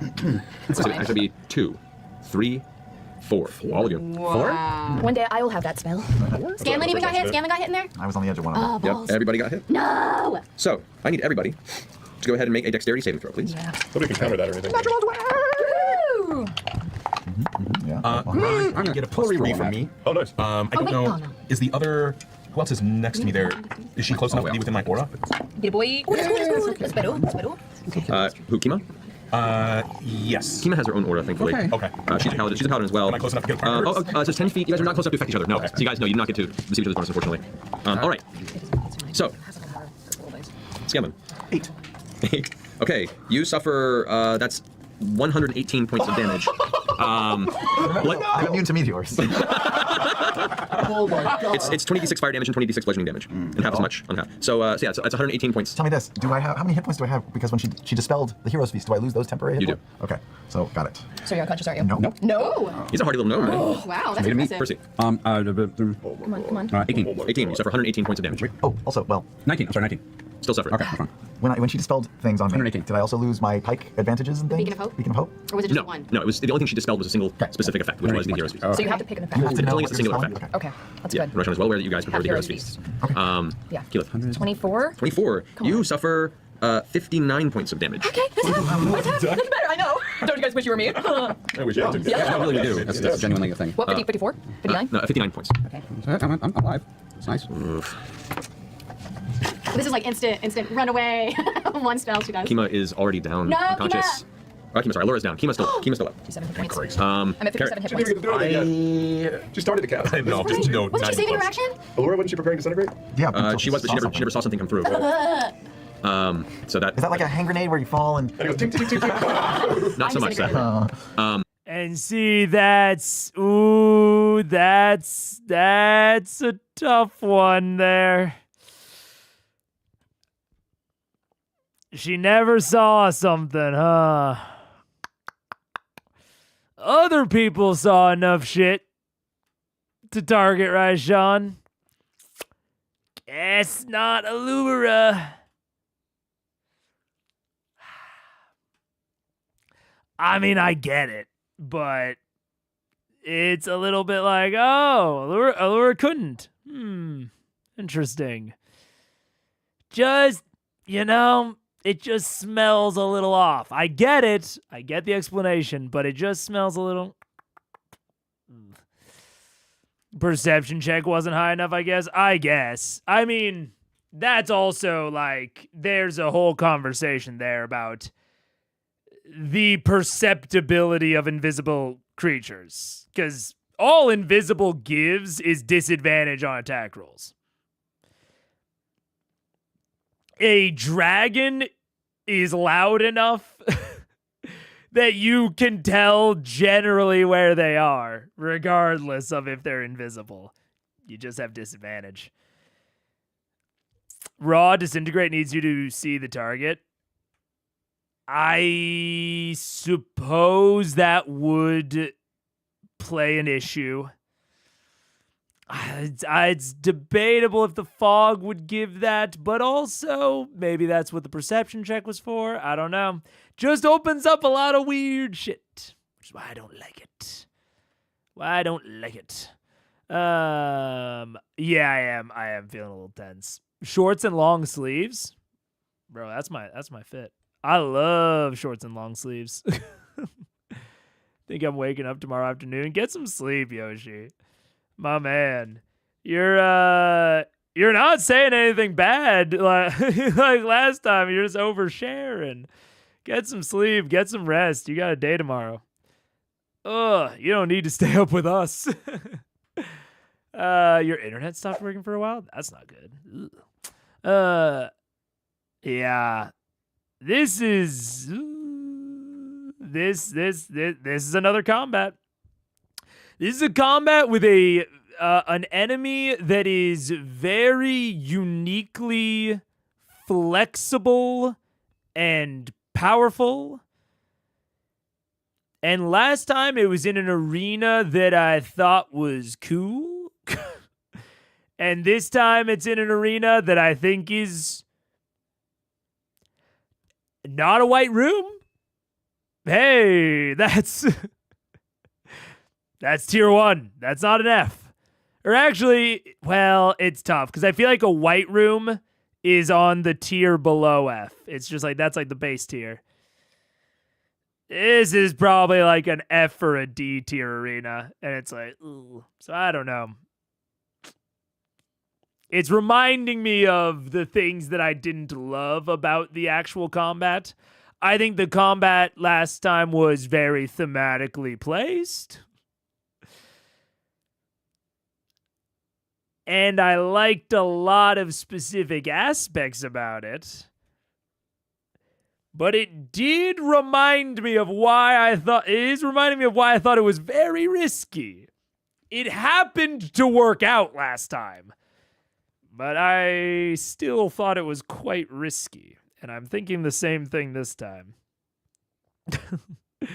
Not Yoshi, get some sleep. I would rather Allura being weird in more of a stupid way than in a too smart knows everything kind of way. You know what? Fair enough. Fair enough. I think I would too. So, yeah. And I mean, we had the thing earlier of like, Ross's rule of thumb of like, I play them for minimal impact rather than a ton of impact. And I was like, you know what? If we're choosing one end of the spectrum, I would lean towards that end. So I can't argue with any of that. Yeah. It still is awkward for me to imagine and watch, but I do think I would prefer this awkwardness over the other. So I'll agree. I'll agree. At least with the former, everyone experiences moments of stupidity. True. It's true. That is very accurate. I just wish Allure did something like Fireball or Magic Missile, something basic. Well, and this is where all of the awkwardness comes from me, of like choosing a spell like Disintegrate that requires the target to be seen when you as the DM know that Raishan is under greater invisibility. Again, it just starts giving that smell. It's like a nice chocolatey texture. Feels a little... I'm smelling a little bit of... Maybe I need to get out my bananas to cover it in fudge. I don't know. I don't see it. I don't taste it. But I catch a little whiff of it. Just a little whiff. And it's awkward, because it's very possible that Matt did not even mean for that to be the situation, and then went to go and trigger the reaction, and then looked at Disintegrate and was like, motherfucker, they have to see the thing. And then he's like, well, fuck. I didn't think about that. But now if I have her trigger it while Raishan is invisible, the internet's going to yell at me. Or maybe one of the players would realize it later, and they would say, hey, how did Allura do that? And it's awkward. It's so awkward. Yeah. Allura is especially awkward because canonically she should be able to wreck house. She's very capable. Oh my god, yeah. She has a whole fucking tower. She has a wizard tower that fits into her pocket. Also, what I'm hearing is that Mayo won't want to look at these finals battle stats. Probably not, man. I enjoy the Raishan fight, the first one, much more in my memory when I think about it purely from the perspective of its thematic placement within the arc. Or its cool battle arena. When I think too hard about Raishan, my skin prickles. I go, I don't know. Six. Carrick, you suffer 118 points of damage. Oh, yes, I do. What's he down? Carrick is unconscious. I am unconscious. Like how far down? There is no negative. It's just But it's not you have to like surpass your total. I know, that's what I'm asking. It's not that bad. It's not that bad. The world's cruel. All right, next up is Natural 20. so 0 damage to Vax. Hip hop, hippity hop. 22. You have evasion? 22, you suffer 59 points of damage. Okay. So DC is 22 for this spell. Oh my god. Trinket got 3. But he is resistant to magical bludgeoning damage. Is that true? Or bludgeoning damage. Wait a minute, is this magical damage? Yes. Does that Cabals absorb it? What's the save for Cabal? Oh, come on. Okay, you keep going. I'll let you know. I'm going to read it. So Trinket takes... The skills and hit points. So Trinket failed to save. Trinket would actually take 85 points of damage. Oh, he's unconscious. I hit my necklace. Good job, Trinket. He was within 100 feet of me, right? Yes, he was. He was over here. I'm glad I moved back. Would he have been further than 100 feet if I had moved back? No, you had pretty far to go from you. Rob? 11. You take 118 points of damage. Now, do I have the bludgeoning because of raging? You know what? I believe you do, yes. So you suffered the same, you said 80... 85, you said. 85. Okay, and Pike got a 9. Pike takes 118 points of damage. But she's fire resistant. Right? Oh, so that's true. So she takes 30... I mean, I will expand on that, Daniel. I think that there is definitely something there. And if I had to speculate, I think it is worth remembering for us as GMs, us as players, that like when the vibes are good, when everyone is ultimately having fun, like Matt is different. Matt is different. He is better now than he was during the Underdark. And the scenes and the enemies and the situations that he preps are definitely better than they were in the Underdark. But he's not that different. He hasn't come a million miles, you know. Yeah, he hasn't walked 500 miles, you know? But the vibes are immaculate at the table now compared to the Underdark. and with Orion. And I think the reason that everyone remembers the Underdark with very not rose-tinted glasses, and in my opinion, one of the reasons that people remember the Vasselheim arc relatively fondly is because there is a larger proportion of good vibes. Orion is a smaller, out of the total vibe pie, he is a smaller portion of the pie during the Vasselheim arc compared to Underdark and the pre-Briarwood arc. And I say all that because I think that D&D I think that there's a level of rose-tintedness to all media, but I think especially to D&D, when the vibes are good and everyone's having fun, that is the main thing that they remember. They really don't remember the rule that you got wrong or the weird fight setup that, was kind of a slog, but they met the best little NPC in the world afterwards, They had this slog of a combat fighting through an entire goblin clan, but then they met Boblin the goblin afterward, and they and they invited him to come and live with them, and one of them married Boblin later in a later arc, and now he's a member of the family. They only remember saving Boblin as an incredibly positive experience, no matter how shit the dungeon was to find him. So yeah, I think that's, I'm having that with Craven Edge, or with Kevdak. I remember having some mixed feelings about their approach to Whitestone. I remember not liking Sphinx Mountain a whole lot, but I did kind of like Kamal Ja'ori. And I kind of liked the trek through the Frostweald and their interaction with what's his face, with the Westrun refugees. But honestly, even post evaluating that, I also remember being pretty annoyed with Matt's travel during that. But since then, I have come to accept Matt's travel as just like part of his style. Like, he just doesn't really like travel sequences. He likes to skip through them. And now that I've become used to that and like accepted that as Matt's style, I remember that entire sequence much more fondly. Much more fondly. I remember just vast majority good things. Even though I'm sure if I went back and watched, I was probably much more mixed at the time. So yeah, I think there's a really good lesson there especially for GMs, because I know a lot of GMs are worried about making mistakes or having bad sessions.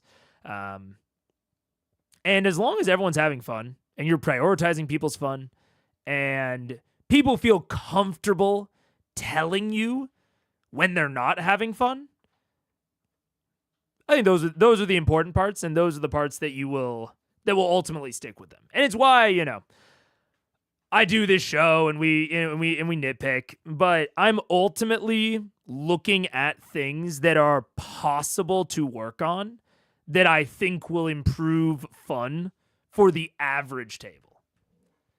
I'm not always correct in that. I'm probably often wrong, and I'm only targeting the average. There's often edge cases and exceptions, but that's what it's about at the end of the day. Yeah. Still a great GM. Great GM. That's a great GM. Yeah. We also notice more stuff because Mega pauses and we all get to ruminate on it. Also true. Yeah. Whereas if we were watching live, you just go with it, and unless it's egregious or repeating, you mainly only remember the good. Yeah. I mean, you zone out during the bad points. Like, people have said before that they barely remember C1 combats, which I think is fair. But they're also one of the things that are the easiest for me to look at and explain in more detail what I think is going wrong with them. So something that a normal watcher would just kind of tune out and like passively let it go over their brain, I'm forcing everyone to look at. Which is a very different experience. Yeah. And then he walked 500 more. He might walk 500 more someday. Yeah. yeah. Matt isn't going to have that much development. He's a pretty experienced GM. Your development curve is going to slow down the better you get, obviously. Oh, yeah, absolutely. Absolutely, yeah. Well, and I even think that, like, what improvement looks like is often learning your players, becoming more comfortable in a system so that you feel more comfortable riffing. Like, I target things that I think people can actively improve on, but at the end of the day, the best D&D advice is just go and play it. I can't really talk about that much on Cries, but the best D&D advice on how to improve, much like a sport or any other hobby, is just, hey, figure out a way to go and play it, and try to prioritize everyone's fun. That's it. And much like, basketball or whatever, you can improve faster or in more specific directions by being active about it and thinking about it and, watching tape. But the main way to improve is just doing it. Yeah. Forcing you. I can't believe I missed the meteor strike because the internet went down. Ugh. That was a cringe. In my case, I started campaign 1 with very little D&D experience or knowledge, so returning to it alongside your analysis with everything I've learned has also helped my perspective, or what could have been better back then. Yeah. I think that's a pretty common thing that I've seen is a lot of people, this was their introduction to D&D. So you're looking at it through a very different lens. Yeah. Yeah. There's also, it's a large table. That's one of the very first things I ever said in Critical Eyes. I was like, holy shit. You're telling me there's 8 people at this fucking table? You're joking, right? You have to be joking. Oh, yeah. But anyways. 87 points of damage. All right. She's still up? She's still up. Yeah, I'll wait till you guys are done. I'll wait till you're done and then I'll pop That's the single most powerful attack we've ever had, right? Actually, yeah. I'm really glad to hear that, because if I'm going to go out... You might as well go out with an ace. Literally, That had some snake on it. I'm going to use my reaction to activate Cabal's Ruin. I'm going to absorb the spell, and the damage I take is halved, and the cloak gains the number of charges equal to the spell's level, the level of the trigger. Yes, it does. Wow. That is a clutch. Yeah, Purse. Which it's 9 level spell. Yeah, I don't get all 9 though, do I? Because does the spell hold 9 charges? The cloak holds 6 charges. However, as you absorb the spell, the cloak flares out and actually grows an additional 6 inches in length. The inside begins to sparkle with electrical energy as it pulls one of the meteors into the cloak itself. It kind of arcs inward and vanishes into the side. It bursts behind you and the damage is taken, but the cloak now is shimmering with a very vibrant, continuous spark of arcane energy. My eyes are like... Yeah. Yeah. You got upgraded!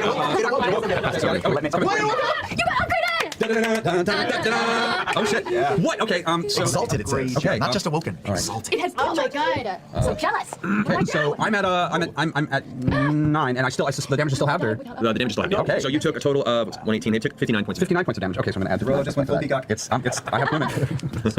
Suddenly has a giant cowboy hat on. It says anyone who wears the Exalted Cabal's Ruin has permanently oiled skin. That's a full paragraph descriptor of the actual points. That's nice. And I have 9 charges in the cloak. Yes, you do. Okay, that's awesome. Use that shit. It's never come up. Alrighty, now Raishan trying. So by the way, I don't think it's possible for any of you who have spells up to even make the concentration saving throw on this because the sheer amount of damage you took. Make a concentration saving throw, Percy. Yeah, lost hers. The pike was hers? Roll a concentration saving throw. Pike. Oh, that's 16 is my concentration. Okay, yeah. So your my hex is gone. I know it would be. My hunter's mark? You didn't take any damage. I was busy. You're fucking fine. Can't believe you didn't. You haven't tagged her yet, but you still have it. I mean, you better save all of us when we all die and we're flying around. Our relationship is very I complicated. guess just like walking around. What was Pike saving throw? No, she didn't make it. Okay, she got 5. All right, so yeah, so her spell's gone as well. Great. And Vex needs to make a concentration saving throw. Okay. Constitution. No. Lose your hunter's mark as well. Alrighty. I get rid of that one now. And Raishan's gonna make a strength saving throw. Ooh.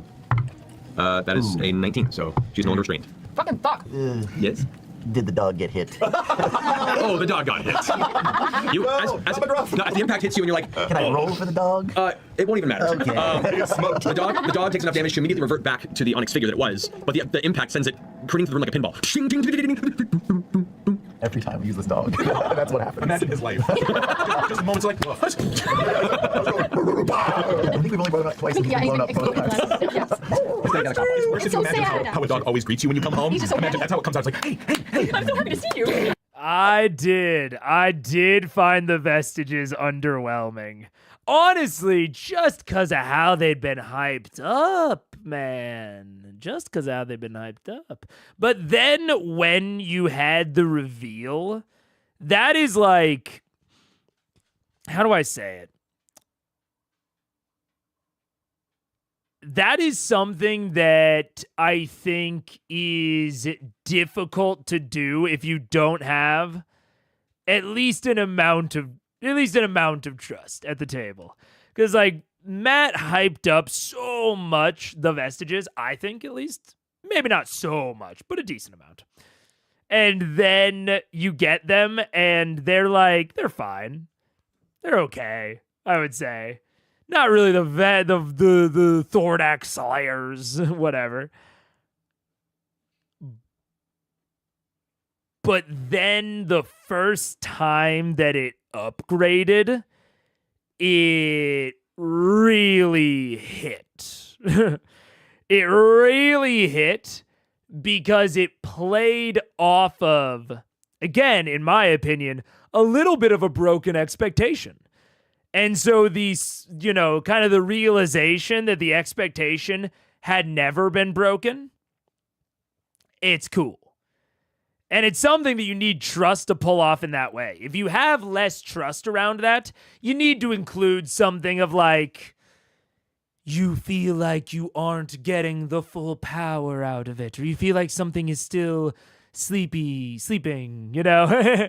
you feel like there's more to be unlocked or whatever, which, that's fine. I don't have any problem with that sort of thing, but it doesn't hit as hard as when Vax gets his wings.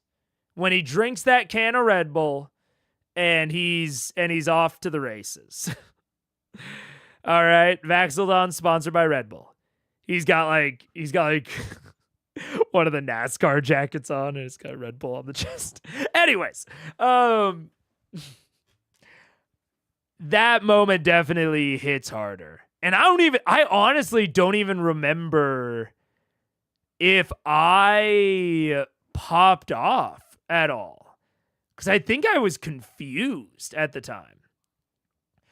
And that is maybe the only caveat I would have on the Awakening, but it's the caveat I have on the whole Chroma Conclave arc is just make it shorter. Make it shorter, dude. That's the only caveat I really have on the Vestiges is make it awaken in a shorter period of time. But honestly, even then, it's tough to say. It's tough to say if I would have liked it more or less if it had awakened within a shorter period, Maybe during the Awakening, a little bit more flavor text. But honestly, I don't even remember the Awakening sequence that well. I can't remember if I popped off or not. But it's I do, yeah. Because I love an evolving magic item. And I'm really liking that all of them appear to have a different, awakening trigger. That's very cool. That's very cool to me. But it's very... When I didn't know that any of them could awaken, it was both very cool that it happened, but in my memory at least, and maybe I reacted differently in the moment, but in my memory, I remember being a little confused about whether or not it was a power of the Vestige or not. I do think something like Cabal's Ruin, as opposed to the Raven Queen armor, Cabal's Ruin, to me, like this little upgrade just now of it like getting longer and like being able to hold 9 like 9 charges instead of 6. That's an incredibly clear upgrade to me. I think if none of them had awakened yet and that happened, I would be popping off no matter what. So maybe this is less of an indictment on how Matt organized and thought about the awakening sequence, and more of an indictment on the Raven Queen armor. The Raven Queen armor's cool. Don't get me wrong. Don't get it twisted. But the base ability and the upgraded ability are a little disconnected. They don't exactly go together. They both go with the Raven Queen, but I think the disconnect was my only problem with the reveal, honestly. The more I'm talking out loud and the more I'm remembering, I think my only problem with the reveal was the disconnection of the wing to the other abilities, which made it not totally clear for me if this was actually the Vestige getting upgraded or if this was just some shit that Gilmore was doing to him, you know? Yeah. And that was very confusing. Yeah. I think I was, yeah. Because it's like, in general, that reveal is super cool. I like the idea of getting this thing that is hyped up and then feeling like it's a little and then the upgrade is revealed. That's very cool to me. Your expectations weren't disappointed. That was a trick. And the result, it's the best kind of trick, I think.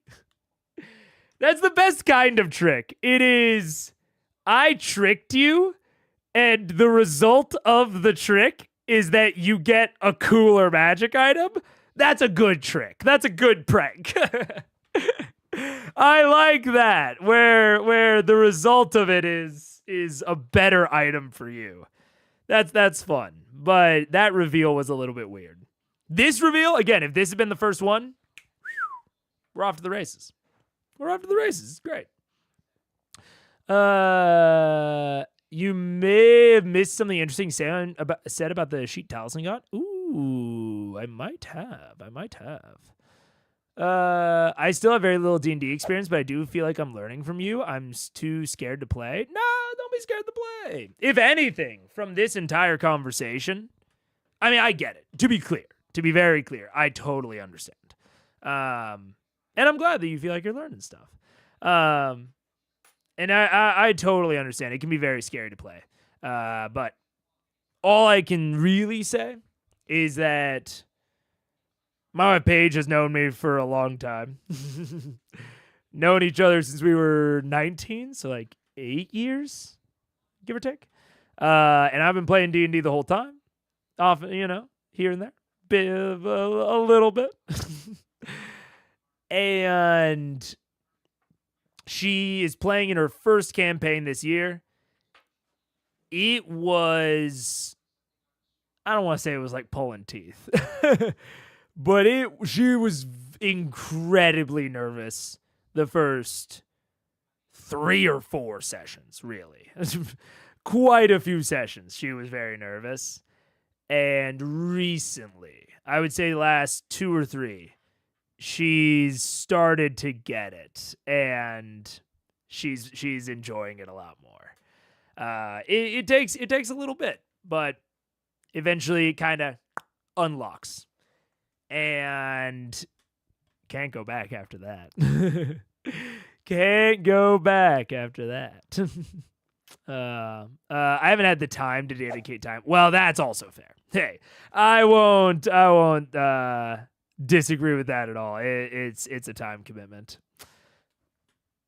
What? Where'd this come from? I just found a dog sitting behind me. Red Bull logo with the Raven Queen death skull. Hell yeah, dude. Oh, Vax the NASCAR driver? Fuck yeah. That's the fan art I want. Yeah. You cannot make a Red Bull joke, not after Sonic announced a collab with the CR cast also prominent in the series. Look, I think it would be sick for for that to be a Red Bull sponsorship. That seems like a direct line. I love that. Okay, wait. Let's go see what Scanlan said. I think I'm a little bit off track. I won't lie. I'm a little bit off track on what I was doing. I need to control my tangents. Let's see. The onyx figure that it was, but the impact sends it careening through the room like a pinball. Every time we use this dog. That's what happens. Imagine his life. Oh wait, this is before. Your hex is gone. Where did Joopa-doopa-doo? All right, what did Sam say? Arcane energy. My eyes are like. Yeah. Yeah. Oh, You got upgraded. Oh shit! Yeah. What? Okay. So Exalted, it says. Okay. Not just awoken. Exalted? That sounds like there are multiple levels. It does indeed. You know, that makes sense. If I think about my idea, because Cabal's Ruin is such an easy one, right? Cabal's Ruin is so simple to make upgradable. Like, all you gotta do is start it at, like, it has 2 charges. And then it goes up to 6 while it's in Ripley's possession. And then up to 9 right now. That could be. How did he done did it? Seems like it was probably already awoken, is my theory. That's my theory. I wonder how Vax would upgrade the Raven Queens. That one also seems easy to be upgradable. You just, like, enhance the amount of time that the wings can be out, the speed they can be at, whether or not you can dash while they're out. Like, I see a lot of upgradability there, but I don't think it went from normal to awoken. Interesting. 4 wings. Yeah, it gives him. Oh my god. It gives him 3-dimensional like spatial flight, like a dragonfly. He starts to be able to fly backwards by flapping all of them in different angles. He's no longer a raven; he's a ravenfly. Jealous. Okay, so I'm at 9, and I still the damage is still after. The damage is still after. Okay. So you took a total of 118. They took 59 points. 59 points of damage. Okay, so I'm gonna add to Bro, just went full peacock. I have women. Suddenly has a giant cowboy hat on. It says anyone who wears the exalted Cabal's Ruin has permanently oiled skin. It's a full paragraph descriptor of the actual points. That's nice. Alrighty, now Raishon, trying so much concentration. Oh, that's 16. You didn't take any damage. I was busy. You're fucking fine. Can't believe you You didn't. haven't tagged her yet, but you still have it. I mean, you better save all of us when we all die and you're flying around. Her spell's gone as well. Alrighty, so she's no longer restrained. Fucking fuck. Yes. Did the dog get? Can I roll for the dog? It won't even matter. Okay. The dog takes enough damage. Every time we use this dog. That's what happens. Imagine his life. Just moments like, I think we've only blown up twice and he's blown up both times. It's so sad. How a dog always greets you when you come home. He's just so Imagine happy. that's how it comes out. It's like, hey.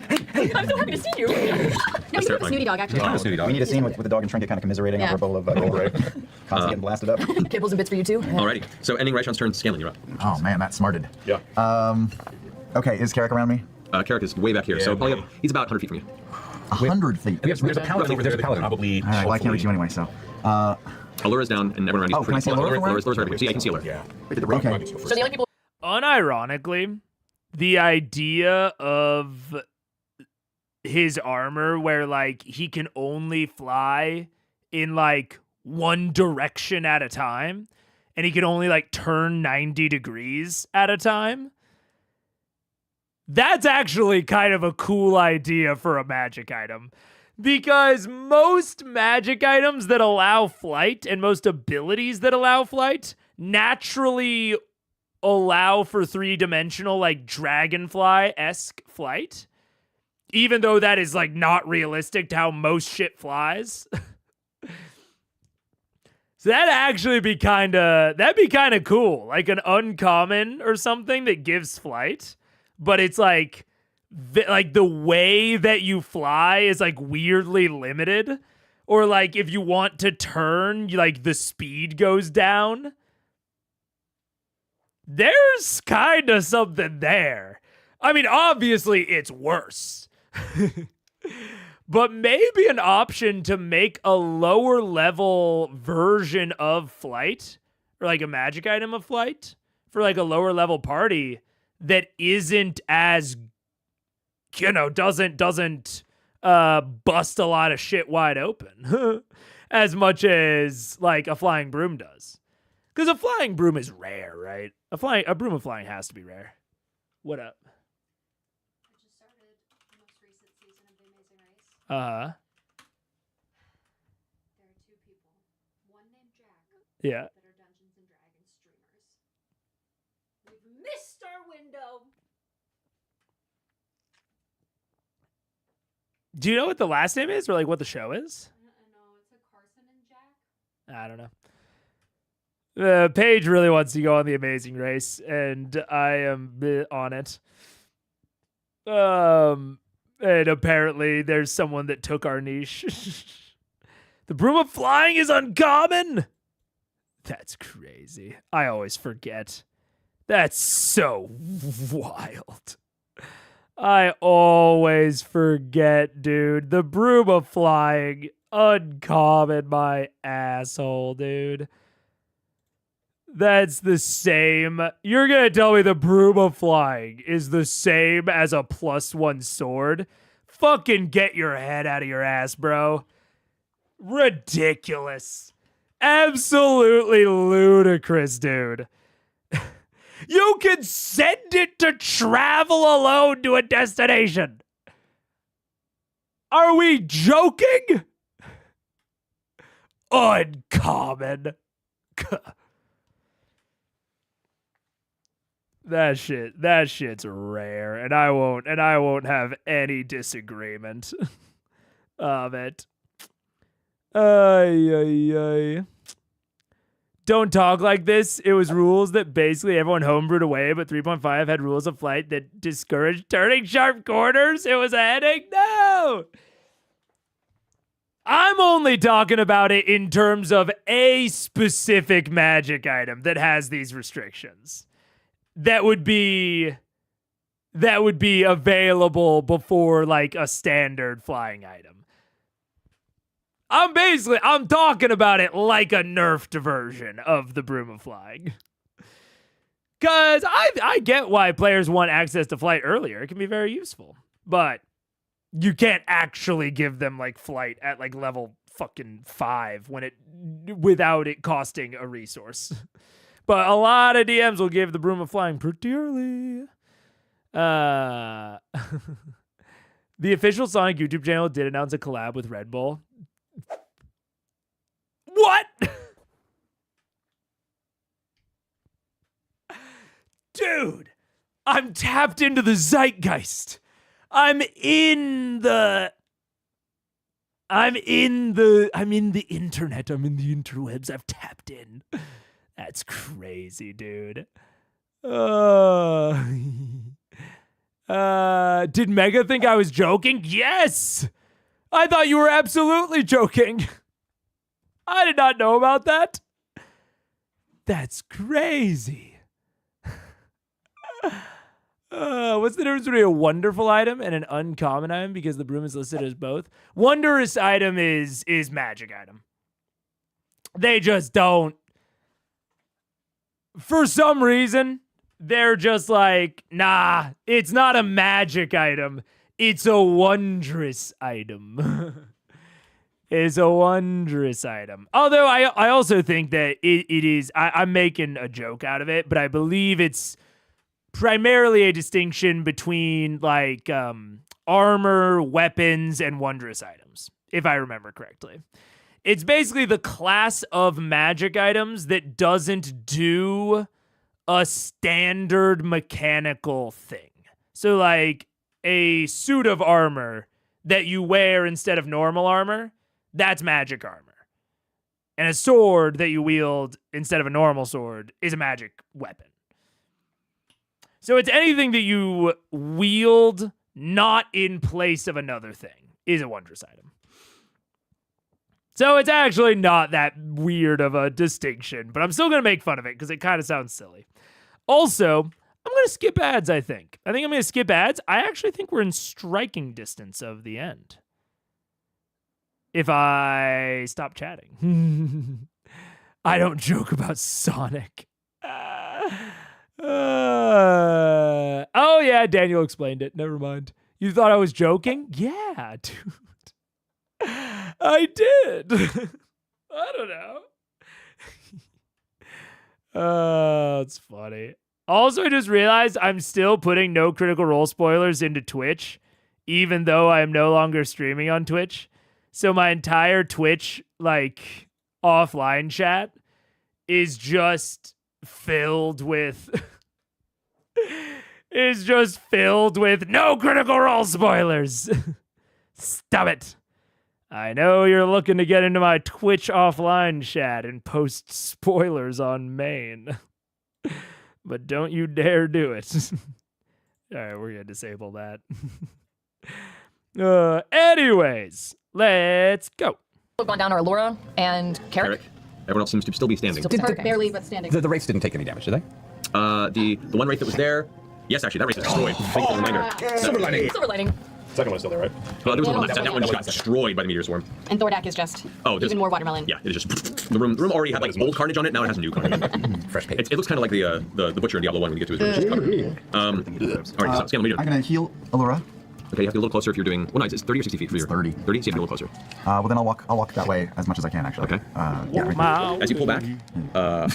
What? No. Sure. High five. Yeah, high five with the claw. Raishan takes an attack opportunity on you. Her invisible form right at the edge of that fog cloud. Oh, that is a 15. Yeah, that hits. Unless I cutting words it. Yeah. Do the thing. Shit. I'll cutting words it. Sorry, Laura.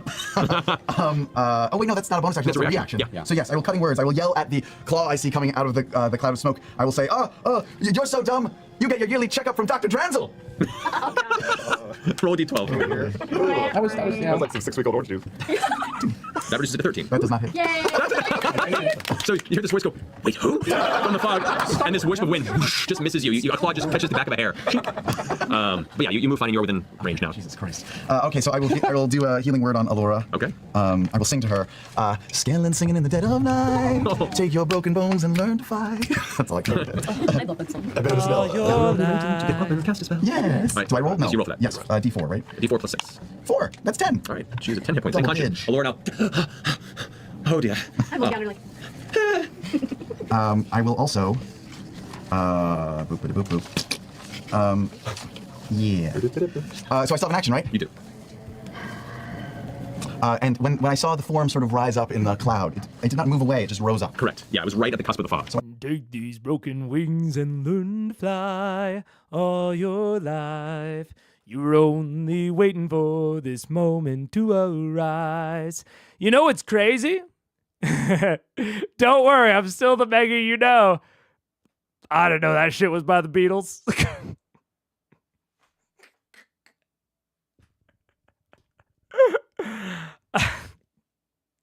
I couldn't have told you who that song was by. It's like the what's another one I sang in acapella choir? Under pressure, pushing down on me, under pressure. I don't know. That's who's that song by? Under pressure, and any man should be. That one. I don't know that one. But I did a mean bum chicka bum bum. You could find a better bum chicka bum bum. All right? Fucking meet me on the stage. No way. You watch that mouth, young lad. It was a quiet thing, not fun. No, of course not. Of course not. I couldn't have told you. Queen and Bowie? Really? That's crazy. I didn't know that. Are Queen the one? Okay. Wait, let me think. Queen is not Freddie Mercury. Or it is. Or is Freddie Mercury Journey? No, Freddie Mercury's Queen. I'm feeling good about that. And Freddie Mercury did Bohemian Rhapsody and also Live Aid, which is not a song. It's a concert for AIDS. And he wears like a tank top during it. Okay. I know a little bit. Is he Freddie Mercury's Queen? Okay. Cool. Against AIDS, right? They're not raising money to support AIDS. They do a concert to really promote the spread of AIDS. That'd be crazy. All I can picture is him in the tank top with the big teeth and the thick mustache. I think this is a real image. And I remember thinking, wow, there's someone famous who also has a big mouth. Because I was young at the time. And I was very small. And my entire body was about half the size, but my mouth was about this big. It was about the exact same size. And every time I go to the dentist still, I'll open up my mouth and they're like, wow, big teeth. And I'm like, is that what? And they're like, oh, big, beautiful teeth. And I'm like, okay, you can't save it. Come on.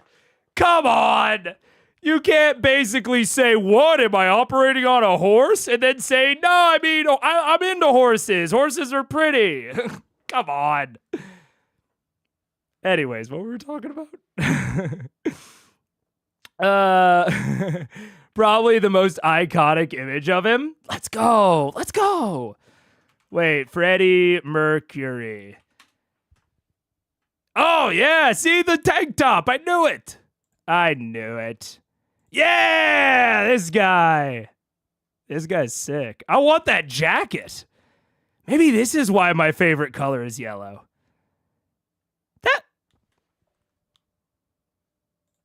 What the fuck is that? That's not.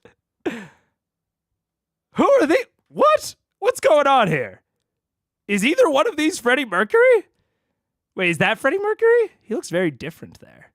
And who's the hunk with the cat? I don't know what's going on here. How Rami Malek came to embody Freddie Mercury? Isn't this the guy that's like, I'm in the mainframe, you know? Isn't this the guy that's a little bit, but is also Hacker Man? Right? Am I thinking right about that? Yes? Let's go. Dude, I'm in the zeitgeist. You can't say I don't know pop culture when I know about Hacker Man over here. Fucking cosplaying as Freddie Mercury. Did they make a movie about him? They probably made a movie that I just don't know about. Take cover the end times. There's so many. What, with big mouths? Mick Jagger? Steven Tyler? Once I started growing out my hair, I get Steven Tyler all the time, so that makes sense. Big teeth, all the better to eat you with? What the fuck? No! Oh, it's from a biopic. That makes sense. We've lost the battle. A little bit, yeah. Okay, yep, nope. We lost the battle, but we have not lost the war. Let's get back to Critical Role. I kind of have a vicinity. I saw a claw. I saw something. I can take a shot. If you want to. Yeah, I'm going to take a shot. What are you doing? I'm going to cast... let's do Bigby's hand at level 6. Okay. Yeah. Yeah, dude. Yeah, sure. Right at the outside of the radius where the dragon is? I mean, it's probably got to punch into the cloud a little bit to get... Like it's right at the cusp of where you saw the dragon's form moving. Yeah. Okay. And so level 6? Yeah. Alrighty, so for that, and you're using the punching? Yes, please. Alrighty. So go ahead and roll a d20, adding your spell attack modifier. Well, that was a cocked roll, but I'll take it because I'm a man of honor, and it did not work. 13. 13. No, that unfortunately misses. The fist. It was close, but it doesn't Okay. count. Didn't actually roll. It just hit the side. It hit the side of my box. It's still a roll. Does it even land in the box? So the fist into the fog just manages to move past the form, does not actually hit the side of it. All right. It's not hit balls either. But Bigby's fist is up and around. Okay, good. All right, that ends your turn. Oh, what about the radiant weapon? Was that a concentration spell? It was. Oh, wait, no, it's not a concentration. No. Yeah, that's where it's still Spiritual around. When it weapon comes to Pike's turn, Pike can still do that. Yeah. Good looking out. All right, at the end of your turn, Raishan is going to use 2 legendary actions. Yeah. How many does she have? Dude, I really hope. Wait, I think I just saw that it updated already. Oh, it did. Damn it. I wish that the thumbnail would have updated when I was on a Google search of pictures of Freddie Mercury. That would have been a great thumbnail. That's the perfect one. It explains the essence of the stream. Too many. Just 4 per turn. 4 per turn? Jeez. So go ahead and cast Disintegrate at Pike. Oh, man. What? Disintegrate? What'd you say? Disintegrate toward Pike. I know she is. No. No. No. What? Well, what, is that bad? Please tell me that's a natural 1 that you just rolled and you're taking a picture of it. Yeah. I'm taking a picture of it right now. No, he somehow rolled a 46, and they're trying to figure out what to do about it. Laser pointer. Laser pointer? Nothing massive. Okay, fine. We're trying to make sure this is how the spell works. Blind him. Blind him. Don't blind me. That's not gonna help. Take the shot. I have a shot. I have to make a dexterity saving throw, so that roll wouldn't matter. I rolled a 1, but it's not an attack. It's Okay. Dexterity saving throw on Pike, please. I don't want to roll it. It's too much pressure. Can we just like pretend that one was like a nat 20 for Here's what it Pike? is. This is what it is. It's a 14. That's Come on, my 14. Total 14? That's not enough. Oh no. Is she by anyone with the paladin radius? We got a bunch of pallies here. You know what? Actually, Allura is conscious on the ground. Allura is going to attempt to counterspell that. That is a 6th level spell. Because Allura is somebody's like, and try and get that at the last minute. So. With disintegrate, does the body go away? Like I don't understand. Yeah, that ain't good. Yeah, but does the armor, will the armor for higher DC equals 10 to spell's level. Allura's spell on fire is 5. So. That is an 8. That's not enough. She rolled an 8 plus 5. It's not enough to counter the spell. Okay, so that comes to. Pike suffers. No, sorry, that's 72 points of force damage. But well, she's knocked unconscious, but the armor should bring her back. Pike, as the beam hits her, you watch her flesh begin to turn to dust as the fingers begin to disperse, as a burst of flame from the armor flares outward, bring her back to her feet at whatever the effect of the armor is. She's up. She's not dead. Brings her back to 5 hit points. I forgot she had that. And she's on her feet. So she's on her feet. Is no, Raishan's not within 15 feet of her. No. Okay. Okay. She's not dust. She's not dust. Okay. That brings us to. I can't even if Ashley's not here. You can't tell me when she's not here. Rob, you're up. She's not dead. She's walking around. I'm acting like she would. That would be the worst fucking phone If call. Ashley, I know. If Ashley dies, She's also the cleric. That's exactly what Raishan would do. Rob, you're up. Take out the cask of ale. Let's start drinking. No. Now that I don't have any more race, I'm gonna run towards this wall if I can. This one over here? Yeah, right here. Okay. 50 feet, and I'll leap the rest. Just to That's get as far up as to you can that. get there. Yeah. And that is. So we're going to athletic check to leap. 22. Yeah, that's fine. So you can leap 20 feet, 10, 15, 20. Yeah, Mr. Badger, you're gone. You were scattered. Alrighty. Oh, I can throw. Well, we have to roll a perception check to see if you can see the invisible form. this will go well. There. Natural 20. Nope. Oh, when Bigby's hand went at rest, it just started to just pointing. Yeah. Here. Perfect. That is a 16. Okay, I'll say between that roll and the Bigby's hand pointing at where the dragon is, I'll let you make your attacks with their disadvantage. Woo! Awesome. Dude, if we're being real, so far at least, the takeaway is going to be centered around, oh my god, bring in less NPCs.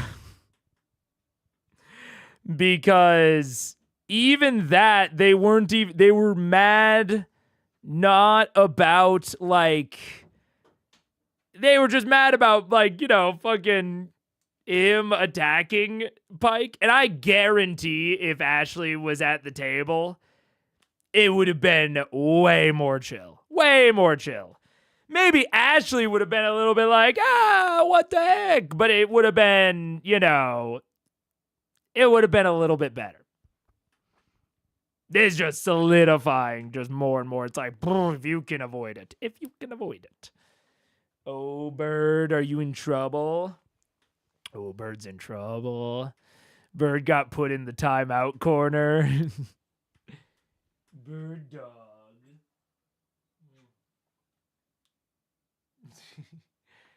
They were mad at Pike insta-dying. I mean, that's just what happens against this enemy, bro. I mean, I don't think they would have been mad at anyone else insta-dying. And I don't even think they would have been mad at Pike insta-dying if she had been at the table. Or at least they would have been less mad. But maybe I'm wrong. I could be wrong about that.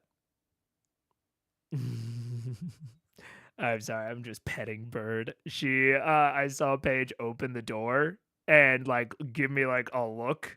That is not a look like she's mad at me. It's just like she's frustrated by something. And then she closed the door and I look down and Bird is in here. And I'm like, ooh, Bird got put in the timeout corner. She did some shit. Well, I'll make him reckless, so I'll zero it out. Can I throw the dwarven thrower? Yes, you can. Okay. One roll. 21. Nope. The hammer just disappears into the fog and returns back to your grasp. That's better. 31. That does hit. This is 7.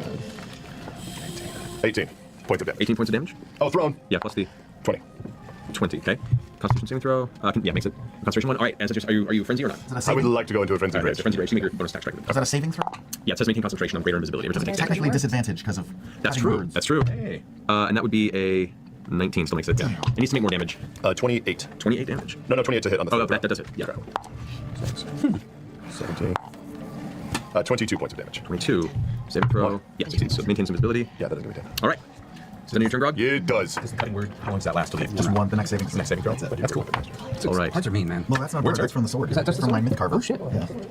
At the end of your turn, Grog, just use your other 2 legendary actions here to go ahead and cast Cone of Cold. Not that shit again. I didn't do well that last time. Cone of cold? Oh, again. What's like? I Is that a died. wraith being spawned? Maybe. Wow. That's right there. I need Scanlan, Vex, Pike, Vax, Grog, and Keyleth and Allura to all make, I believe, Constitution saving throws? Nice. Constitution, yes. Oh. Okay. Oh, so, not with your +9. No. Keyleth, 13. 13. You take 42 points of cold damage. How much? 42. Is that the full damage or did I? That's full damage. You're up. Vex, 16. You take 42 points of cold damage. Vex, 12. 12. You take 42 points of cold damage. 7. Grog takes 42 points of cold damage. Am I in there too? You are as well. What do you roll? 15. 42 points of cold damage. Holy shit. I'm a line fighter. Pike takes 42 points of cold damage. Shit. So, Pike is unconscious. Who else is unconscious? I am unconscious. You're unconscious. Maybe his hand is gone. Pardon, I have Oh, I forgot we're on TV. Allura. What did you do? Just really gross? Allura is unconscious This again. isn't TV. This is the internet. People can't smell it. Wild West. So Allura's unconscious. Vex, you slept? I'm still up. Allura's down again. Allura's down again, yeah. Pike's down. Pike's down. Fucking.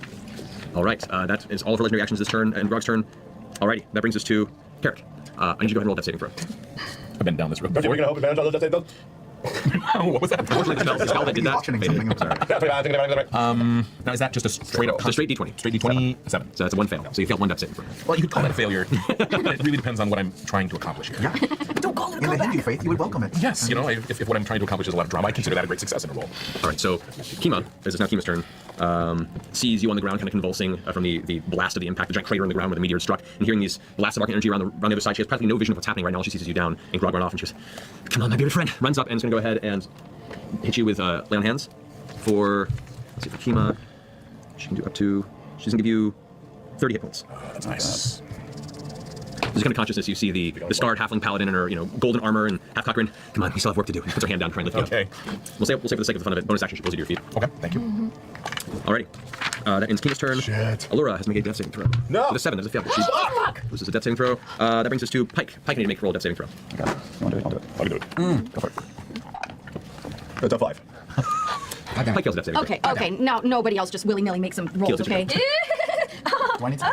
That's When it nice. gets your turn, you. Okay. New campaign next week. Fucking face, right? Fucking now. Fuck me. Okay. Yeah. Who's got the This is a Bad Dream spell?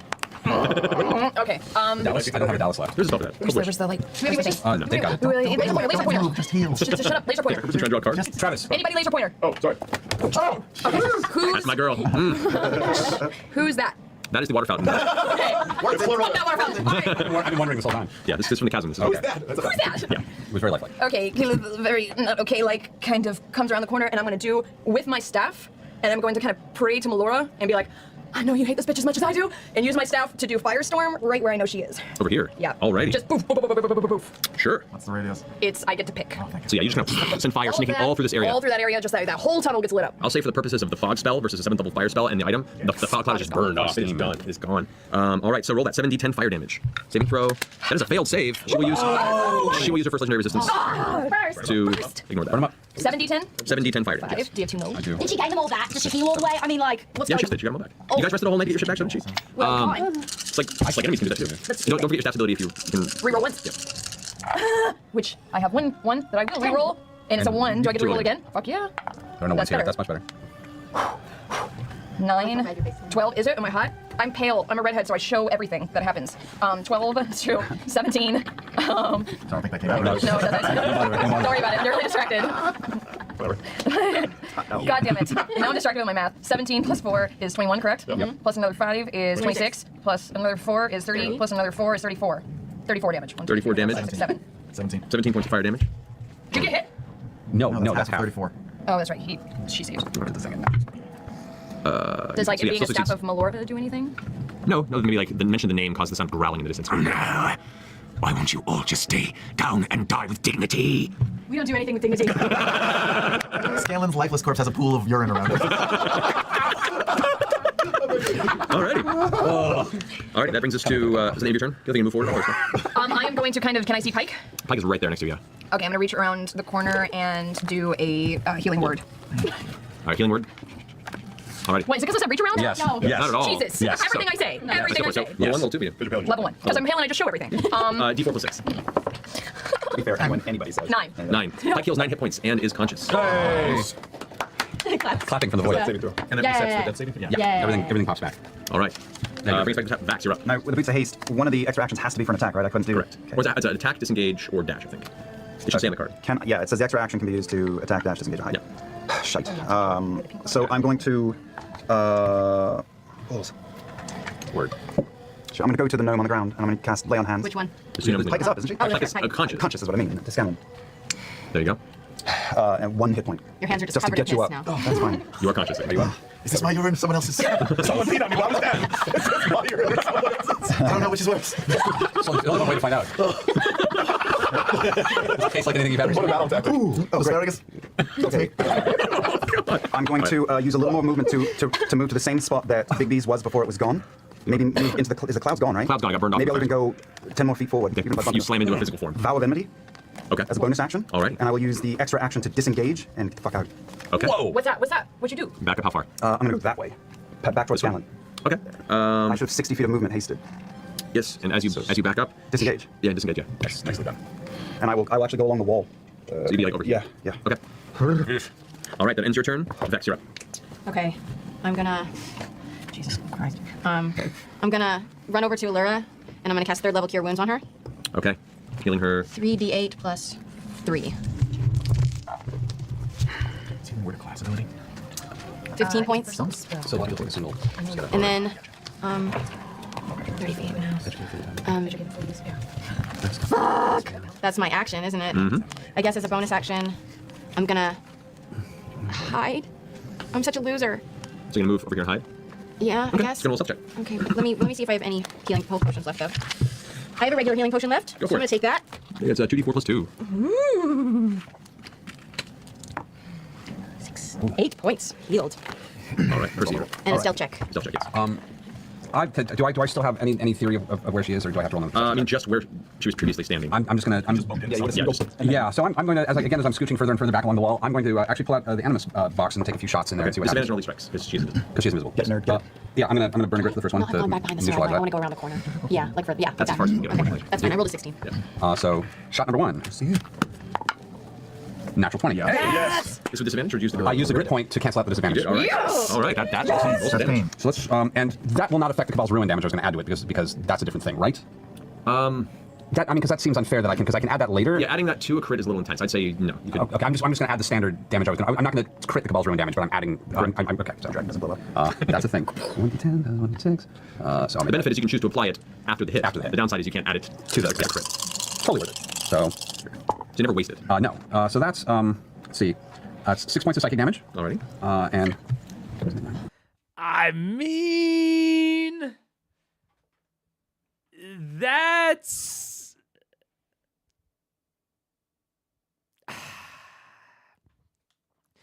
I mean, it's his magic item. It's his magic item. That's not how any similar magic item and or effect works. fucking call Vax up about that. It's his magic item, I guess. Yeah. VM truly doesn't do anything with Dinkley. No, not at all. That's why I said true words have never been spoken. Yeah. Tell that to paladins. Yeah. It's his homebrew item. He can make whatever. I mean, it makes it worse, but that's fine. It can be worse. I remember during one of the Dragon Week interviews, during the BRP interview, Jason described D&D as an exceptions-based rule system, and I'd never thought about it that way. And sometimes within magic items especially, I see it more, where it's like there are standard ways that things work, but then a lot of shit in the game is built around just subverting the way that other things work. It is additive while at the same time being exception-based. Yeah. I'm willing to give it to him because the other sources are usually damage added to a weapon attack. This is just bonus damage from a hit. Bonus damage from a hit. Usually damage added to a weapon attack. You're saying that essentially Cabal's Ruin is more flexible because it can go on to any source of damage, not necessarily just a weapon attack? Because Smite is limited to specifically a melee weapon attack. I think made with strength, if I remember correctly. It might just be a melee weapon attack. Is that what you're saying? Because otherwise, I'm not quite tracking. I think it would be the most analogous to what I understand. Actually, it's just bonus damage. Does Cabal's Ruin give you dice to roll, or does it give you a flat damage? Does it give you a flat damage number? It's not weapon based like Smite is. Okay. I guess I don't know the exact rules text of Cabal's Ruin. Dice? It gives you dice? Okay. And Cabal's Ruin can just go whenever you do damage through any means. You can add Cabal's Ruin onto it. D6 per charge. Gotcha. Okay. Interesting. I mean, yeah, I guess Smite is limited to a weapon attack. And you can decide to put it on afterward. And sneak attack, sneak attack just applies whether or not you crit, and it's not really a resource that you're using up. I guess that's a fair delineation, but on the differences between the two, yeah. I can't think of any homebrew CR item that does flat damage. That's probably a good thing. I'm generally much more of a fan of dice pools than flat damage mods. One way that me and 5e very much agree. Or one thing that I really agree with 5e about is, I think riders absolutely have a time and place. But I'm more of a fan of dice pools. I really wish there was an exploding dice mechanic in D&D for certain things. Not necessarily for crits. The only one that I'm aware of that I'm thinking off the top of my head is, I think, a sorcerer spell. It's like Chaos Bolt, if I'm remembering correctly, has exploding dice. I wish it was one of the class identities. I think that'd be super fun. I think exploding dice, like I can imagine Monk as the exploding dice marshal, and instead of flurry of blows, instead when they roll max on one of their damage die, they just get to keep adding more damage die, and that's like how a flurry of blows is like represented. That could be fun. Or sorcerer. A sorcerer meta magic that applies exploding dice to something. Exploding dice is just a fun mechanic. I don't really care how they put it in. I just kind of wish it was in more shit. Because whenever it's in shit, I love it. You hate exploding dice? No! I love exploding dice. I love it. Especially for more like luck flavored stuff or like wild flavored stuff. I love exploding dice. I love putting exploding dice on like a really low die like weapon. So it's like, you know, there's some advantage towards using smaller weapons because you can get in like theoretically more attacks. I love it. The new fighter in DH has a weird version of exploding dice. Ooh, interesting. Sork burst, new chromatic orb. New chromatic orb? Oh. Could you explain exploding dice? Absolutely. It's really quick. That's one of the beauties of it. Exploding dice is you take any die size, so like we have like a D4 or a D6 or whatever, and if you roll the maximum possible value on that die, so on a D4, you roll a 4, you get to roll another die. But only if you roll the max value. So on a D6, if you roll a 6, you get to add another D6 to the roll. And you know, certain mechanics will play with that. You know, some exploding dice mechanics have it to where it's like, oh, if it's a D6 and you roll a 5 or a 6, then it explodes or what have you. But exploding is basically the concept of if you roll a certain value on a die, you get to then add another die to the pool and roll that. And some exploding dice mechanics will allow it to explode forever. Some will restrict it to a certain number of explosions. I love exploding dice. If we're going on I like exploding dice mechanics more than I like crit mechanics. Like D20 crits. I don't necessarily think they should replace the current crit rules in D&D with exploding dice rules. But I don't even really know how they would do that with the way that like damage and attack rolls. I'm sure I could probably figure out a method, but crit rules are honestly kind of adjacent to exploding dice. It'd be interesting if like when you crit, all of your dies for that pool explode. It's better when you have like bigger die pools. But just for the record, I looked it up, and it's damage on a hit with an attack, so that would include spells, if that matters in this. No, I think that's fair. I definitely understand the distinction that you're making. It's basically like smite getting included with crit is you know, at parity with Cabal's Ruin, because Cabal's Ruin can be added to more types of attacks, but it doesn't get included in the crit. So they're kind of mechanics that are at parity with each other. I think that's a fair take. I think it's a little bit, I don't know. It's whatever they want it to be. I think it's a bit unnecessary, personally, to have it not be included in the crit. It's a magic item. I think it should make it more powerful. And with smite being able to be added to crit, even though it's more limited, I don't see anything necessarily wrong with allowing that for Cabal's Ruin. But I can also, you know, it's a homebrew magic item. They can have it be however it wants. I'm good with that. Yeah. But I think DH's version explodes more consistently, but less explosively. More likely to do 1 to 2 explodes, but less likely the more you've done. Interesting. So if you roll a D4 and then get a 4 and then roll a 4 again, do you keep going? Depends on the system. Some systems will allow multiple explosions, but some will cap it at 1.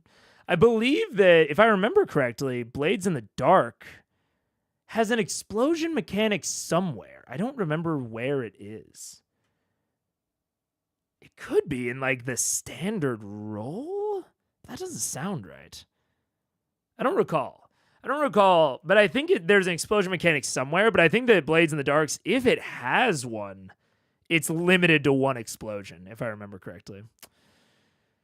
If a DM allows exploding dice, I will punish them only casting magic missile. Oh, well, yeah. I mean, to be clear, as an exploding dice lover, you would have to design a class around it. That's why I brought up it replacing Flurry of Blows for Monk. Like, if you just say, hey, all damage dice in D&D explode, that would be ludicrous. And you should punish the DM for that. I agree. No, I'm saying I love it as a mechanic, but it's not something you can just slap on to a system that isn't prepared for it. Yeah. If you have all the dice explode, isn't that equivalent to rolling the pool twice, like what Dimension 20 does, instead of doubling the dice damage like CR? Kind of. It's basically like rolling double dice, which is the baseline, like that's the raw ruling for 5e. That is essentially, it's not quite the same, because that is not necessarily assuming that all of the original dice would have exploded, if that makes sense. Like, you can still roll below max on all of those numbers. One of my favorite homebrew critical rules is brutal critical, which is my preferred crit rule, which is where when you crit with an attack, you take the max possible damage that you could have rolled, and then you roll separately, and you add those together. And the brutal critical does assume that basically the entire original set of dice exploded once, and then it can't explode again. So brutal criticals are essentially modeling exploding dice, but like forcing all of the originals to explode. But exploding dice is, it's almost always just more damage. So like with normal crit rules, you can theoretically roll below the maximum amount of damage you could have rolled otherwise.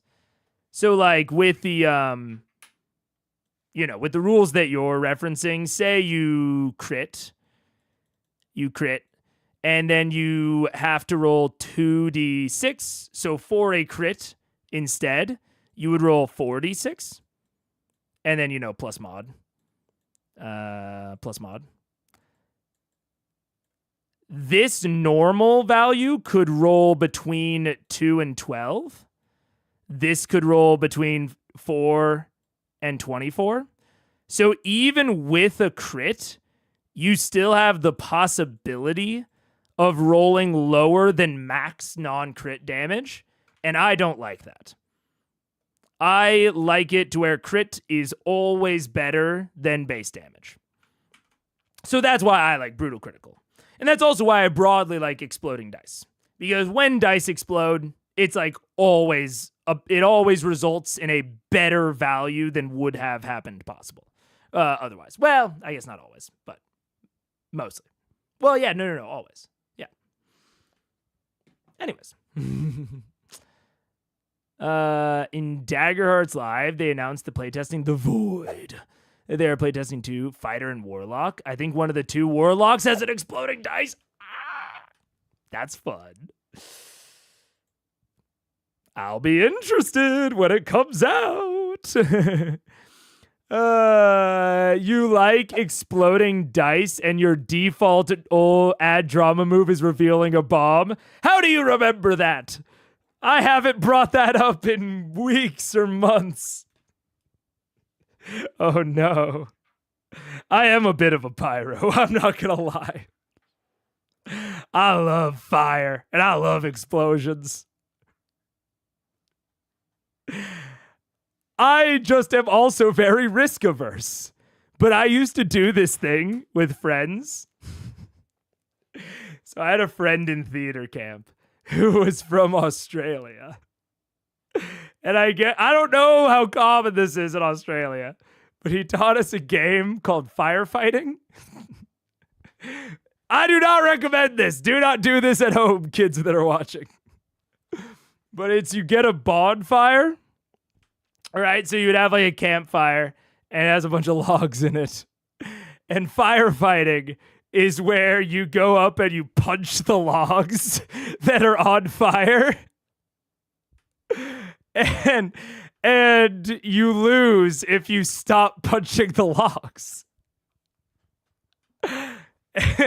So the last firefighter is the winner. I mean, really, everyone wins if you really think about it. If you really think about it, everyone wins when you firefight. It's just about who wins the least. Really. I love firefighting. You've heard of Brutal Critical, but didn't know what it was. I like it. Makes Critch much more impactful. I like it too. Some people don't like it for very understandable reasons, but that is the reason that I like it as well. Yeah. Mega was in theater camp. Makes sense. Oh, yeah. I was in theater camp. I worked theater camp. Absolutely. That sounds incredibly Australian. It sounds Aussie to me. It's so much fun. Firefighting is so much fun. So I do like fire. Especially once I got my chronic numbness. Well, I guess, how would you say that?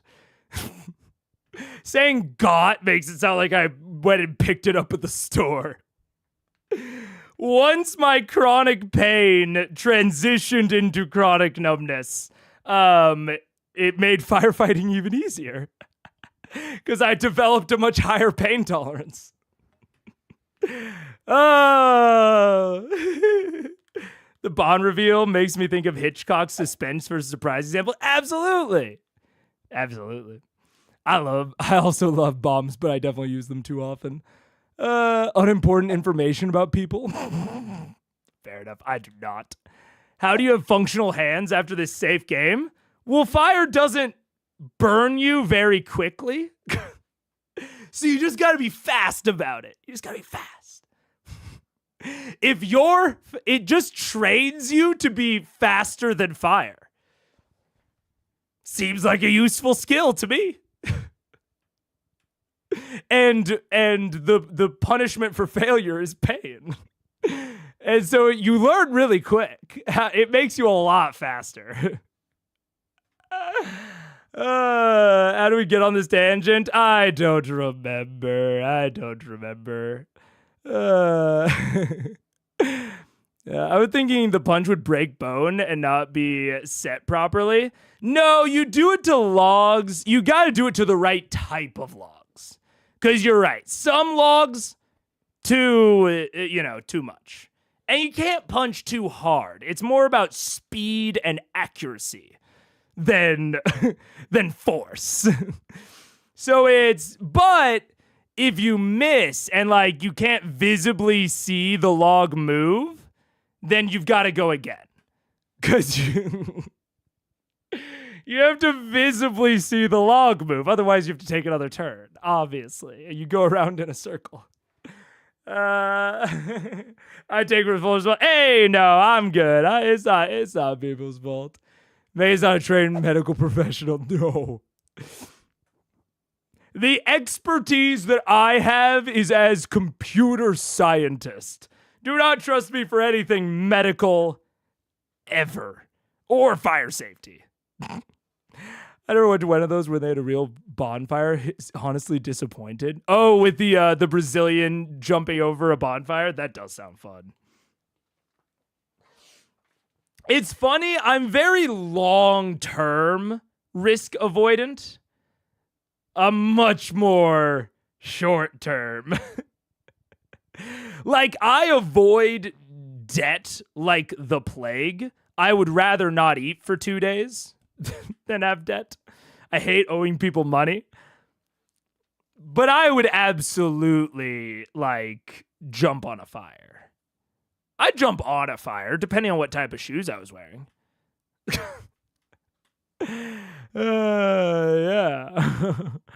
I can comment on the housekeeping notes. Love the idea to limit over explanations and you doing a normal stream to handle non-CR questions ideas. Yeah. Absolutely. Absolutely. It's I think it'll be good. I think it'll be good. And I think this stream has gone well. I'm getting a little bit loosier-goosier towards the end, which I always do. But I think it went pretty well over this stream, and we're gonna keep trying it out. Keep trying it out. Ain't that the ADHD anthem? Yes, sir. Megan, not eating for you is not a big thing anymore for someone who hates the chore of eating. Yeah. Yeah, true. That's why I brought it up as the example. Near the end, you seem 2 drinks in. Yeah.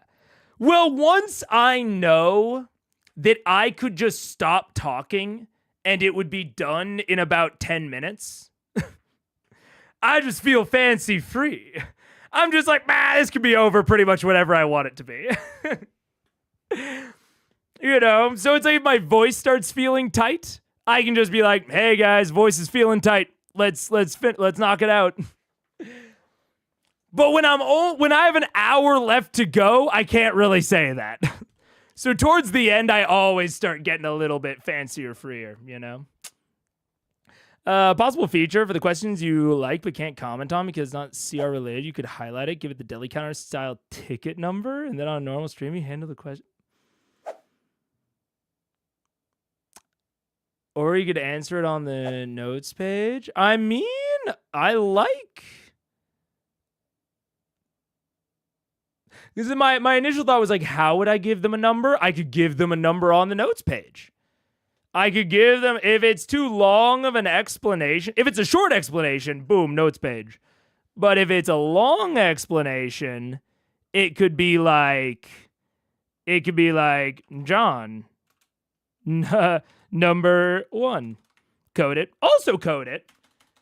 I could, actually, that's really easy, actually. I could really easily, this just makes me, Yeah. It would be easy, except that it's hard. It's literally easy. It's, how do I say it? It's strategically hard. For reasons that I'm trying not to over-explain. Screen capture. Yeah. I could do something with that. And I could do a response in chat being like, I'll answer it later. But what if code break? Code always break. Code broke today. Then those people just don't get answered, unfortunately. Or maybe they do. I don't know. I'll think about that, though. We'll see. It's not a bad idea.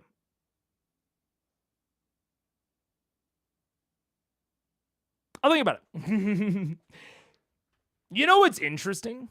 No, that's too much of a tangent. Or is it? Sometimes when I'm thinking, I do naturally look off in the distance. And other times, I make movements with my eyes just to show other people that I am thinking and not spacing out. I don't know if anyone else does that. Almost certainly other people do that. But a lot of times I make thinking face to show someone that I'm actually considering and not just spacing out. Not because the face that I am making is natural. You do that? You're not alone? Okay. I figured. It seemed like a natural thing to do. I've just never said it out loud before. Yeah. But mainly it would make people feel like their question will eventually answer. That is true. Especially if I had an automated response. Ooh.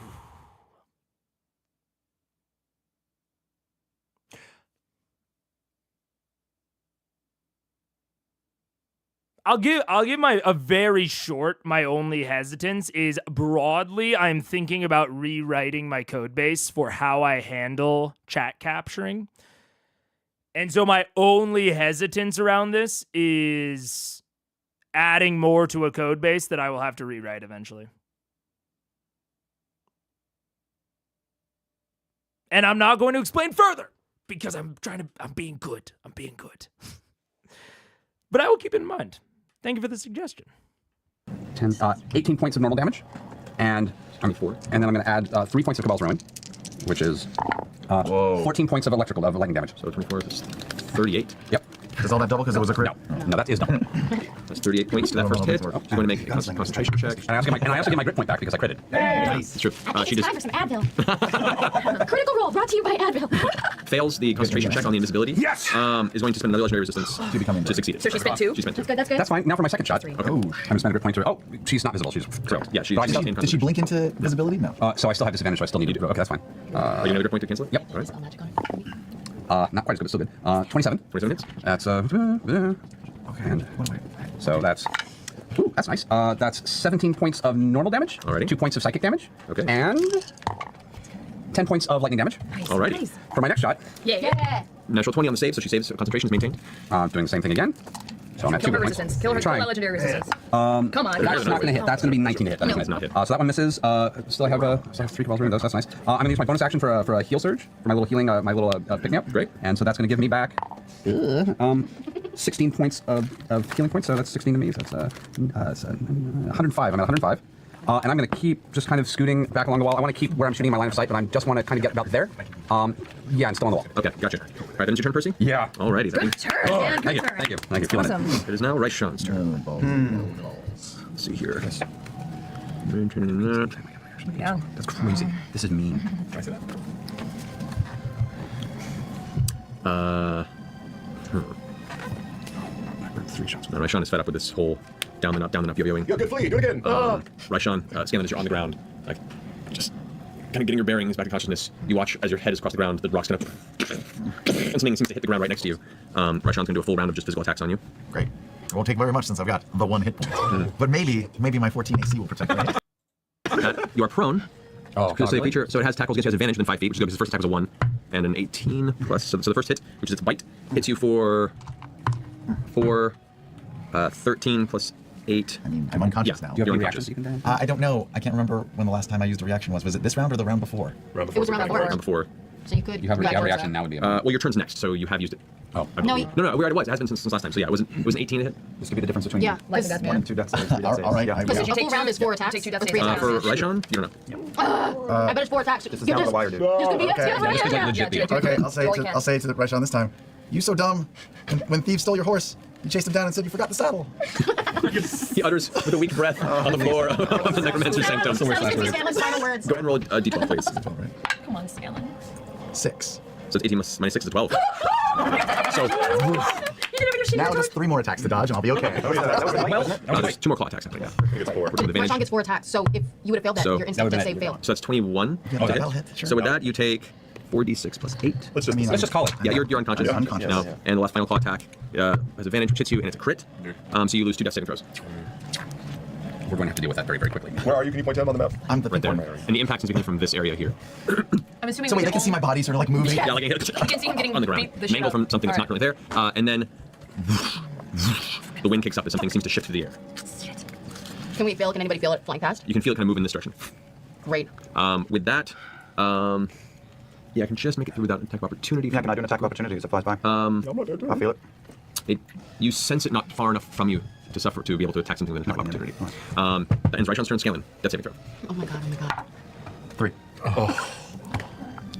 And with that, That's not. the breath escapes Scanlan's lungs, the smile across his face, his life leaves his form. This time I died with a bad joke and piss all over me. Died as he lived, hard, or after a bad joke with piss all over him. All right, that ends Scanlan's turn. Grog, you're up.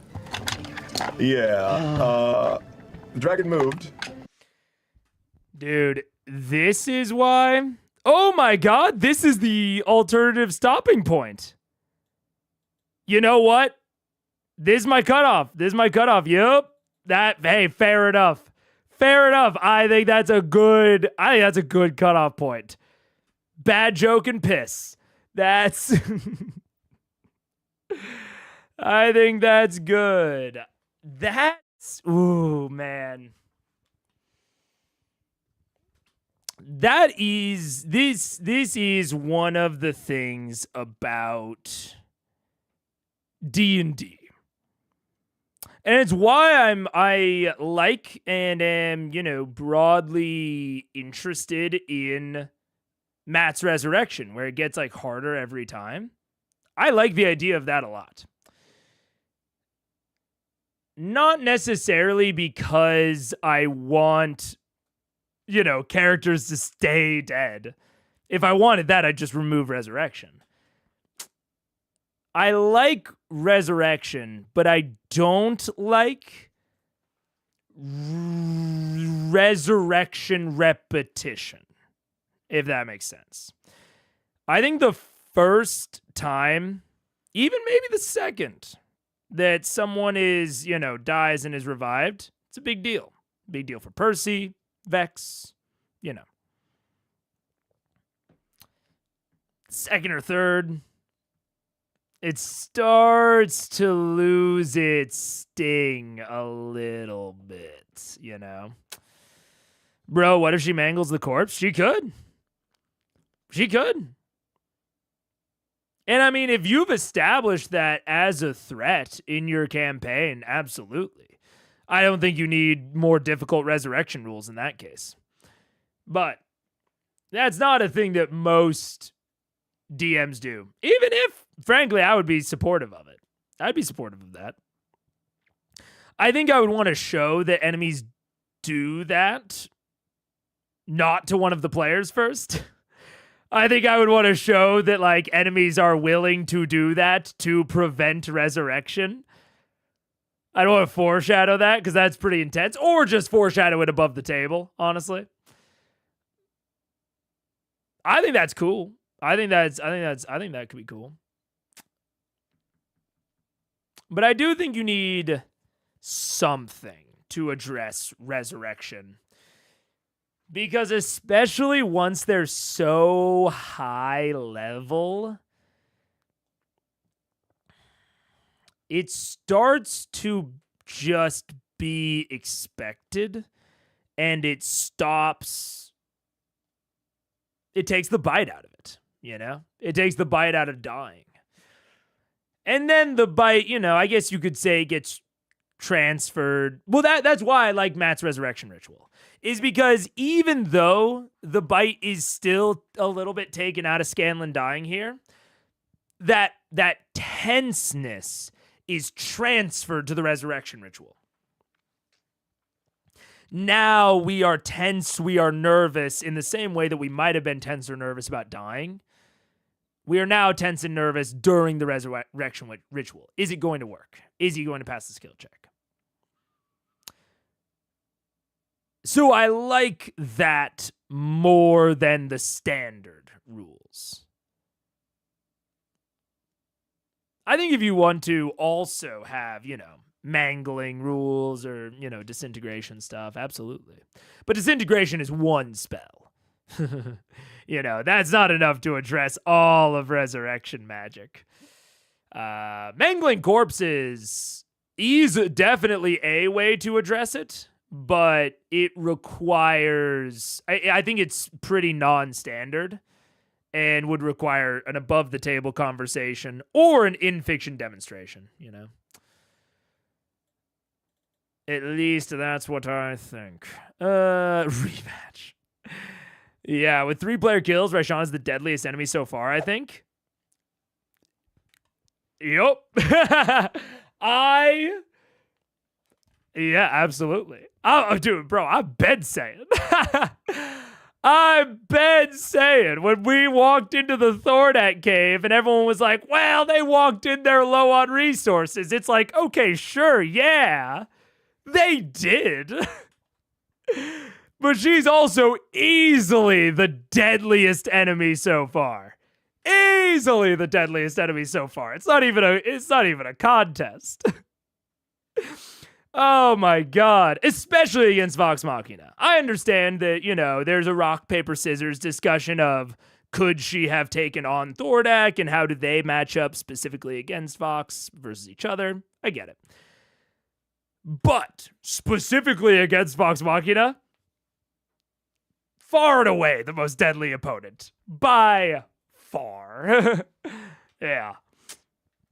I'm not personally sure if I see Raishan's playbook, see that in Raishan's playbook whilst there are other threats. I mean, she's got 4 attacks. You saw them resurrect people last fight as Raishan. If I'm being honest, my playbook right now as Raishan, I guess it depends on how much health I have. It is to claw attack Scanlan's head, make sure it's nice and dislodged, pile of mush, and then teleport ASAP. That's my plan, personally. I've got one of them down. It's the counterspeller. Mush, teleport. If I'm playing Raishan as intelligently as she has been conveyed,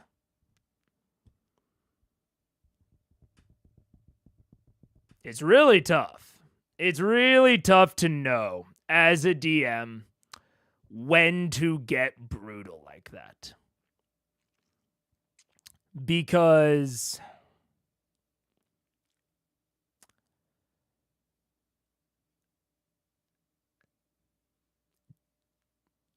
it's difficult for me to say that Vox made any mistakes here. Raishan's just a ludicrously powerful enemy. Maybe they made some mistakes. But I don't know if the mistakes that they made warrant that brutality yet. I don't know. I mean, it depends on the table, certainly. But I mean, if we're going fully based on like in-fiction tactics, make him mush, and then teleport. I mean, Vox has already proven that they're not going to let this go. You, as Raishan, tried to tell them to let it go. And they said, nah, we're not going to do that. We're not going to do that. So I think you make it mush and you leave. And then you fight them again later, you know? The solution that I have found, which I like, is to leave lasting wounds debuffs. I think that certainly works for a style of game. And I'm not normally a fan of lasting wounds / debuffs in D&D. Like, full honesty. But caveat, as a result / complication from resurrection, much more into them. The character died.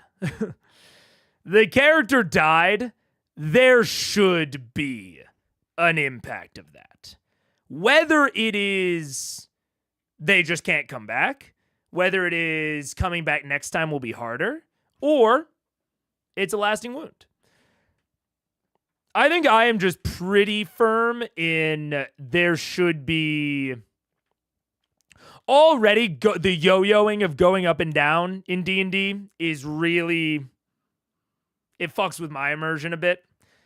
Resurrection kind of turns that up. In the session 0 for our current campaign, we had a discussion about it, and I was basically like, the players decided resurrection is not possible. Well, not just the players. We all decided. Resurrection is not possible outside of like established temples in major cities. So you would need to get the body back without it like decaying to a certain stage. So like getting the body back is a challenge in and of itself. And you would have to, it's incredibly expensive. The temples have a monopoly. They squeeze ya. So it would basically create an in-fiction like quest consequence or like a relationship consequence or something like that. We decided that like that was an appropriate consequence for dying. And that if they were going to go outside of the temple system for whatever reason, that there would be issues.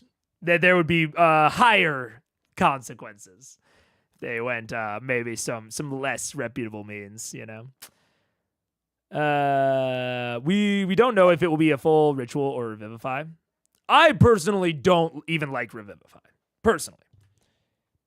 I am more of a fan of Matt doing the full, or at least doing the scaling check for any revive. For any revive, even revivify. I'm much more in the like death is death camp. I didn't say anything then because it would be a spoiler, but yeah, she's stronger. Fair enough. That's fair. Throw in Raishan's arrogance, though. I wonder how much damage she's actually taken at this point. It's a good question. I mean, clearly Raishan's arrogance does not extend to the point where she will not run, period. She will run.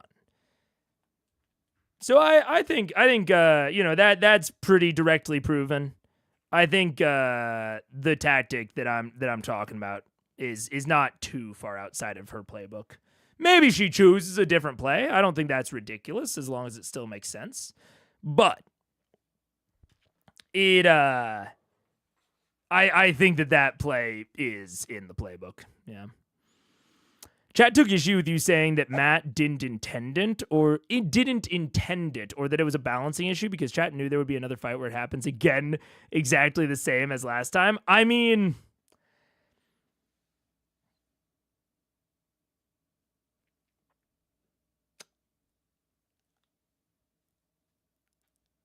I'm not going to say that it definitely is a balancing issue. Or that Matt definitely didn't intend it.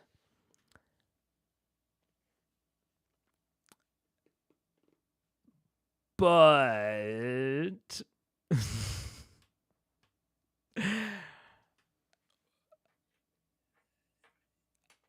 I don't know that.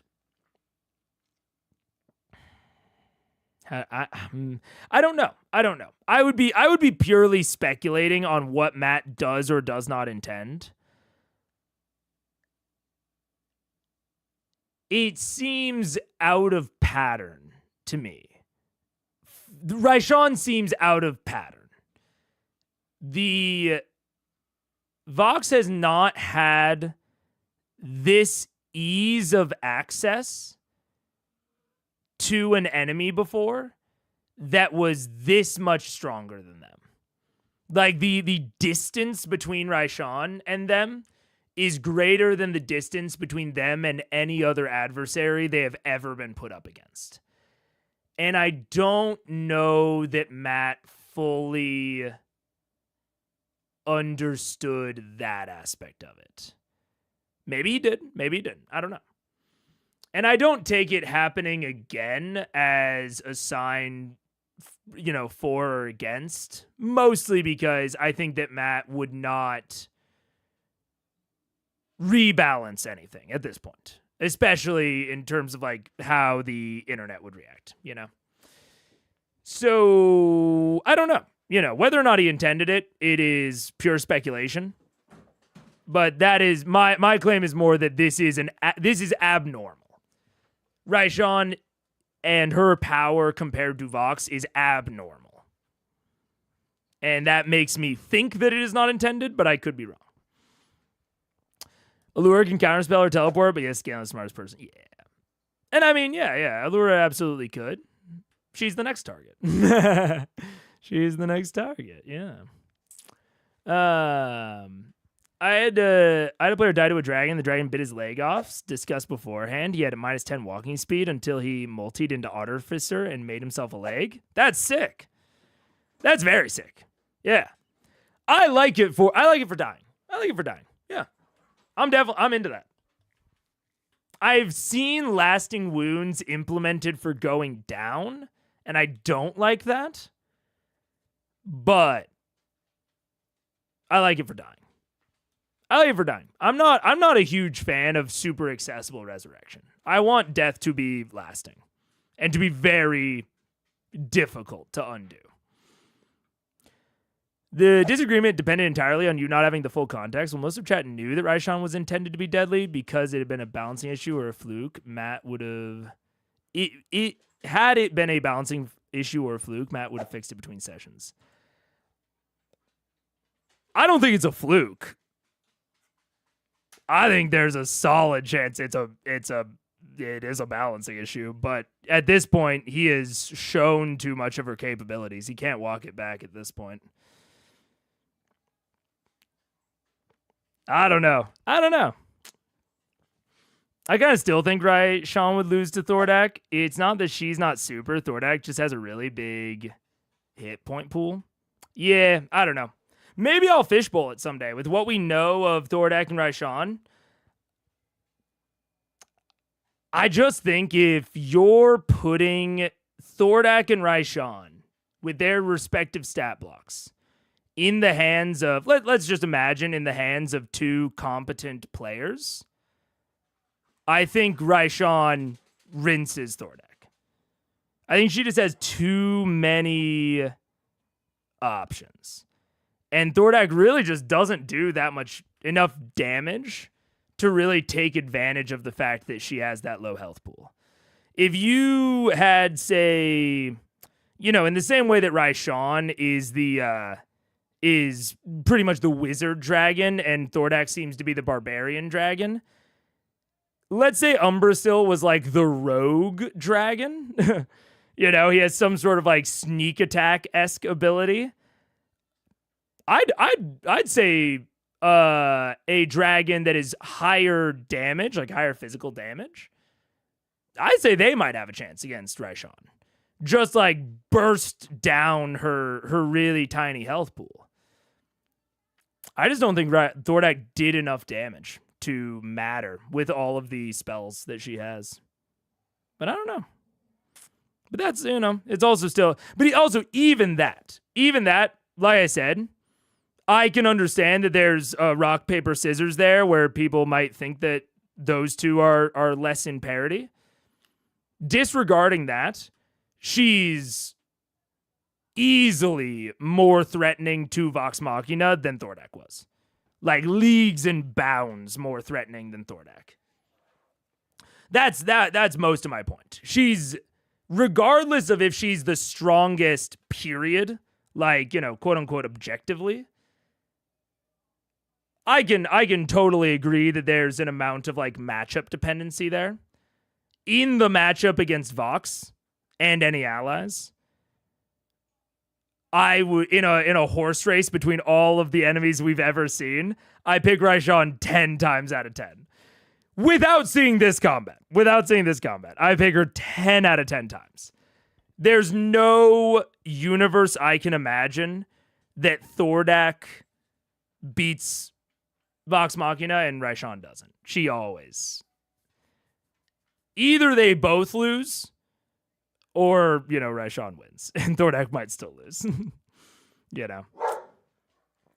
I think when it comes to when will my villain run, you should factor in HP, but not initiative or action economy. If the villain has 100 HP left and all the players have 10, they shouldn't run. Unless they would run at 100 HP regardless. I agree with this. I totally agree with this. Well, I 90% agree with this. I think that adversaries can and should factor in the number of people they are up against, but I don't think they should factor it as heavily as maybe, a DM that knows the action economy should value it. Like, there is an aspect to, wow, I'm facing down a lot of dudes. Like, that is a naturally threatening thing. I think it should have some effect, But I think not. I would agree, not initiative. I think initiative is too much of a game thing, and not even necessarily action economy. Because I agree with you. I think that's too gamey. But the pure number of combatants on each side, I think that can be taken into account.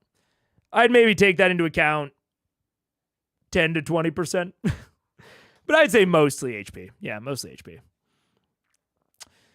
In my games, when a PC resurrected, they permanently mark one death saving throw. If there are none left to mark, they can't be resurrected. That makes sense to me. Yeah. I can get down with that. I'm honestly down for anything that gives a consequence for dying. A permanent, a mostly permanent consequence.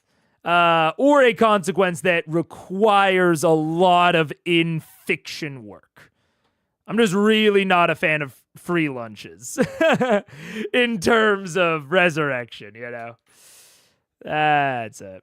I think that Raishan is either the second or third most egregious overtuned fight Matt has ever done in all of CR. I can't wait for you to see my first in 10 years. I can't wait for it either. But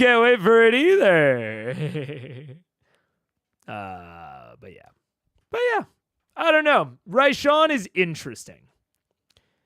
She's definitely interesting. And I'm torn on it. Because, like, I'm talking about how powerful she is. How she's out of pattern. Whatever. But I haven't said whether or not that's a good or bad thing. It's a thing that gives me pause. It's a thing that gives me pause. It's an interesting challenge. That I don't...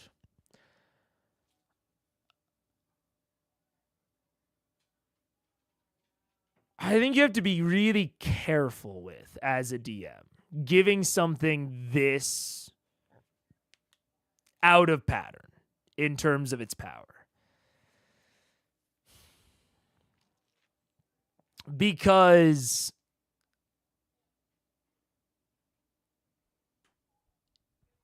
to me, it speaks to a need, or how do I say it? I think the good version of it, right? The version where it does a thing that is good is it forces Vox Machina to change strategy, to change their pattern. If she is out of pattern, they need to approach her differently. They need to. If they just keep slamming their head against a wall, they will all die.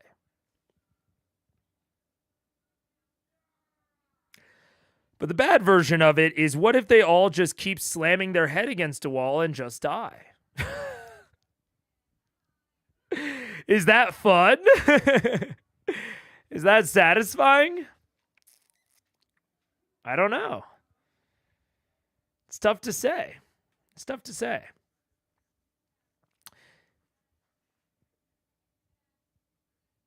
Because at this point, they have a good idea of how powerful she is.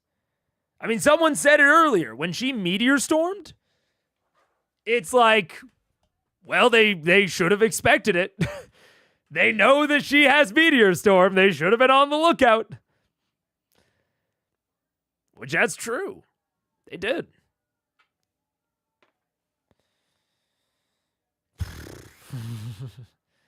They did know that.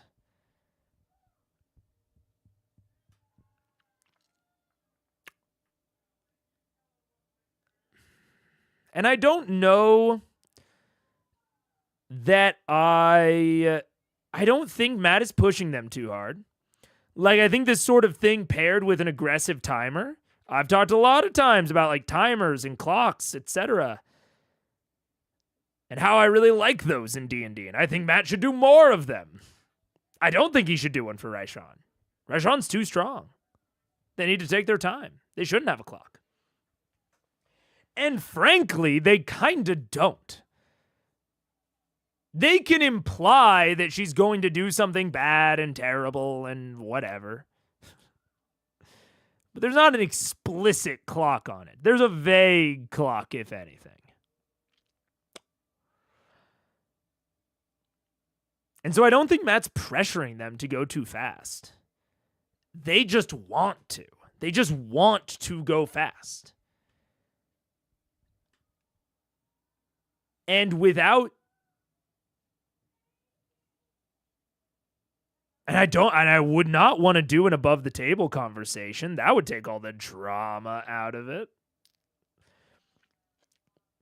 It'd be hard for an NPC to jump in. I don't know how you instill in Vox Machina's mind. You need to try something different. I don't know how to instill that in their mind without a couple of them dying.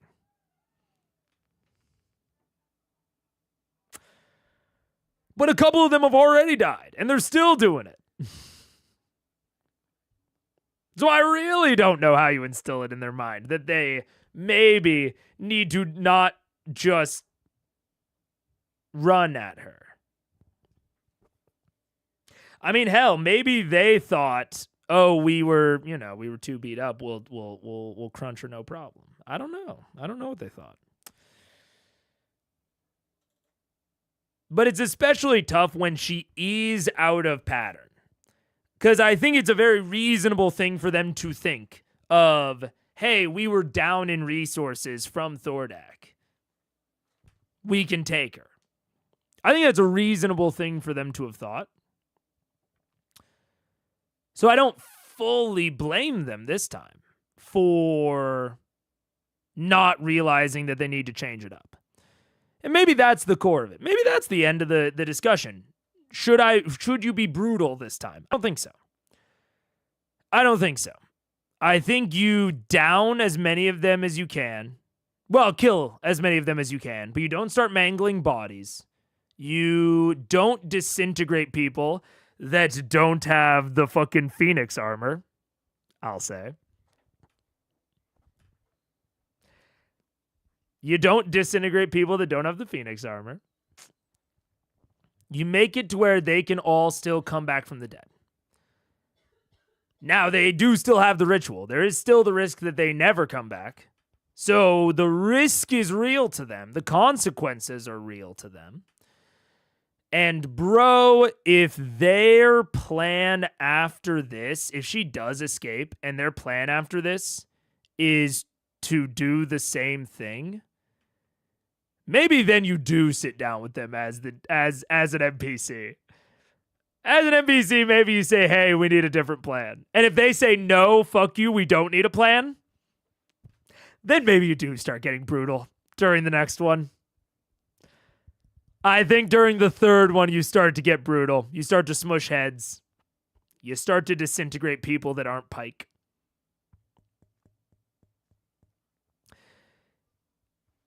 Because they gotta try something different, bro. They got to.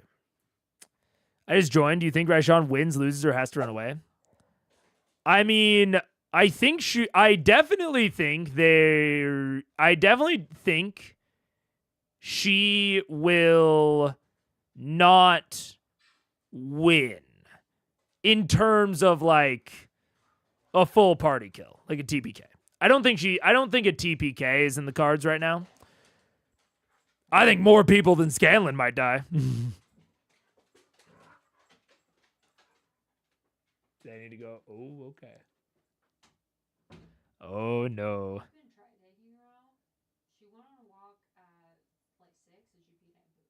How long of a walk? Like just around the block? Pretty decent. No, longer than that. Birds being naughty. So she got shut in here with me again. But yeah, I don't think TPK is in the cards. I think they kill Raishan before TPK. The question is just how many of them go down. And if Raishan was being real brutal, you smush some heads and then run away. You smush as many heads as you can, and then you run away. And then it's an easier fight next time for you. So it all just depends. I mean, that's one of the difficult things about Raishan for me. That's one of the tough parts for me.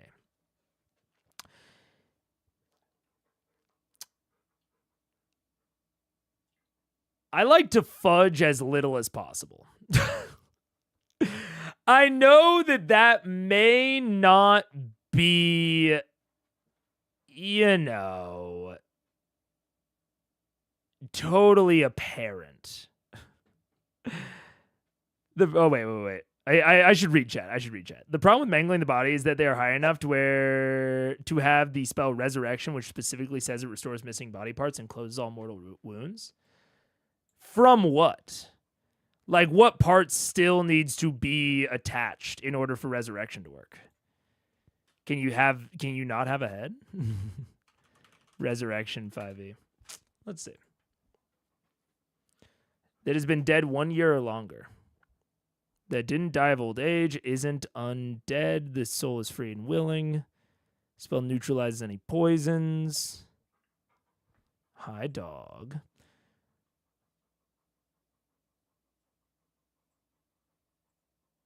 Creatures have been dead 1 year or longer, taxes you greatly. Oh, well, it's fine. It's not that bad. Yeah, that's true. They do have this. I mean, I guess it would depend on body parts. I would assume when I'm looking at Resurrection that they need to have a head and or a heart. And frankly, either way, if they can't get the body, if the body is just mush, like Raishan is gigantic. Or gargantuan or whatever the size is, she steps on one of them and they, flatten into meat paste. I don't think you can resurrect meat paste. I'll be real. Or even if we want to take it even one step further, she swallows him. She grabs Scanlan's body in her mouth and then teleports away. Throws him at the bottom of the Lucidian or something. I don't know. That's sort of, and so this is the tough part for me about running overtuned enemies. And what I was going to, kind of say is like, though it might not appear this way because I defend fudging all the time, I really don't like to do it. I do it as little as possible. But one of the problems with a incredibly strong enemy that is, very out of pattern, especially at these very, very high levels. It's not as much of a problem at lower levels. Even if you have an overtuned enemy at lower levels, it's less of a problem. But especially at the higher levels, they can do so much damage and destruction. They have so much utility, and especially Raishan with so much spellcasting utility. There's very few ways to justify them not being as brutal. You either have to do it through like personality, intelligence level. You can do it through soft factors of like they're unaware of how resurrection magic works, and so they don't realize that mangling the body would be valuable. Can't do that with Raishan. She clearly knows how resurrection magic works. Pretty intimately, I would say. Most likely. She just knows how magic works in general. She's a high-level spellcaster. You can target their disposition. I remember someone last stream saying, well, Raishan may not want to do that because it would start a blood feud. And you know what? Honestly, based on the conversation this session, it actually did seem like that was a pretty reasonable justification. She said, hey, I gave you your punishment. Now let's all walk away. But now Vox Machina has said, fuck you, we're never walking away. We're never walking away.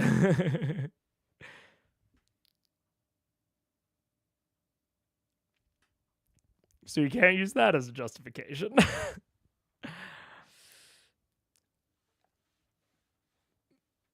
The justifications for her not picking them off one by one and making sure that they cannot be resurrected, they're getting slim. And that is really tough when the primary strategy to make them change tactic, like the primary strategy to make them change strategy is to beat them repeatedly. But the problem with that is, again, because they're so high level, because Raishan is a singular enemy, she's not even like a faction. She's a singular enemy against like 7 high level PCs.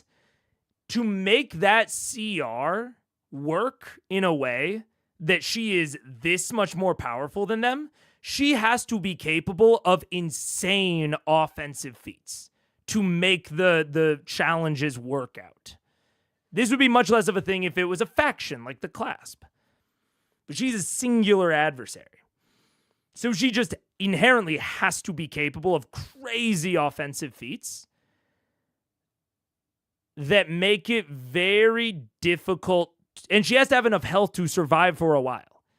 And because her health, reduced though it is all in one bag, and Vox's is spread out amongst 7 to 10 bags, referring to their bodies as bags, it means that relatively, it's much easier for Raishan to kill or to, get rid of one of those bags because their HP is so spread out. And so if we take Raishan too tactically, she's just gonna start killing them and making them unresurrectable.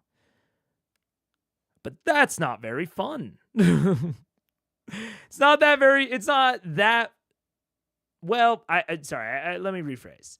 That could be fun. That could be fun at a certain type of table. That's not the type of fun that Critical Role has appeared to inhabit so far. So it's tough, man. I don't know. I don't really know what you do at this point. Besides tune her down. Because she's really strong. And it's tough, after the Thordak fight, I was like, yeah, I think that they can win. I think that they can win against her. I did think that. And I still do, but after this fight, I think I need to add the caveat of I don't know if they can win without someone dying. Truly. I don't know if that is actually possible, unless Matt fudges it. Unless Matt fudges Raishan's decision-making, in my head. Because the justification for her not being more brutal is getting thinner and thinner by the day, What level is Vox right now? Because True Resurrection, level 9, doesn't even require a piece of the body, and they aren't that far away from being able to cast those. They aren't. That's true. True Resurrection is there. True Resurrection 5e. They're not that far away. They're not close. Or they're not there yet. I think that's 18th level, and I think they're at like 16 or 17. So they are close. But that would require, that's Cleric or Druid, yeah. 200 years, and they died for any reason except old age. The creature is restored to life. Spell closes all wounds. The spell replaces damaged or missing organs or limbs. Spell can even provide a new body. Okay. Yeah, okay. Yeah. That would work. I mean, expensive as hell. But one of the problems with making things like True Resurrection gold-based, Vox Machina, I mean, we just had the scene in him on. They have more gold than God. So that's not a huge issue. I mean, that's true. That would be a way around it. Even more reason that Raishan should start smashing heads if they're about to get a way to undo it. If you look at Raised Dead, it has qualifications that if head or vital organs fails, resurrection does not. Fair enough. Yeah, I'll just say, instead of smushing heads, I'll say take body. She takes Scanlan's body. I'm saying smushing heads more as a shorthand, not as like a serious, like she should do this or she has to do this. She should do whatever will make them unresurrectable.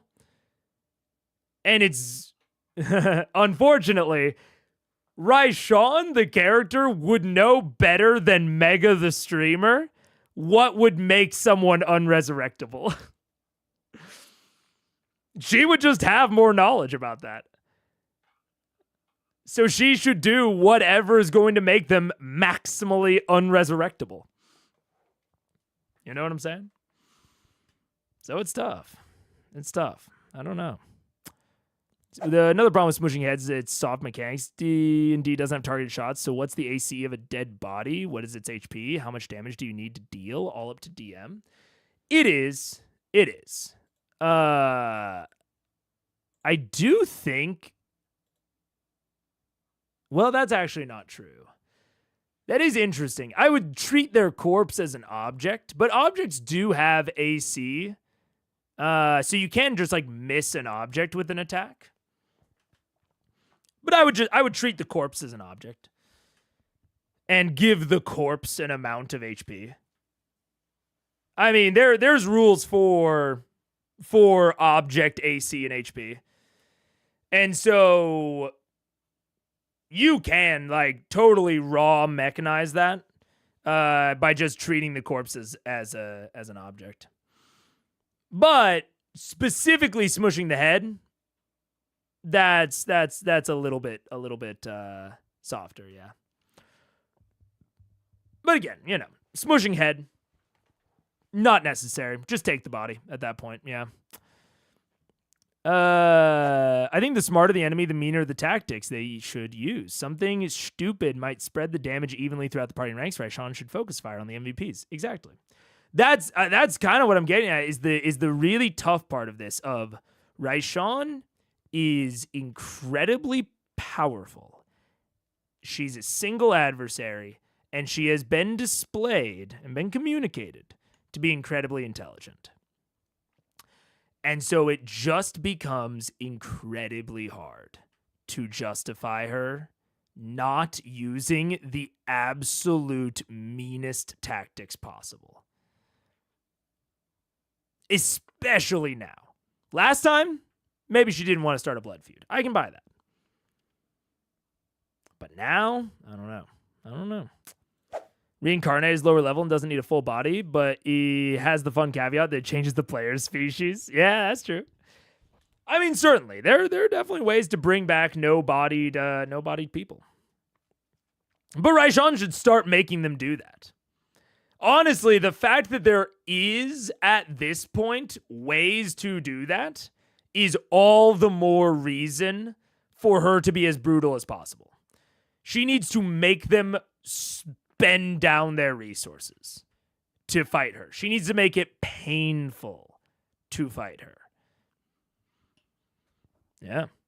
Do you think her intelligence keeps her from being more brutal? How do I say it?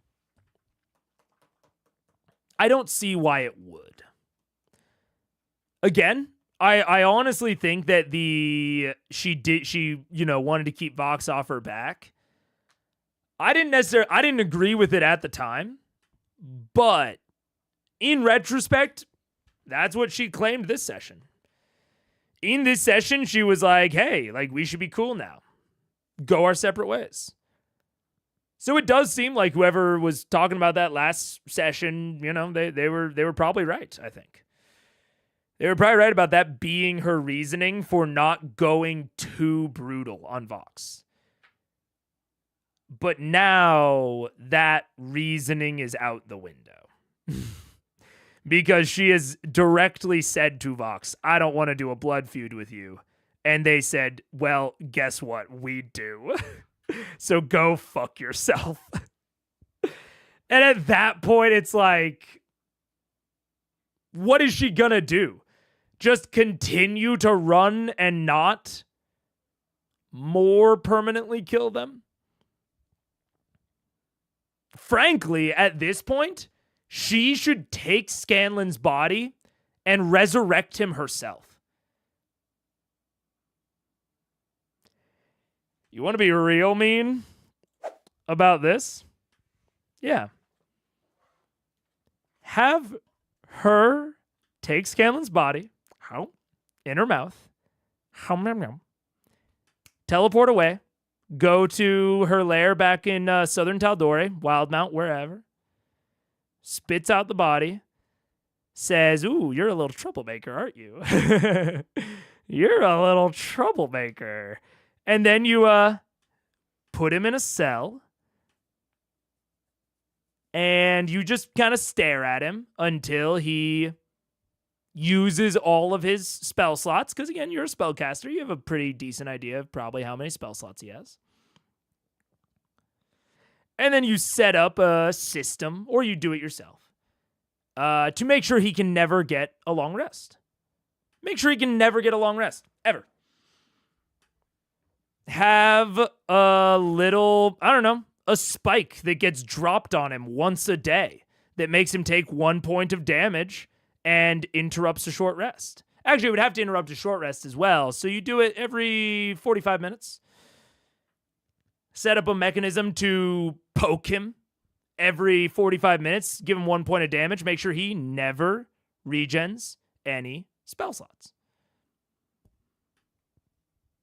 Then he's better than dead, because they can't resurrect him now. They could scry on him, which is kind of a problem, but they can scry on you, so kind of same shit.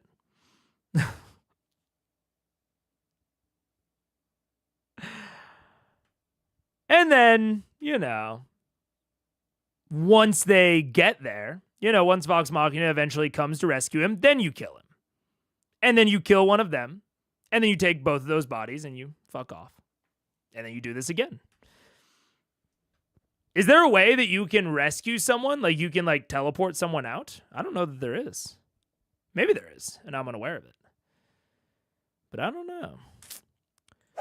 Would a big dumb enemy be a nice change of pace after this, if there is an after? Well, there's 30 more episodes, so I'm assuming there's an after. But yeah, I mean, would a big dumb enemy be a nice change of pace? Probably. I think so. A big dumb. You want some nice variety.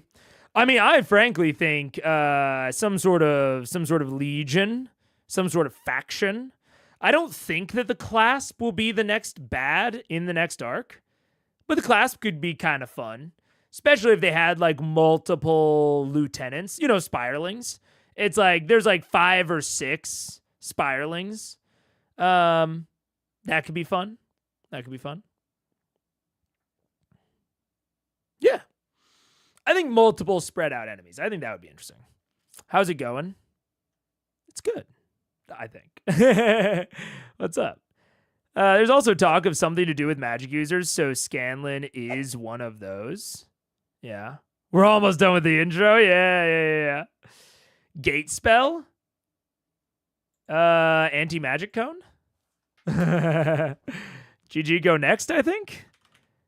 Or what is it? Anti-magic field? 5e? How long does this last? And what spell slot level? It's 8th level, so it's not... Ooh, it's concentration 1 hour. That's not great. Does it dispel? Ooh, and you can't hook that up to a contingency or a glyph of warding. Yeah, Gate might do it. Anti-magic field would block the gate. But a gate would do it. It would be too fast. It would be too fast unless she could hook it up to a reaction, but I don't think she could. Yeah. Yeah, I guess a gate would do it. Is a gate more costly than a true resurrection? Let's see. Oh, no. True resurrection is way more costly. Okay, well, I guess then you just get rid of the body at that point. All right. What are you gonna do? Yeah, gate's a lot cheaper. Wow. Gate's way, way cheaper. Deities and other planar rulers can prevent portals created by the spell from opening in their presence or anywhere within their domains. I guess if you're in with any, like, devils or demons, maybe you call up Hodis. Maybe you call up a Hodis and you're like, yo, I got Scanlan Shorthalt here with me. You hate Vox Machina, right? You want to hold him prisoner for a little while? Oh, and then we get the Scanlan Resurrection or the Scanlan Rescue from Hell arc. That's kind of sick. Yeah, because Gate's way cheaper. So you either get rid of the body entirely, digest it, acid, etc., or you call up Hodis and you're like, yo, Hodis, I know you're probably not like the ruler of a plane, but like, do you have like a connect? You know, you got to connect with anyone that could deal with this. Do you think? Okay, this is a question. This is an open question. I would claim. Now I'm just going down the list. I think you guys have got enough side tangents. Which, I mean, all of these methods to get people back after death are just reason upon reason that she should be as brutal as possible. That's all I'm going to say. But I would claim that Scanlan is the ruler of the plane that the Magnificent Mansion exists on. I would claim that Scanlan's the ruler of that plane. So, would the owner of a bag of holding be the owner of the plane and be able to prevent a portal from being created inside?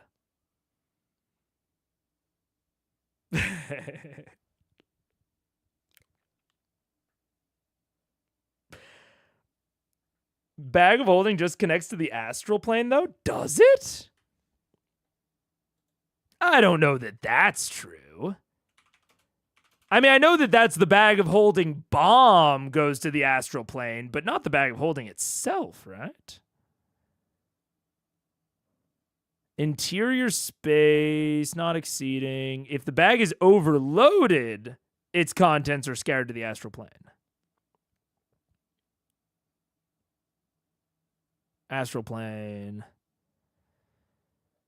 My understanding has always been that the bag of holding is more like a little pocket dimension than actually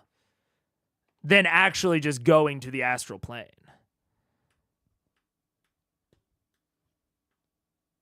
That was my understanding. But does he count as dumb or the clasp? I mean, Hodis counts as kinda dumb. He's a little stupid, but he is a little bit too shifty. He is a little shifty, so I don't know. He's a little too shifty for me to count as big dumb enemy. Yeah, you guys are probably right about Gate. VM also only had Scanlan that could even cast Gate and only threw a scroll. Also true. Hodis not exactly on the level of God. No, but maybe he has a connect. Maybe he knows like an archdevil or something, you know? I feel like maybe he's got the connect, you know? Rashawn should attack Whitestone like she said and finish the Pyre off because VM can't resurrect them all. I mean, yeah. But damn. I mean, yes, but also damn. But that is kind of where we're getting to at this point. It's like, what does she do to get them off her back?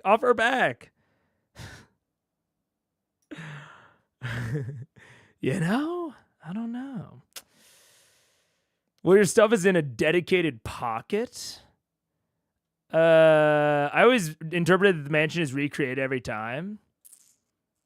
I also ruled that. Yeah. They could prevent the portal from being open in the bag of holding. It implies a connection in my mind, but I guess that's not necessarily raw. It's basically, could she put Scanlan's body somewhere that she has like dominion over to prevent the gate from being opened? The closest thing I can think of is like a portable hole, which works off of the same logic as the bag of holding. But I don't know. The bag of holding bomb is the most D&D thing that ever D&D'd. The bag of holding bomb is great to me because unlike a lot of things, I think that the doing it with an arrow is kind of stupid. I've seen like the bag of holding bomb arrow, and I think that's pretty dumb because I feel like it implies too much actual physics. But I love it as like a Rube Goldberg trap where it's like, oh, a tripwire like drops a bag of holding into a portable hole or something like that. I love that. I think that's super fun. I love that. I don't think it's a separate plane of existence, just a small extra dimensional space. You know? That placing a bag of holding inside an extra dimensional space. Huh.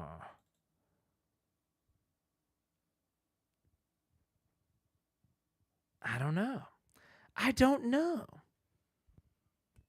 Would an extra dimensional space, would it not be? I don't know. That's interesting.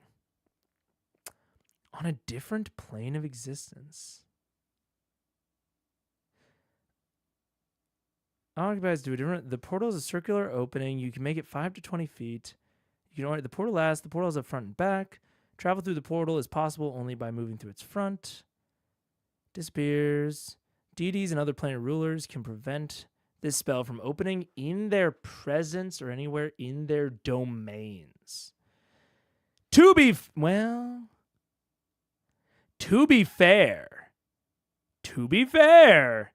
ooh, this is getting a real nitpicky. Gate does say that it opens into a space on a different plane of existence. So, if the bag of holding is not a different plane of existence, I would actually say that implies gate can't be used.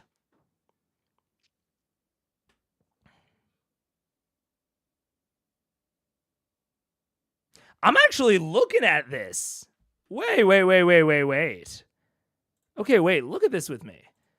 I actually think as long as Raishan keeps the body on the same plane, I actually think gate doesn't work. I would not have thought about this. You conjure a portal linking an unoccupied space you can see within range to a precise location on a different plane. Specifically, when you cast this spell, you can speak the name of a creature if that creature is on a plane other than the one you are on. the portal opens in the named creature's immediate vicinity. So actually, I think Gate doesn't work if he's alive and just like in Raishan's lair. I actually think Gate is totally ineffective. Crazy. I don't think I would have expected that. Demiplane. Demiplane could work. Demiplane could work. I do imagine portable holes in bags of holding are small moons that orbit the planes that are planets in the analogy. Ooh, that is fun. If he's dead, Gate wouldn't work anyway. It's an object at the point, not a creature. Well, the point is to not kill him so that they can't resurrect him with true resurrection. Because if you kill him and destroy the body, then they can get him back with true resurrection. But from what I'm seeing, if you keep him alive, but just keep him in your lair, I don't think Gate would work. So I don't know that there's a way to get him out. Except for, you know, going in after him.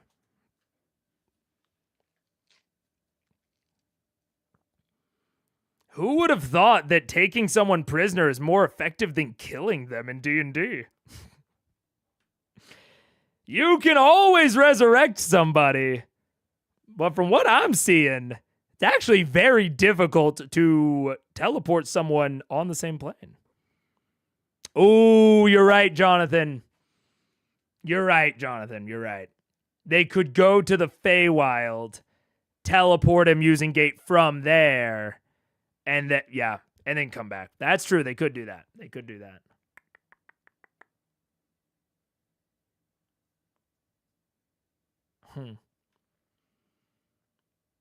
Anyways, my voice is getting low. Sun's going down, big guy. And I'm going to leave it there. Thank you, everybody, for joining. This is an interesting one. I am very interested in what Raishan does next. Because it seems like a tough situation to me. And I do not envy Matt having to run it. So I'm interested to see how it resolves. And with that, I'll see you all later. Goodbye.